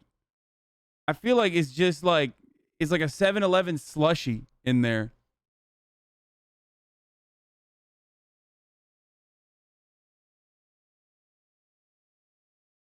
I mean, he just stood up just to hear his own voice. He's like when Miskiff wants to fucking say stuff just to, like, have his voice be heard in the conversation. But the difference between him and Miskiff is, like, Miskiff is actually entertaining when he chimes in and just says some, like, random shit. You know what I mean? I think I kind of just want to get back to like the Native. You can't start it off by being like, I have family in the Confederacy, like, my blood runs red hot for the Confederacy, and then follow that up with like, there's probably better ways to, you know, show what the Confederacy was about. Like, you can't do that. You know what I mean? You have to either say with your entire chest that we're fucking, you know, morally reprehensible beings that should not be fucking celebrated, or you have to turn around and say with your entire chest that, like, I'm proud, brother. I'm loud and proud. Like, you can't start the conversation juiced the fuck up. My blood runs red with the honor of the Confederates that stood before me. I stand on the shoulders of giants. So I think we should, like, maybe not, you know, do the Confederate flag. I don't know. What do you guys think? I guess, okay. American thing.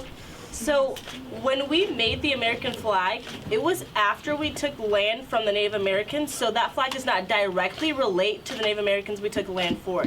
You have the 50 stars to represent the 50 states. When you have the Confederate flag, that directly relates to the fact that they believe in slavery and they seceded from the North.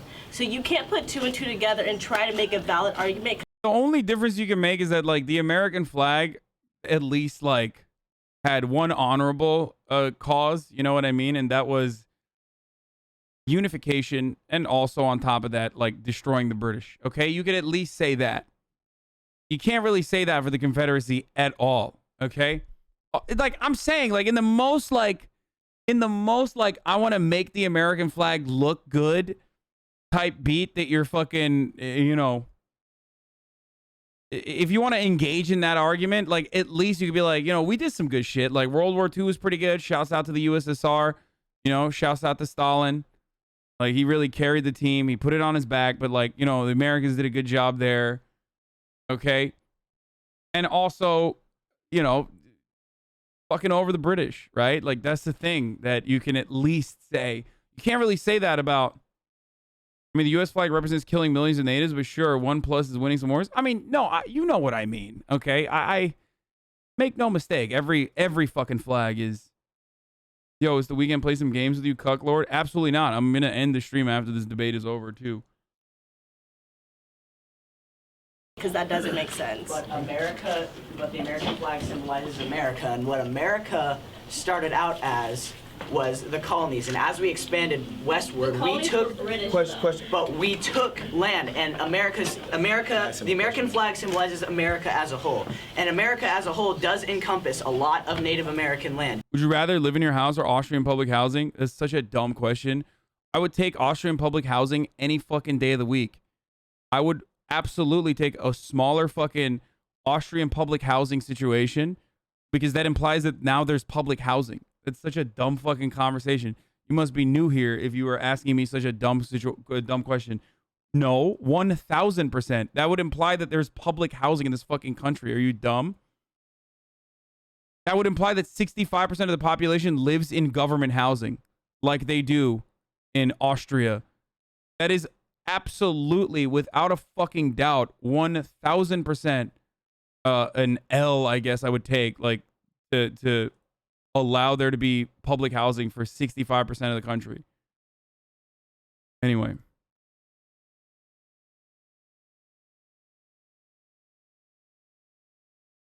He meant, would you rather live in your house or Austrian public housing? Like, as in the house I bought, right? That I haven't lived in yet.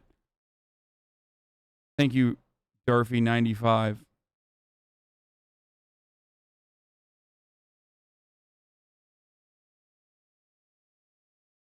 And to get to America that we had today, we had to take a ton of Native American land.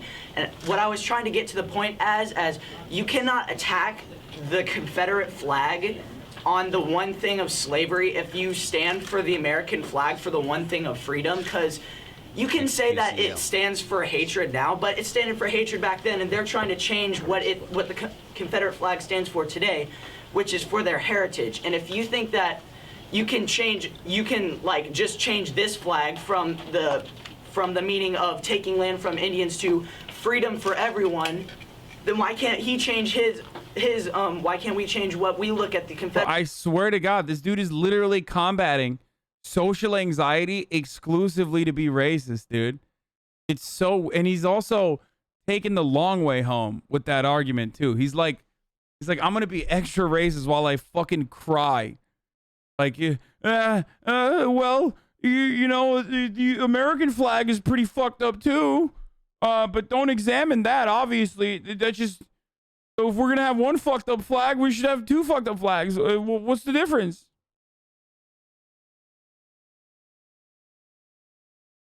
When I went here, it was the most racist of 8 high schools I went to.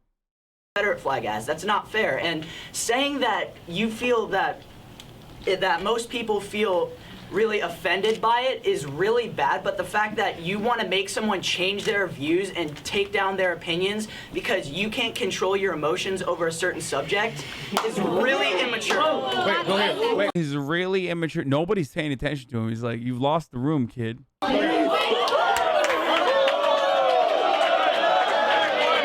what did the other person say? What did the counter? What was the counter? You want to make someone change their views and take down their opinions because you can't control your emotions over a certain subject is really immature. Wait, go ahead. Wait, go ahead.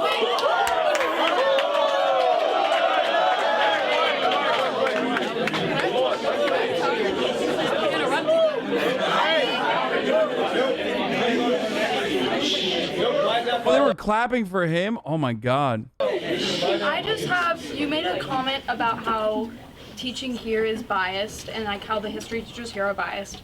But you say that and that the person that you learned from in, I can't remember exactly the place that you said you learned. Leavenworth, I think. Fort Leavenworth. Fort Leavenworth? You have no way of really completely proving that they were not biased either. Both sides of the situation are going to have a slight bias, but we can only really trust to try to get both sides of the story, and through some of the teachers that a lot of us have learned from are college professors. And so I'm a no sides Andy, dude. That's what I am. I hate this both sides Andy shit. That's why I'm a no sides Andy.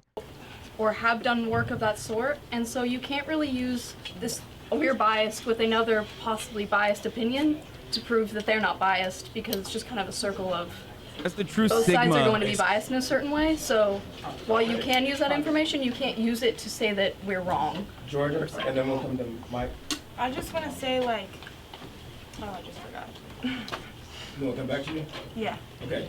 Okay, I think, like, we're straying off the topic. So it's like, whether it should be flown publicly, you know, if you're talking about publicly, like, within persons, you know, everyone has the constitutional right to fly it. I mean, I think if you're flying it, you know, on a public, like, if we flew it on our school flag, like, next to, like, under the American flag, that'd be like flying, like, let's say the Italian flag under it. Because we're not Italy, we're the United States. We're not the Confederacy, we're the United Whoa, this dude is okay. That's where I draw the line, dude. Racism against Italians. You know me. I draw the line at that, brother. You know, when you compare the beautiful, glorious Italiano flag to the fucking loser flag of the Confederacy, how dare you? I say, how dare you, sir? At this level of Italiaphobia is unacceptable. United States. You know, I mean, it'd be like if you're in Mississippi, that's their state flag. So I'd understand if you fly the Mississippi flag, which is also the Confederate flag. I mean, it makes sense, but if we're not in the Confederacy, I don't know why you need to fly the flag on state property. George, you remember what you were going to... You're not Italian, shut the fuck up. You're making us look bad. Bro, your name literally is Joe from New Jersey. Yeah. Watch out. Answer. I was just gonna say that, I mean, going off of like what Mike said about, you know, I'm just here and is his name Jack. Okay. About what Jack said about how they're just like here to like support their First Amendment right. I don't think that we're saying that like, yes, it's your First Amendment right. We're not disagreeing with that. We're not saying, oh, you can't like do your First Amendment right. I think we're just saying that it's like, it's discomforting to us to like see that in our school, and you know, it's, I don't know, it's just something that I think should not be flown because it's disruptive. And if I were to like, you know, take out and put on a Black Panther shirt, like that's gonna make so much disruptions toward you guys. What the fuck? How? Oh my god. Oh, that's so fucking sad, dude. That's so fucking sad. That like a symbol of fucking revolutionary struggle and community organizing against white supremacist attitudes and against like an imperialist white supremacist state is being fucking compared to the goddamn losers of the Confederacy. Holy fucking shit, dude. Jesus Christ. Yo, that's how fucking white supremacy is that powerful, by the way.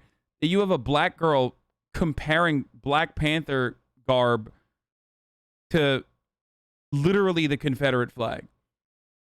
Like, that's how fucking powerful white supremacy is in America. If a black girl can make that fucking comparison, then of course white people are gonna be racist as fuck, dude. Like, of course.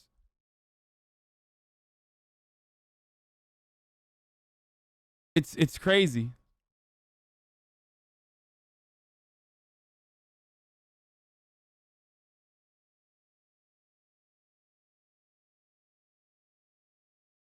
And I just think, and then going off of whoever said that there was just a small percentage of minorities, or like whoever, I don't even know what they said, but there's about 6 minorities in here, and the rest of them are all Caucasian people saying that they don't think that the flag should be flown. So whoever said that it was like a small amount of minorities that, you know, didn't like it, there's so many other people that... That's what they teach us here, that the Panthers are worse than racism? What the fuck?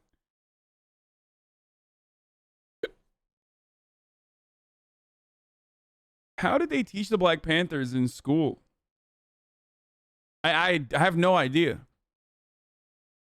I never got an education in America until college, so I have no fucking idea.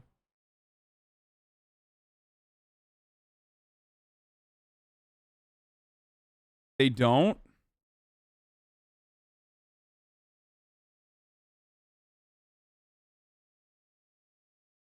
Honestly, they didn't. It was like passing glance in my school. It was a long time ago, but for me, they basically called them a terrorist group. Yeah, remember when Jake Tapper was like fucking tweeting about how Asada Shakur should be brought back to America because she's a fucking terrorist who needs to be tried in American courts? Psycho. Like that level of fucking racial resentment from, you know, a liberal hero like Jake Tapper, it goes to show you exactly what kind of attitude white people have towards black people. I was just taught that MLK hated them for violence. My high school U.S. history teacher literally called them domestic terrorists.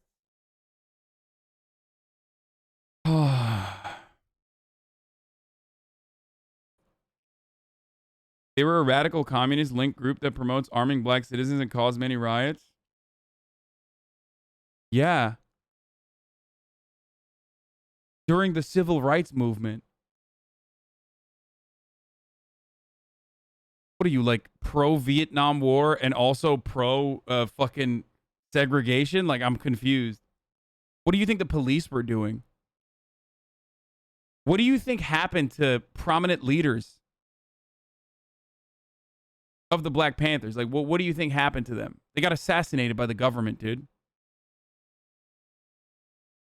Like, the American government was 1,000% in the fucking wrong. And the Black Panthers were 1,000% in the right in that conversation. In that argument. If there is an argument to be had, even. Yo, 610, thank you for the 10 gifted subs.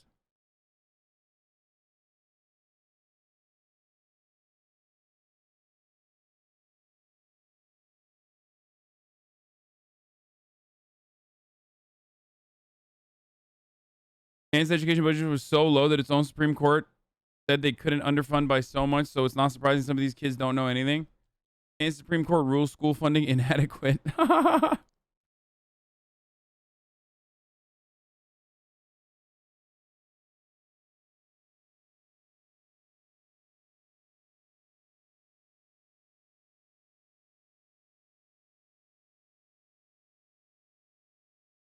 They said that MLK did not approve the scary black militant supremacists and told them that peaceful, impotent protests were the way towards change.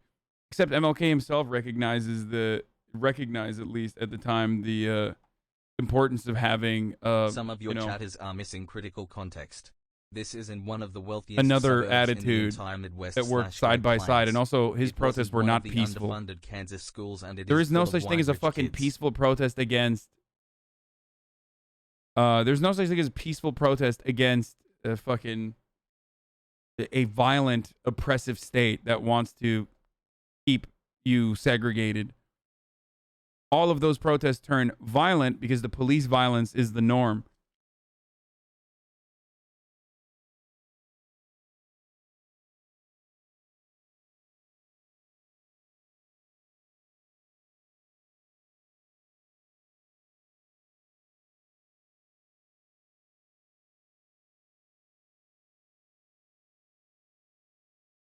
Went to high school in Waco, Texas. Go ahead.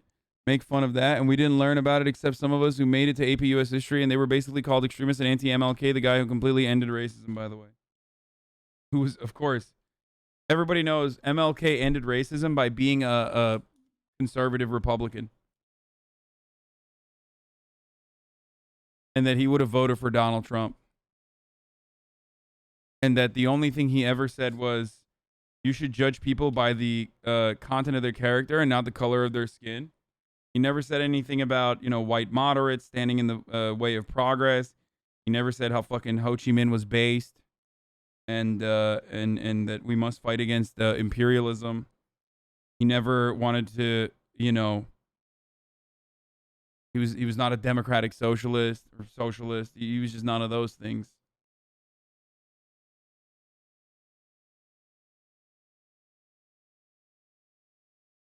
Mixed bag. Agree with all of us. I said I'd call him Mike, so I don't want to. So both sides of the argument keep on saying us and not we. We're now the United States of America. We're all together in this. I think the whole point of this debate is just to educate the other side on your opinion and really just get out what you wanted to say about the flag. The First Amendment says you're allowed to fly it, so it's allowed to be flown, but also it can be rude to fly it because some other people don't like it. So there's disrespect, but there's also your rights. It just depends which side you side with more. So that's okay. The First Amendment allows you to say the N-word. Say the N-word.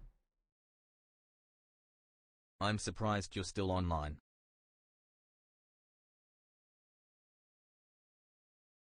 They really did my man Chris dirty, bro. He was gonna crush this entire debate. Some of your chatters are missing critical context. This is one of the wealthiest suburbs in the entire Midwest / Great Plains. It wasn't one of the underfunded Kansas schools, and it's full of rich white kids. Yeah.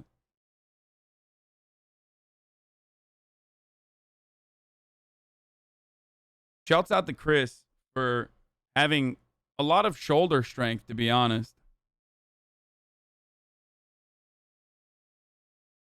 That's really all I have to say is we're the United States of America now, so we're all together, and there's always opinions on both sides, so it's, are you okay with the disrespect if you're supporting your right, or are you going to give away your rights so you don't disrespect someone? That's really what this is all about. And I think on that note, on that, Hey, let us speak. One more. Are you guys good? Are you guys good? They had to kill Fred Hampton when he was 21 years old, but the Black Panthers were terrorists, right? Libs in the chat think. In his sleep, by the way. They literally fucking assassinated him. They drugged him, and then they assassinated him in his fucking sleep. But the Black Panthers were terrorists, right? Libs in the chat for 1 second. Who were the real terrorists? Also, this implies being a terrorist is bad. Terrorism is just a term used against the enemies of the state by the state to quell their demands in a lot of cases. Yes.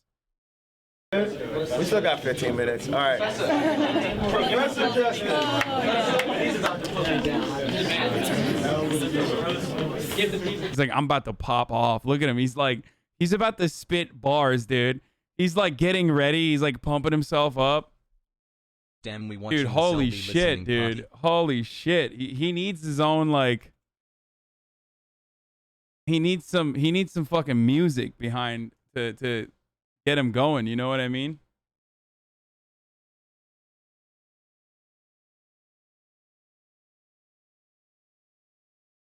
He needs some fucking, what do you call it? I Wait, wonder hold if on. they teach Kansas kids about John Brown Pepela.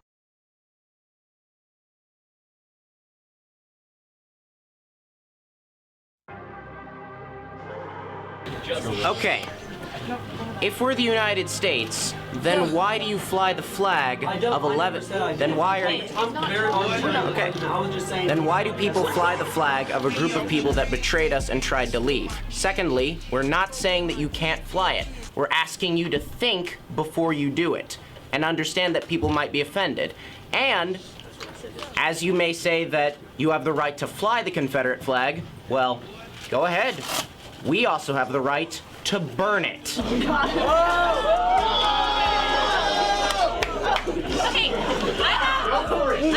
I have a pretty similar comment that Mike did, and also what Nathan was talking about. I think there's alternatives, and like I didn't come here to convince any of you to like to say that I don't think you should fly it, but I think there's a lot of you in here that like engage in like the passive aggressive behavior like that supports it and encourages people to fly it, and I think a lot of you are better than that and should think about it. Like I know there's some of you in here that I'm not going to convince, and I don't expect to really convince anyone, but I think like the purpose of this debate, I forgot who it was, someone said that like we're just sounding like broken records and we're just yelling all over each other. I don't think that's true. I think we're all pretty passionate about the subject, obviously, but I think that this is like a really good opportunity for a lot of you to think about it at least. And I think that there's a lot of you in here that could stand to think about it, like on both sides.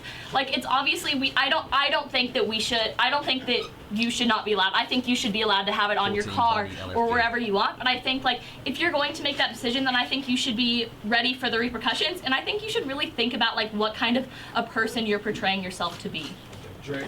Okay, as Christopher said about burning the flag, you guys will get mad that I fly it, but I'm not going to get mad that you burn it, because I'm not the type of person to get offended easily. And if you guys are the type of people that get offended by me doing something, then I don't have control over that. I don't care if you burn the flag, because I just don't. That's your right. Yeah, like I don't care. But if you're going to really get mad about it, Sure, bud. I'm sure you don't care. Dude, you know what's fucking nuts? Like, I'm still butthurt about the fucking Black Panthers are like a violent terrorist organization rhetoric.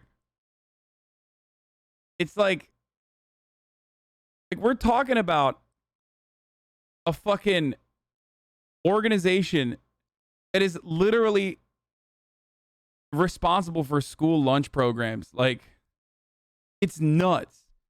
America is so fucking just so awful, dude.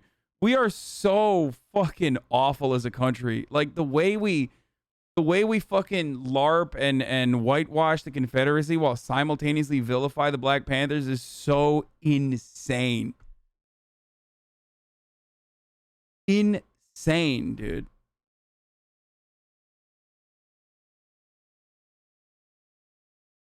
Like terrorism. Terrorists. Those were the terrorists.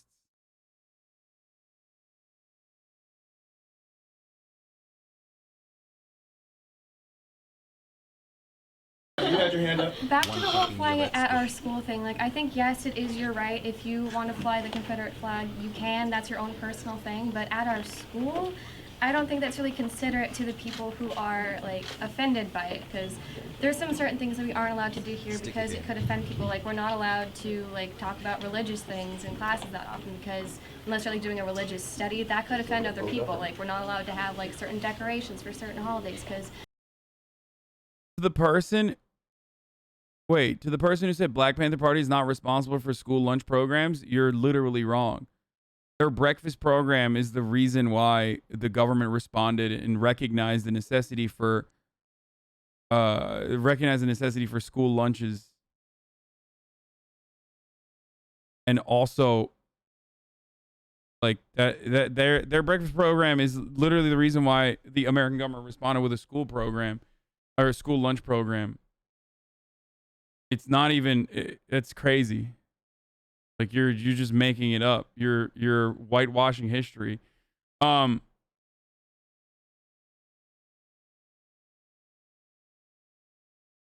America's sickle cell anemia testing program is literally modeled after the Black Panther program as well. Not everyone is. Yeah, that same politicians saw it as a threat because of public support. religion. So I think that we shouldn't have it at our school because it's not considerate to the people who might be offended by it.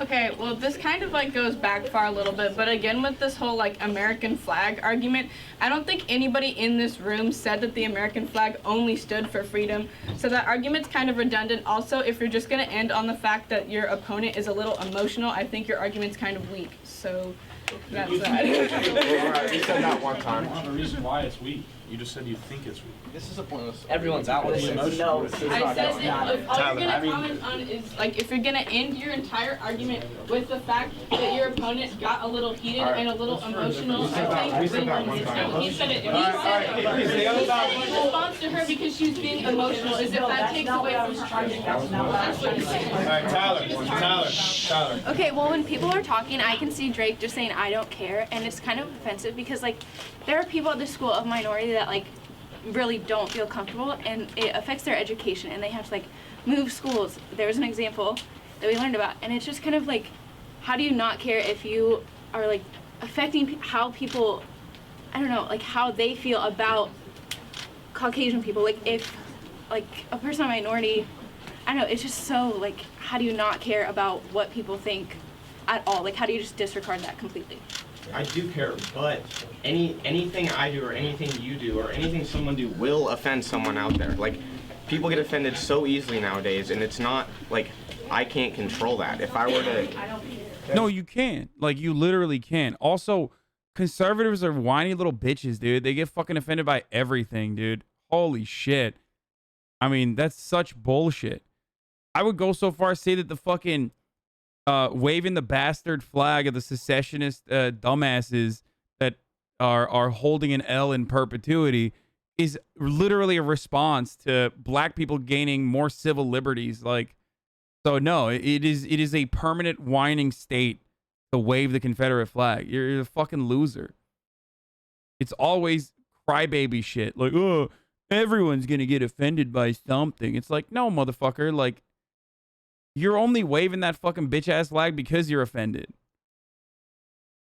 It's so sad. And also, who cares? Yeah, people get offended by everything. It's just that, like, you have to recognize if that is a valid thing that people are upset about or an invalid thing that people are upset about.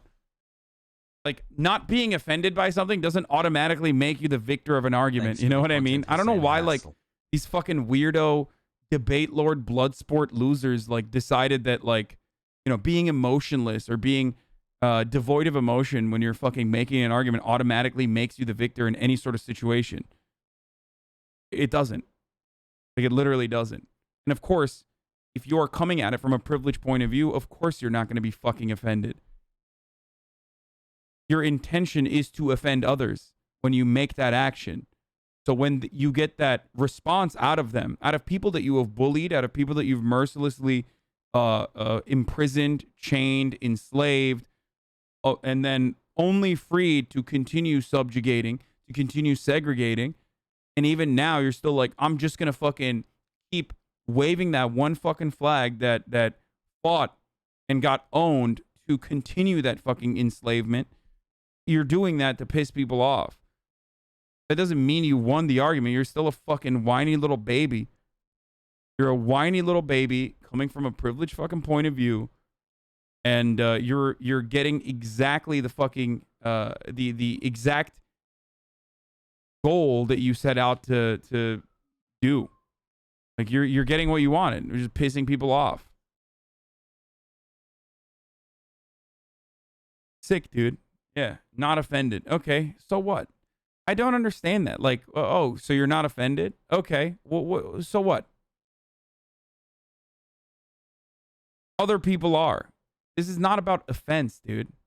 It's not.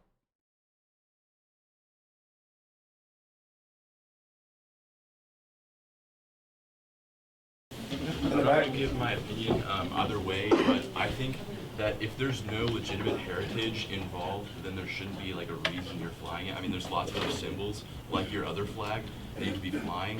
But I mean, if there's no like direct heritage involved, I don't think there's like a major reason to fly because there's so many other symbols.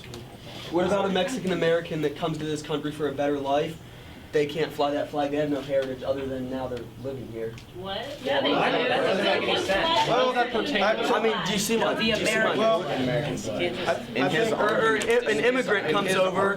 All their heritage in life has been in whatever country they came from. I gave Mexico as an example, but that's they're in.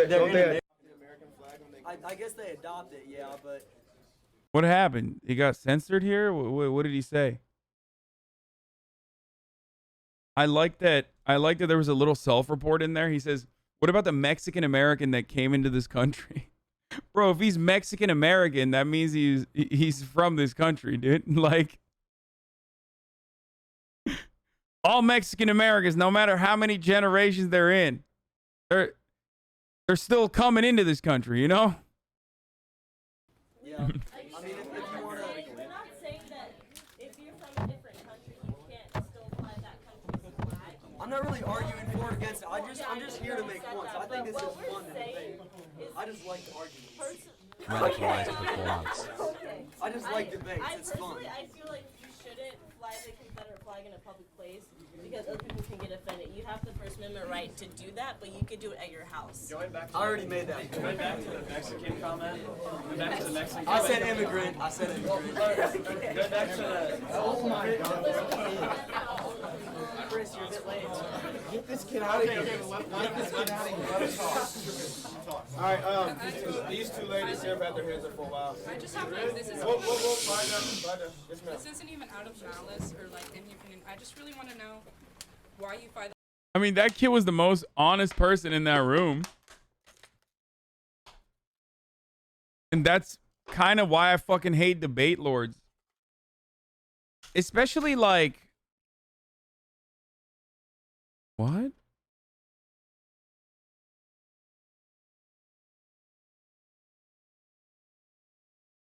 Where'd that motherfucker go? Did I miss him?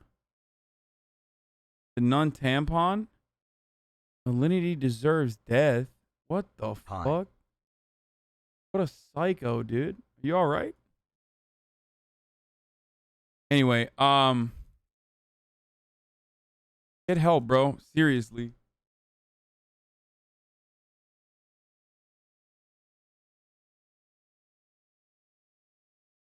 Like, don't even go outside. Get help immediately.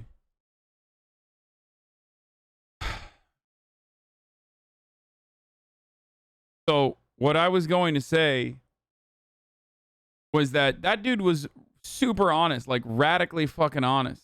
You know what I mean? When he said like, oh, I'm just here because I like to debate. That's why you can't fucking argue with these dudes, man. Half the time, they're not there to like, they're not there to change your mind. And you're not going to change their mind. That's why it gets really hard to fucking debate people like this. Because they don't have any sort of like serious convictions.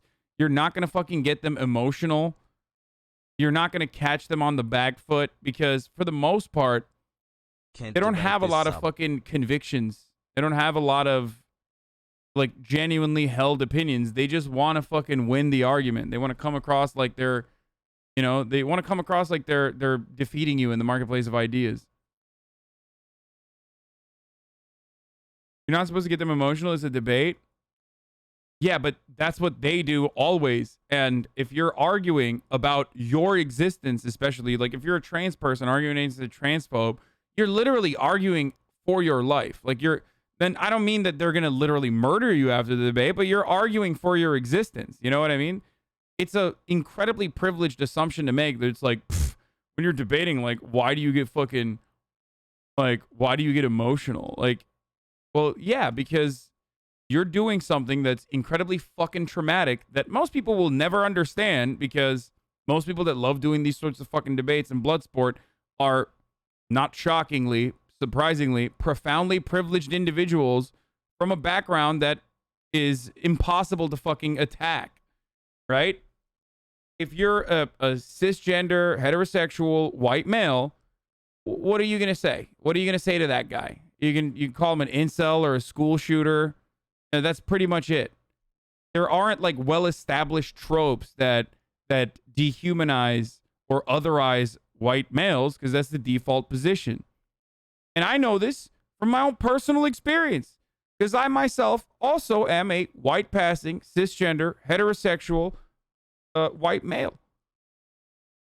So it's difficult to like take me down by the inalienable characteristics that I have, in the same way that like I'm not constantly fucking trying to debate my existence only to then establish that I'm a full human being with opinions and whatnot, and then start the argument. I always have a fucking upper hand in that conversation, just like all the fucking other white debate lords do.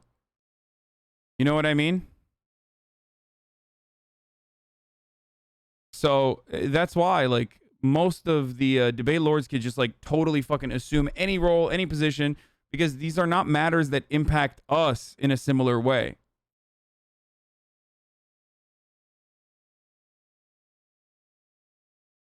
You know? Do exactly that, except I don't care about winning. I just want people with super strong ideas to understand that the other side generally has a point. Also, people only know so much information up to a point in the argument, so you'll catch everybody off at a point. But that's so silly. Like, you're not arriving at a fucking truth in a debate. That does not happen.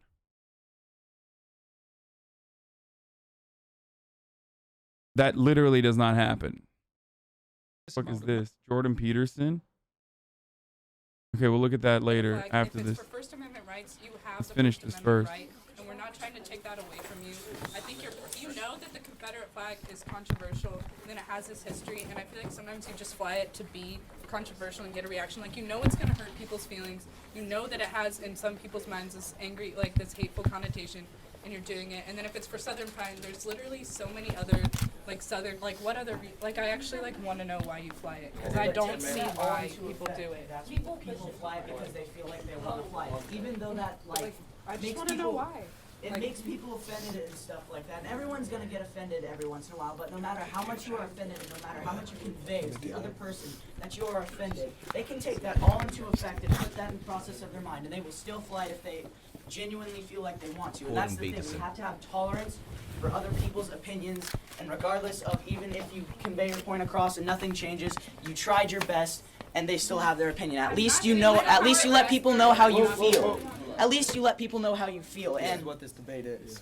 And if, like, all this thing happens Thanks and then for suddenly, live stream, like, Father. Drake comes tomorrow with a Confederate flag. You tried your hardest, but he still feels like he wants to be able to fly that. And he can fly that because that's his right, and you have to be tolerant of him being able to fly that flag because that's his right, and that's what he wants to do. It can get mad at you, and you can think, why is he doing that? That's so mean and so disrespectful to other people, but he has the right to do it, and you just have to, and you have to accept that and be okay with him flying that because Do you ever have anything good to say about the United States or just negative shit? Honest question. Or you've been following for 10 minutes. What the fuck do you know about what I have to say about the United States? Dumb bitch. Like, what happened? Do you want me to fucking say one nice thing about the United States in 10-minute intervals, you dumb fuck? Are you that fucking silly of a bitch? Explain to me what your... Now, I want to hear this take. Like, what was your point of view here? You're like, I've been in here for 10 minutes. 11 now, and you haven't said one good thing about the United States.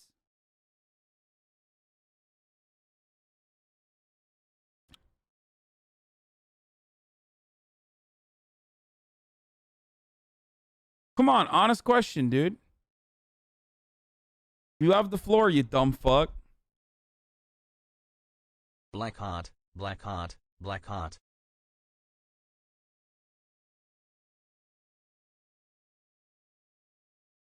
You know them ivermectin boys always horsing around?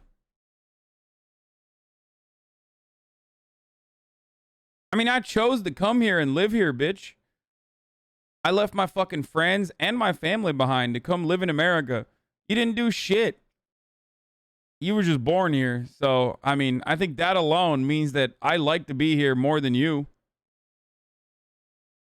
Despite the fact that we are a fucking bloodthirsty and overall force for bad around the world. No, I honestly was wondering. Every time I pop in, it just seems negative. Not trying to start anything, just wondering. Oh, okay, bro. Yeah.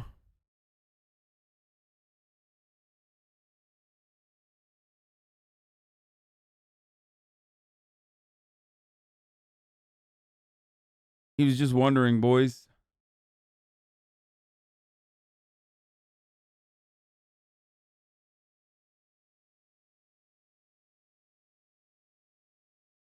When America starts doing good things in the world, I'll start fucking saying it. How about that?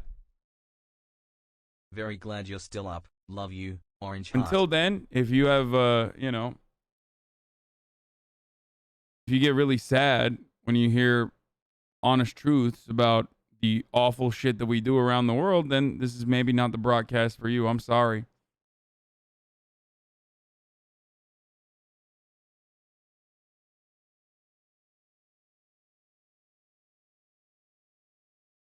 Do appreciate you. God damn it. Now I fucking feel bad.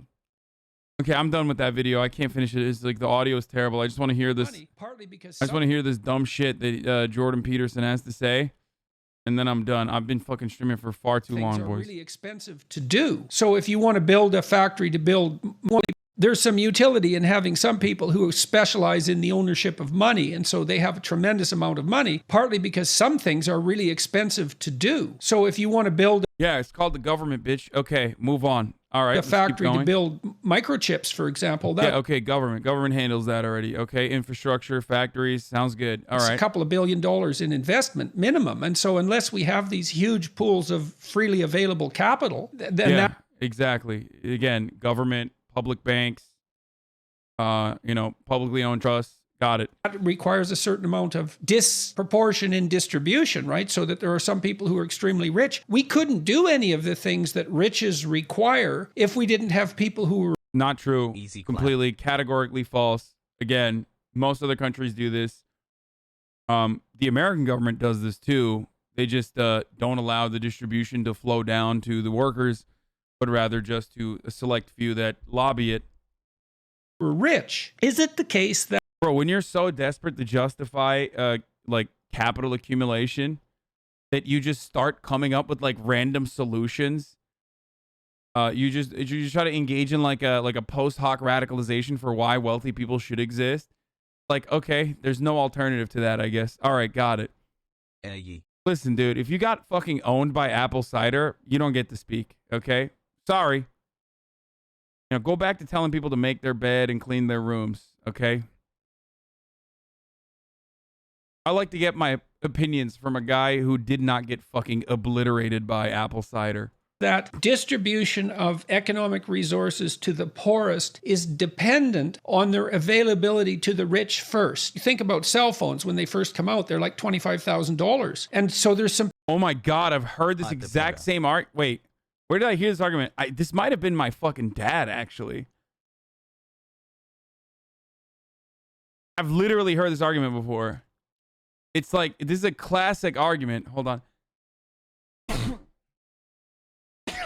The whole like, oh, the rich are test subjects. They're test dummies for all the rich, expensive stuff. And then ultimately it trickles down to the poors.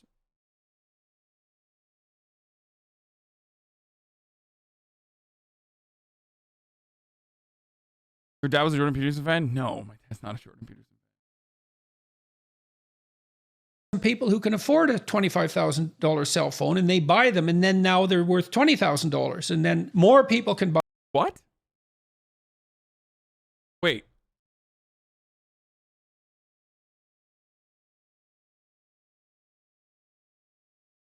This is like a terrible fucking argument for anything.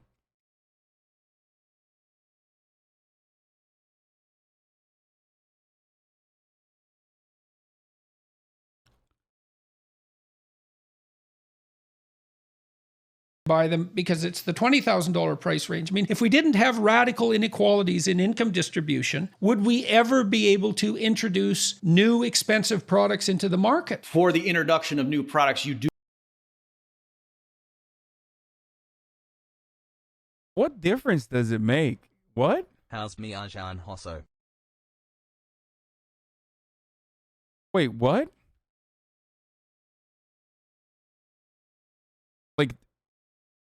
Like, what's this argument? Like, how does this work with like yachts, for example, luxury yachts? Like, rich people need to, you know, own luxury yachts so they can trickle down ultimately to the poors, and eventually they can own a yacht too. Also, cell phone technology is a mixture of publicly funded research. A lot of publicly funded research goes into it.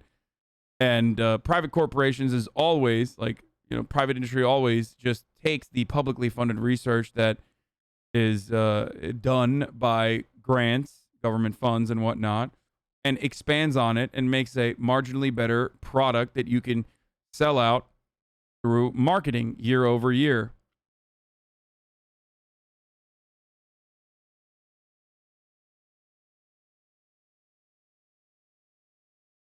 Only the wealthy were able to own the cell phone at first, but now everyone can own it because it's mass produced. Has absolutely nothing to do with the rich owning the cell phones, but and we've already established that you could just fast track this process by you know, making it not so expensive when you originally sell it. Here's the full podcast vid. If you got time, I want to hear what dollars, you think and about then it more tomorrow. people can buy them because it's the $20,000 price range. I mean, if we didn't have radical inequalities in income distribution, would we ever be able to introduce new expensive? Innovation is more important than marginalized people not being able to food and housing insecure. No, that's not even true, because the premise is that the premise is still faulty. The premise there is still faulty. He's operating on a faulty premise that he's established as the truth, which is that, like, we only have innovation when rich people. I know he's joking. I know this person is joking. I know this person is joking. But I'm saying that even within that joke, like, Jordan Peterson is literally saying that. But even then, that premise is incorrect. Innovation is not only happening as a consequence of, like, wealthy people being able to buy shit. Thank you, Sabrina V, for the 20 gifted subs. 20 big ones.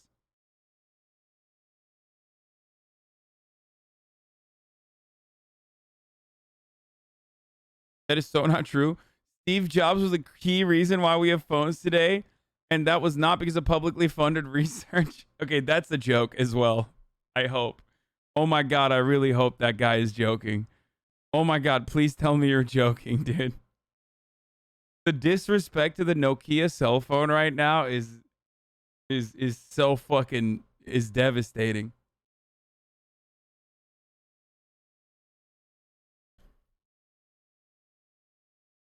Expensive products into the market. For the introduction of new products, you do want to have private property and the ability of certain people to have accumulated vast fortunes. Because if you think about it, how did some person get to be a billionaire? It was only because of that person's superior foresight in anticipating what the consumers wanted. And that's what? Okay, Kylie Jenner. Like, what? Why is he so sweaty when trying to defend billionaires, dude?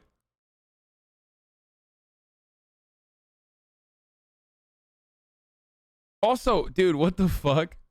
I just gotta start, you know, this is why I gotta be a fucking capitalist Andy, dude. These guys are just basically saying, like, you know, if you're rich, you're good, okay?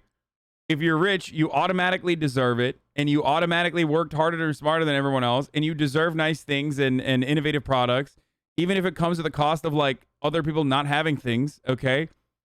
Fucking great, dude. Thank you. To those who defend Jordan Peterson and this incredibly wet human being who is just sweating profusely, okay?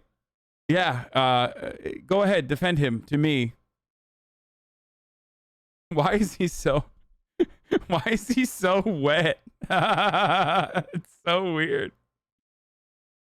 Person get to be a billionaire? I don't know. Fucking right place, right time, good positioning, good conditioning, good family background.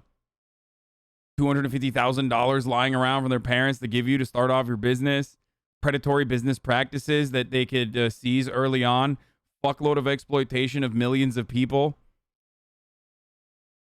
Those are some of the many reasons, I think.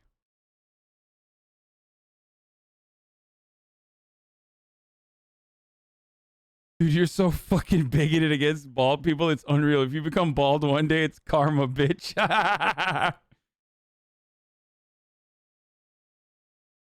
Is this dude in a Finnish prison or something? What is this room? True.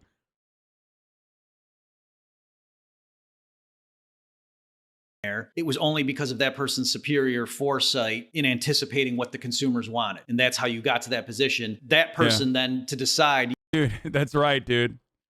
No, they had the foresight to fucking figure out what the consumers want. In Amazon, it's like the consumers were always like, can we create an online ecosystem that literally sucks up every fucking small business that relies on it so that they can just like either buy out the competition or completely steal their IP and recreate it at such a fucking low cost that because they can run forever on a loss when these small businesses can't.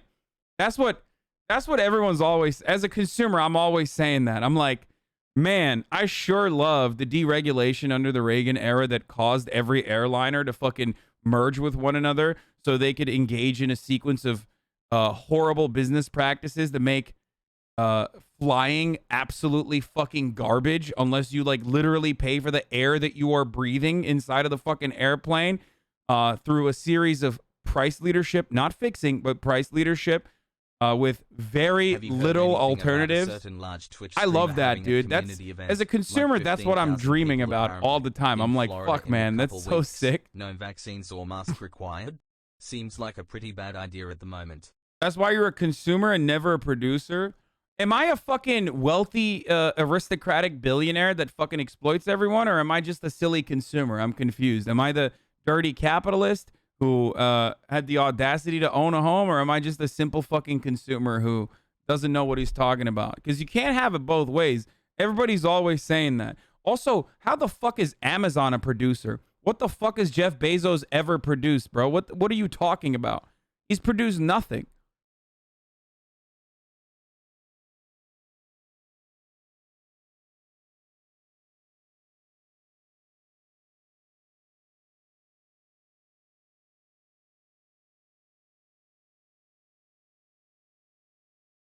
Why can't we have a capitalist society and also help the poor? I live in Australia and I feel like we have a good balance, BB. Wait, the Steve Jobs guy is back with another good take. Yes. What was a joke? I thought I was going to get banned for a second. Ha ha ha. No. Jeff Bezos was born in 1964. Had produced the HasanAbi Twitch stream, Socialist Savior. Yeah, Jeff Bezos came up with the idea of online shopping and shipping, dude. It was so crazy that he invented that. Oh, man.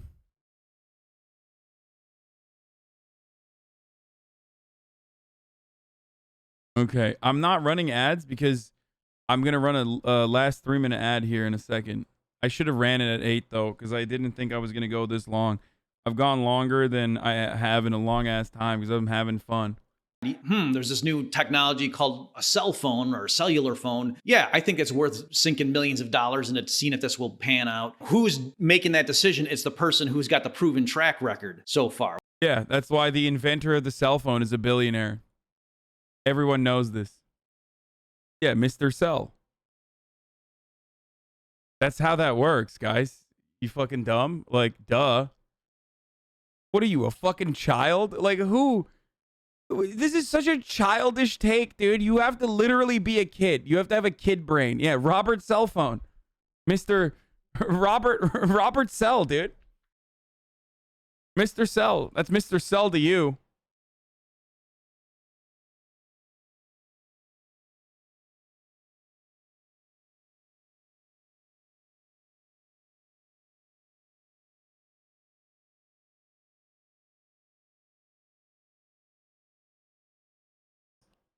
For the record, if you want to learn more about like the cellular technology that was the precursory tech that became the mobile cell phone technology called the Altai mobile telephone system, which was the pre-cellular OG radio telephone service that was first introduced where? In the Soviet Union in 1963. And became available in the most large cities by 1965. The fully automated UHF VHF network that allows a mobile node to connect to landline phones and was originally conceived to serve government officials and emergency services.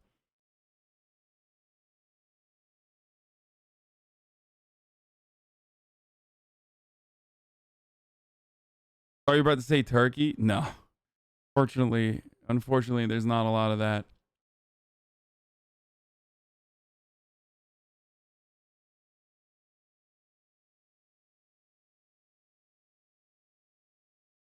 Whereas if you had a different system where, oh no, we don't allow individuals to accumulate vast fortunes, the state owns everything, then it's going to be a committee that's always going to guess and say, okay, bring in the new proposal. Literally describing how the internet was founded. Like literally how the internet was created. How was the internet created? Was it the profit motive? Was that the incentive for creating such a fucking life-altering, life-changing, massive technological leap? No, it was the famous billionaire John Internet. Dude, this is a trick question, guys. I'm tricking you. It's literally Mr. John Internet. Put some respect on his fucking name. He's right up there with Jeff Bezos in the wealthiest billionaire on the planet. I live in a capitalist fantasy where the fucking singular inventor that's a good person ends up inventing something for money, of course, and no other reason. And then, of course, wins for the rest of his life. He just lives off the fucking fruits of his labor for the rest of his life. That's how things work. Sorry, you're right. It's actually invented by Dr. Internet, not Mr. Internet. That's so fucked up. Dr. John Internet.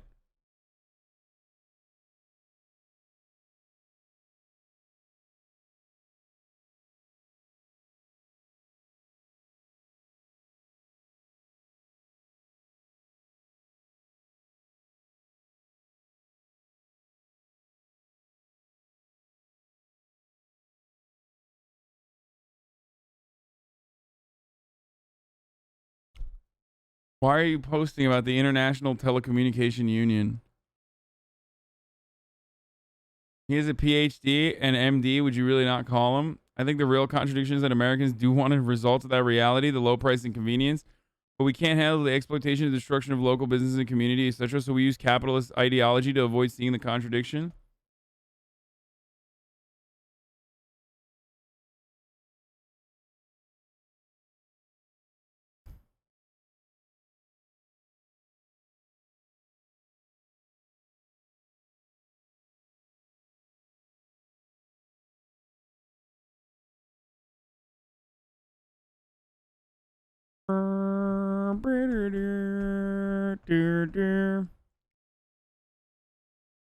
Anyway, so silly, childish way of approaching the world. Oh, the ITU literally sets cellular standards.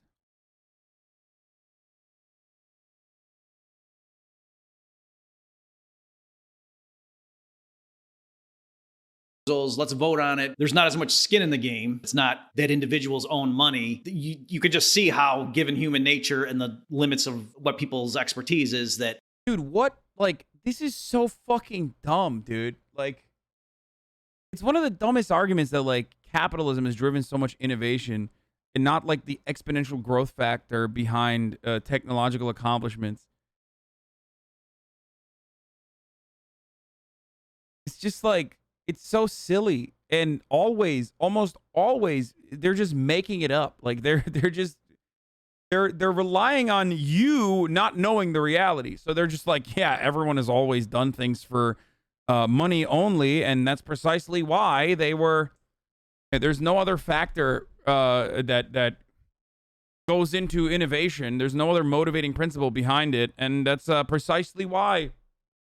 You know, all of the famous families are the Car family. Okay, Mr. Car famously invented the automotive.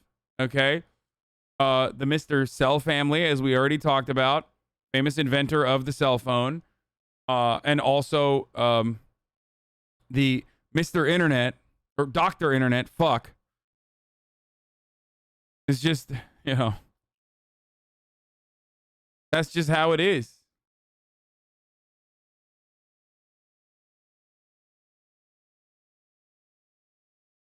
Yeah, but wouldn't it be in a...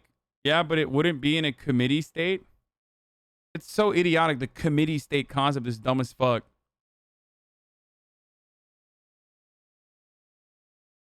There is not a single fucking thing that operates without government subsidies in America. All matter of production is still absolutely fucking pushed and pulled by the American government.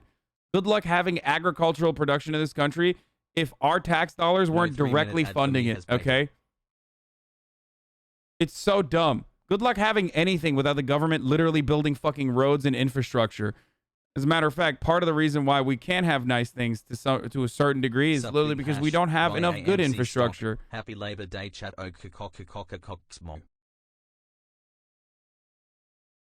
Anyway, so except housing and healthcare, yeah, notoriously good things, notoriously well-functioning parts of our economy.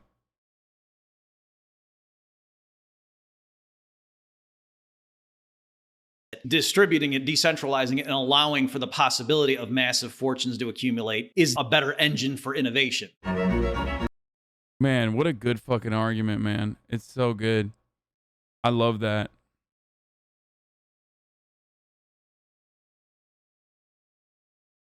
Imagine, yeah, I love how innovative the housing market is, dude. Finding new innovative ways of making it unaffordable for the average working class person, so that places like Jackson Hole have literally zero fucking people working in the restaurants now. So people just can't fucking go to restaurants. They live in this like expensive ass neighborhood in this expensive ass community where the real estate prices are fucking great, but also in an effort to keep them super high, they refuse to fucking build affordable housing.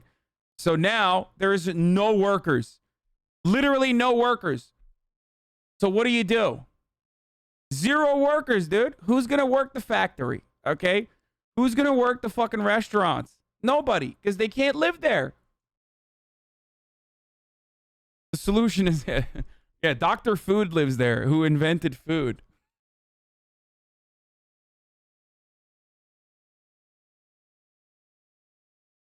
Not affordable housing, any new housing? That's not true. You have to build affordable housing. Shut the fuck up. Any new housing doesn't automatically and magically fucking open up the previous older housing in the same way that like supply and demand is supposed to work. Shut up, neoliberals. Holy fucking shit.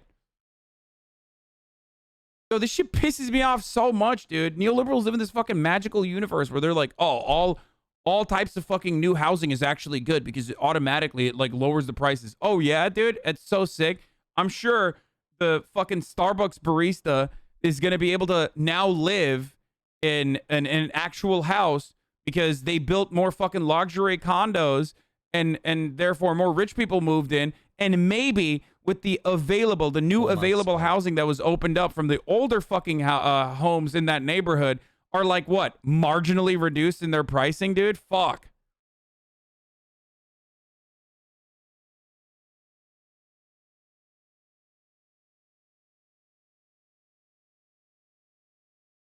As someone who is almost homeless due to the housing crisis in Canada, I can confirm that is a bad take.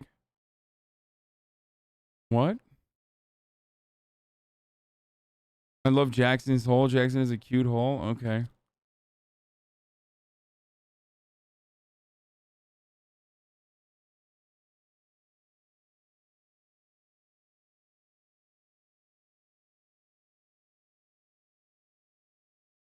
A Starbucks barista isn't meant to be living in top-notch housing. First of all, that is so fucking dumb. Like, what a stupid fucking take, dude. I love when people say shit like that and think like, man, I really killed it on that one. Sick, dude. Cherry picking random inventions without nuance doesn't add much to the argument. I directly addressed the fucking random inventions that he attributed to capitalism, showing that it wasn't actually invented by capitalists or that the inventors themselves became billionaires, like the argument that he was making. So that's not cherry picking. He cherry picked that, and then I fucking responded to them. That's one. And two, I love when dudes, remember how I was talking about like privileged dudes who like think, I'm actually coming at it from a point of view that's unemotional. So I win the automatic argument. Like I win the argument automatically. Like dudes will love saying just like poor people should fucking suffer and think that this is an own, dude. Sick. You really fucking destroyed it.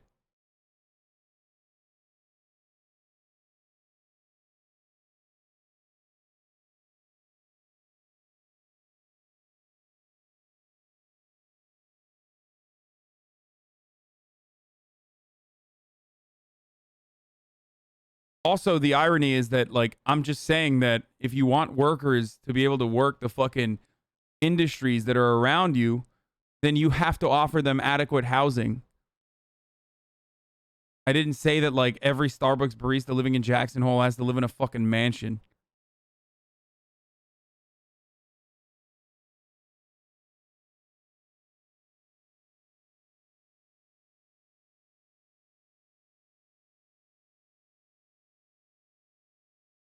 Anyway, I'm not finishing this video because the fucking audio is dog shit, but we got some more dumb racist content coming out of Australia that we're gonna watch later.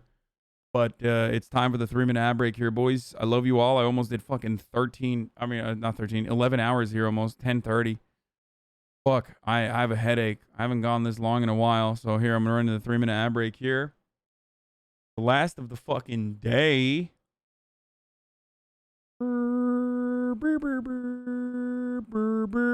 Tomorrow we have a crazy fucking stream. Like an absolutely crazy fucking stream, dude. I'm just letting you guys know. Get ready.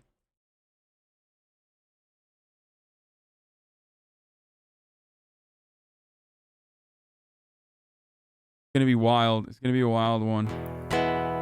Stunning lo-fi introduction, starting off the day. All the chatter's I won't tell you. in. I won't tell you what we're doing, okay? But just wait. There will be an IRL component to it, okay? Anyway, love you guys, and I will see you tomorrow, okay? Bye. There he is again. Hasan is streaming. Hasan is streaming. There he is again. Hasan is streaming. Hasan is streaming. Reviewing the P.O. box, Uncle Euger's face. Sudden discord agitprop, gray names take on race. Tiny Bernie Sanders, LGBTQ Air Force. The whole left at your fingertips, and Anye out your door. The H3 Crowder debate, the Young Turks online show. 3 full fucking years of this, and plenty more to go. 90-day fiance, talks of champagne bourgeoisie. A Trump rally live reaction, a mass riot in DC. There he is again, Hasan is streaming.